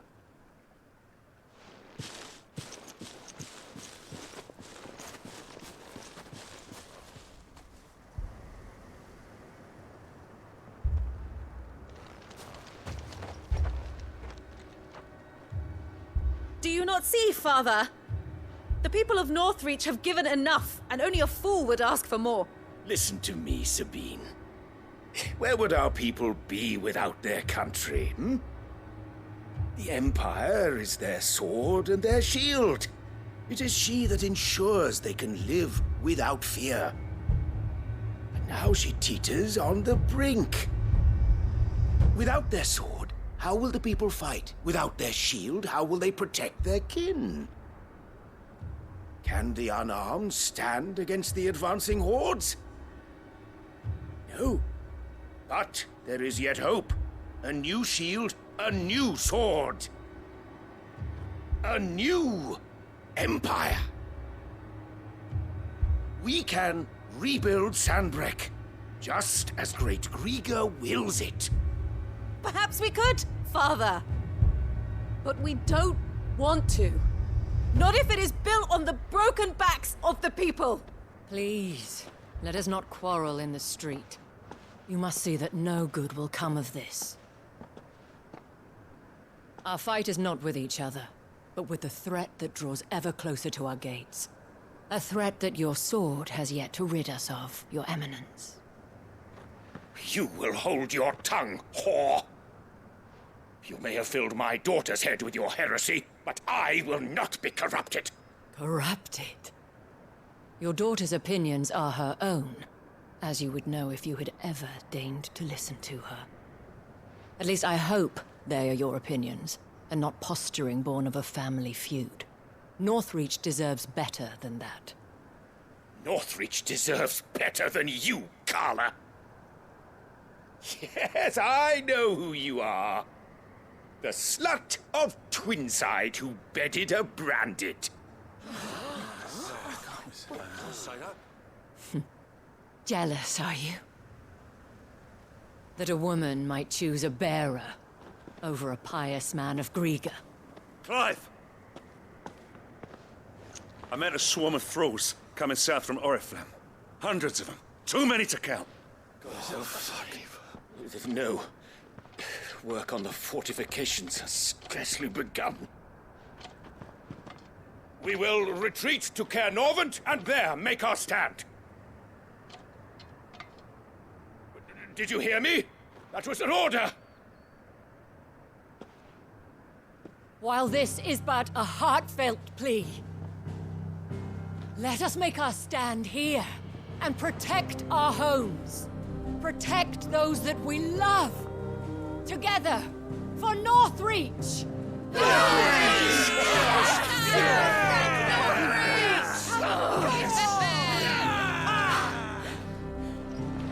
You heard the dame. What are we waiting for? Pikemen to the gates. Archers to the roofs. Quickly, come on!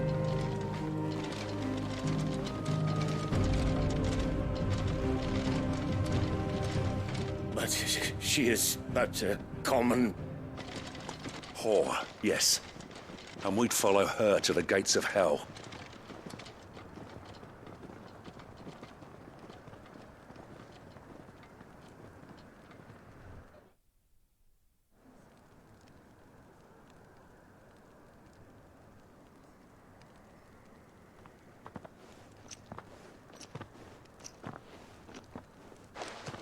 The men have their orders, and they look like following them. I got them spaced out at regular intervals. Whichever direction the thralls strike from, there'll be someone there to meet them. Thank you, Philippe. Rest assured the people will play their part. The herbalist has donated her stock of medicines to me. Should any of your men be injured, take them to the Vale. We'll see to them there. Thank you, milady. I will. I'll play my part too. You still want for numbers. Unlike the enemy. I only hope I can go some way to evening the odds. Philippe, can I leave the south in your hands? I doubt the thralls by the lake were the last of their number. Of course. I'll lead a party down that way so we don't get taken by surprise. What about you? I'll make my way up the road to Oriflamme. I fought a few of these things. And while I can't promise to hold them all back, I should be able to thin the herd. All right. But take care. Thank you. Both of you. You can thank us when it's over. Till then, madame.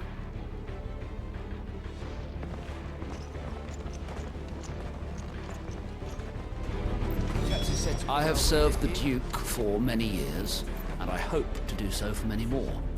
But I cannot turn my back on these people. Our people.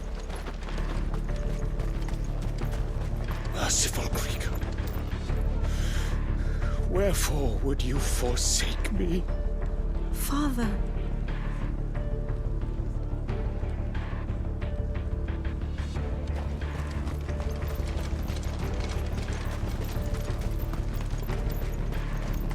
I want steel in the hands of every man.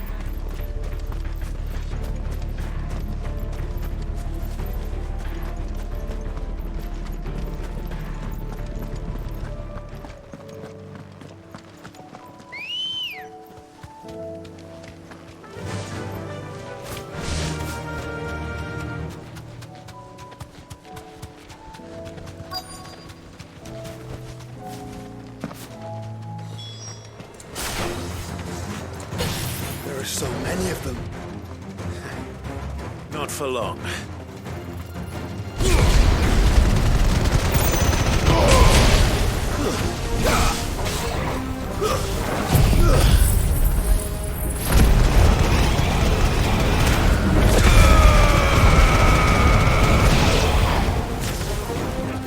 Is it over? No. It's only just begun.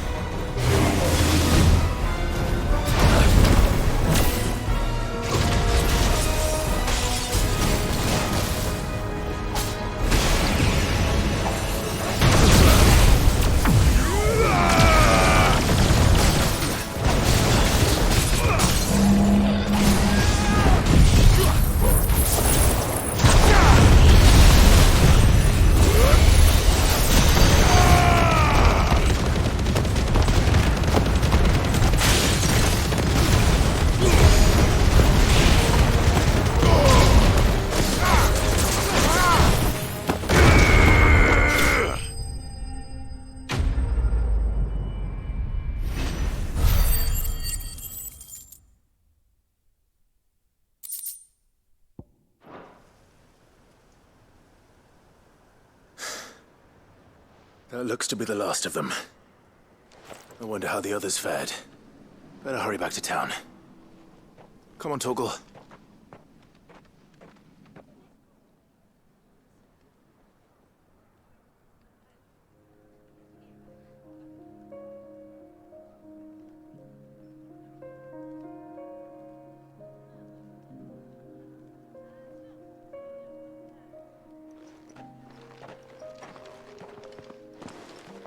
Clive, it's good to see you. And you. The road to Oriflamme is clear. How did you and your men fare? Well, we ended up fighting for our lives down by the lake. Took a few nicks, but nothing the girls of the Vale can't put right. Glad to hear it. Well, it seems we've survived. For the time being, at least. I thank you both for answering the call. You were right. And I was wrong. About everything. I had thought that the only way to unite the people was under the banner of Empire. That without a strong hand to guide them, they would drift apart. To be borne hither and yon by the eddying currents of fate. But you brought them together. Not by force, nor by the exercise of goddess-given authority, but by simply being one of them. By knowing what they feel, because you feel it yourself. Our purpose was ever the same, Your Eminence.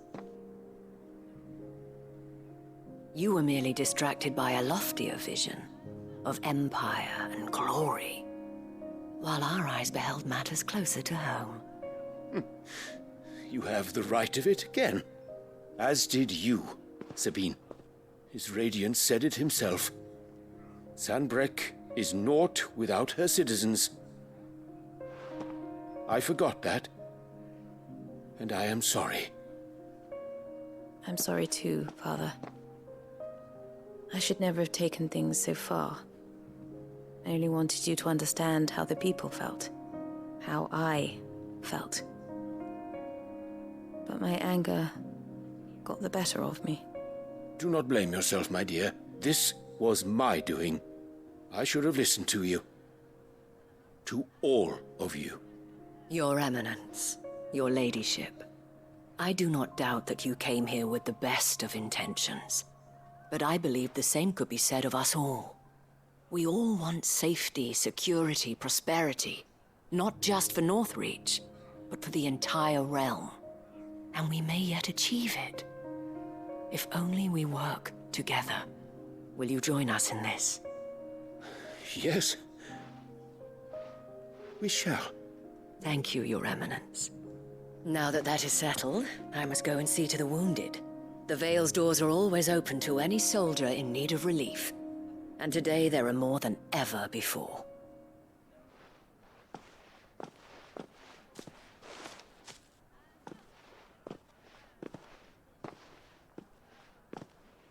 Madame Isabel is a rare soul indeed. In these dark times, I see that it is not men like me who should lead the realm, but women like her. You're right. If only I'd listened to her when I had the chance. Forgive me for saying so, milady, but you still do. The dame said it herself. We can turn things around. We just have to work together. And that goes for you, too. You're one of us now. One of you? Well said, Captain. Let this be a new beginning. Not only for Sanbreque, but for us. Well, since there's nothing more to be done here, I should see if Isabel needs any help moving the wounded. Can we get you anything?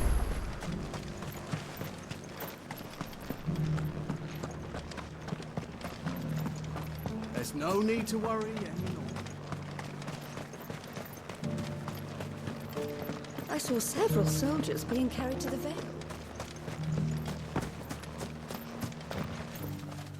How goes the treatment of the wounded? I'd be happy to man one end of a stretcher if it would help. You've helped quite enough for one day, Clive. Thank you. Don't mention it. Oh, but I must. After all you've done for this town, it is the very least you deserve. Tell me, if Northreach had fallen, what would you have done? A woman of your means could find a home anywhere in the realm, but I sense you would rather have died here. It's a long story. For you, madame, I have all the time in the world.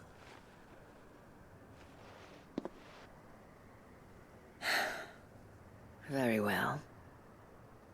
Long ago, I had a life in the Crystalline Dominion. I was Carla then, courtesan to the nobility. So sought after was I that it was only they who could afford my time. Alas, those halcyon days were not to last. For naive as I was, I fell in love with a bearer. He was my master's guard, the gentlest man I have ever known. After they discovered us together, he was whipped bloody and forbidden from ever looking at me again. And so we fled. Not that we had anywhere to flee to. We wandered, aimless and starving, half dreading, half praying that the next day would be our last. Until we found ourselves here, in Northreach. It was the Vale that took us in, that fed us, clothed us, and healed our hurts. Those that could be healed, at least. My love was already too far gone. He passed away. He did. Not long after we arrived. But at least we were able to share a few moments of peace before the end. It was the greatest gift I have ever received. But the generosity of this town and her people did not end there. The men and women of the Vale supported me through my grief, shared in it, though I was still a stranger to them. They treated me like a sister. And so I swore that I would always do the same. That I would return the kindness that Northreach showed me. That I would repay my debt to the Vale.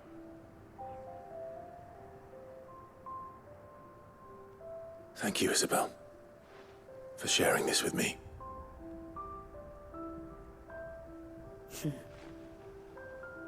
You're a lot like him, you know. Perhaps that is why I have such a soft spot for you. Never stop fighting, Clive. And I shan't either. I know that it will not be easy to keep Northreach together. But our efforts will be rewarded. Just look at us now. The people, the soldiers, even the Duke of Oriflamme and his daughter, all united in defense of this town that we have come to call our home. And what of you? Can we count on your support too? Always.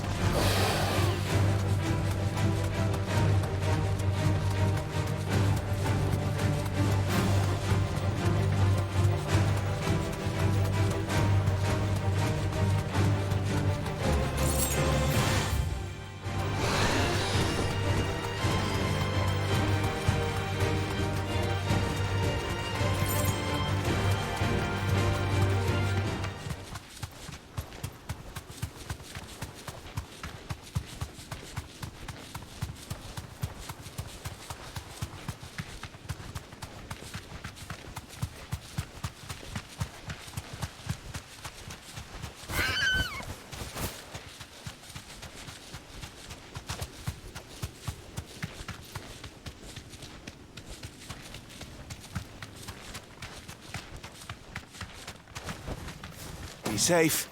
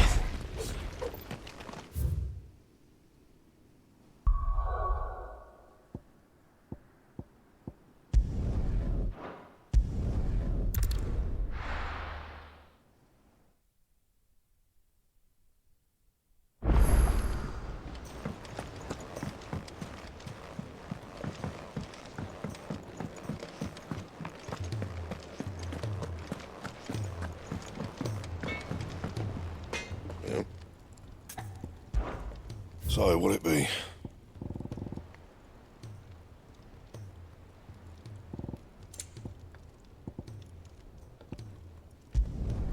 No scratches, right?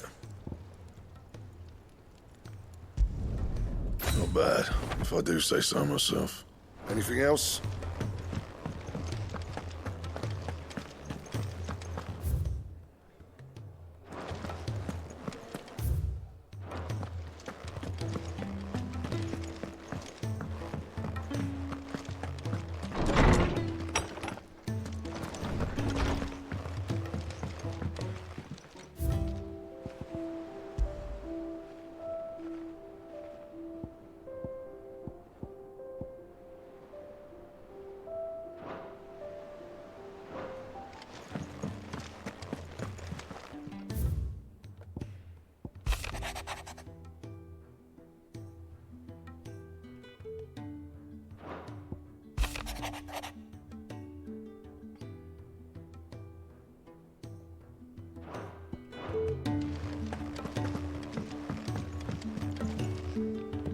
Clive, do you have a moment?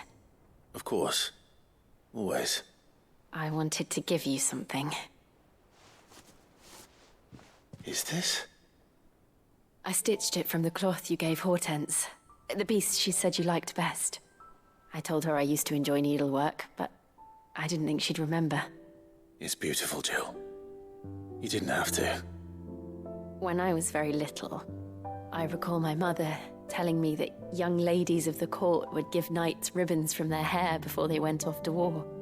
I still wear mine, so I made you this instead. Black is the color of eternity. It cannot be stained. It cannot be sullied. It is unchanging, unwavering, just like your resolve. And mine. Our resolve. May it never diminish. And may it ever bring you back to me. I will always, always be here. Thank you, Jill.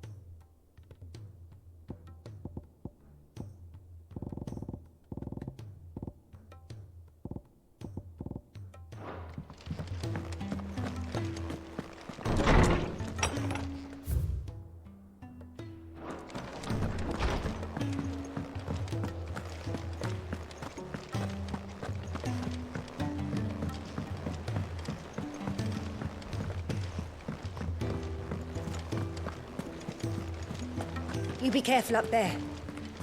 But if you happen to snag your britches on anything, be sure to bring them back to me. I'll get them patched up right away. About it.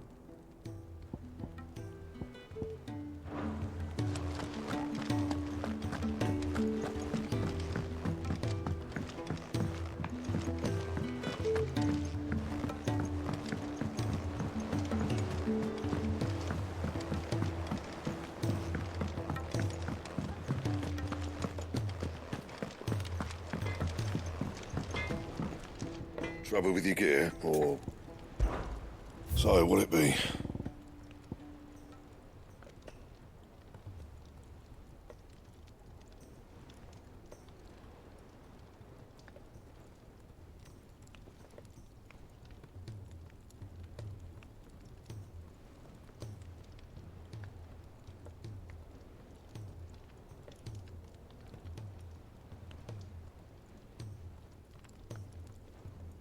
That it? Fine.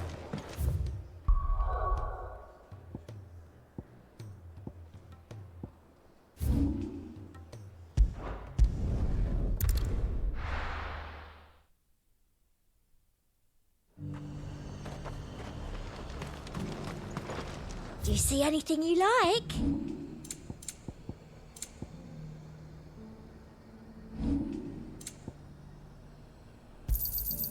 An excellent choice.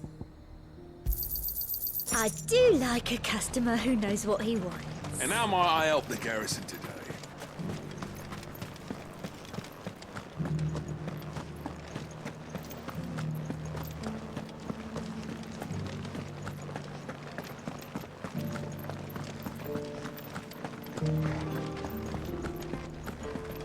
I remember standing here when I was no more. Haven't seen any of those beastly blue eyes.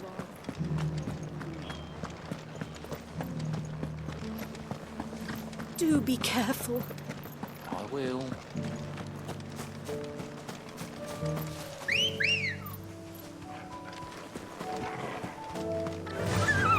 Fly, Ambrosia.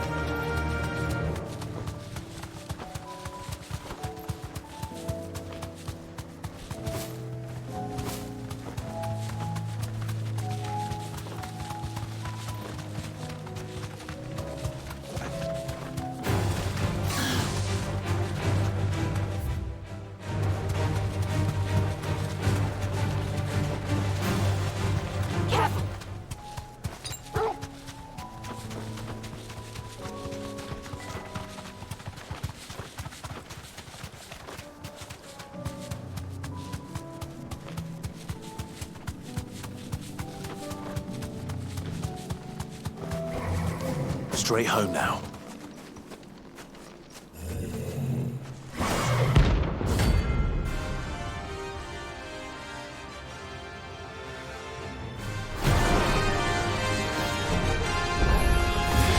And another one.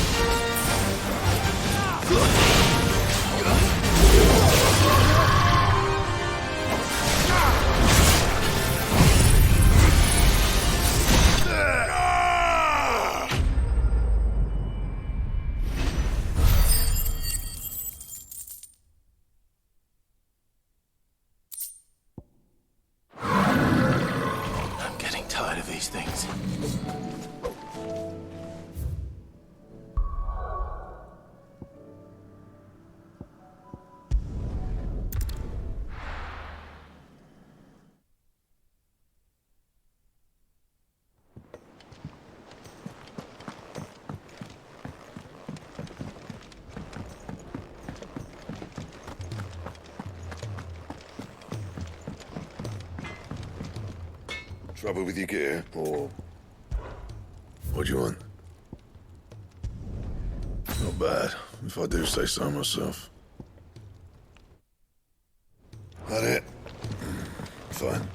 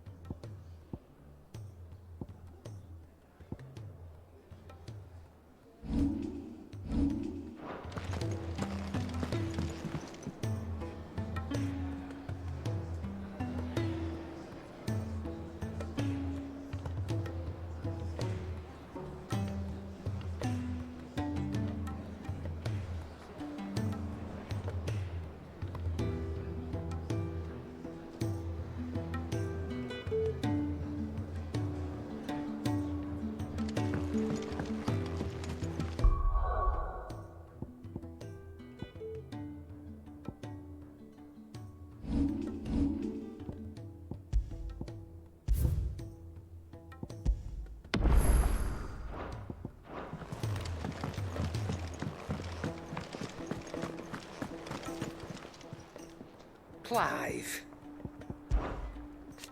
Ta-ra, then. Thank you, Karen. You could do this. Go on, then.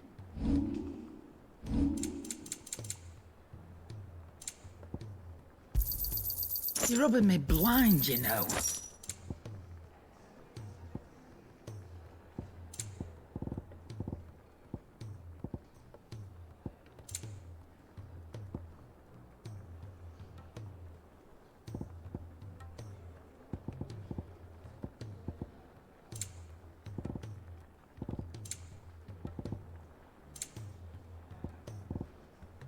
Come again. Or don't. I'm not much bothered either way. I don't suppose you're here to reprise... Huh. Thank you, Uncle. As for down here... Do you know why? 'Twas not 20 summers past. Your mother. But above all, and so you see...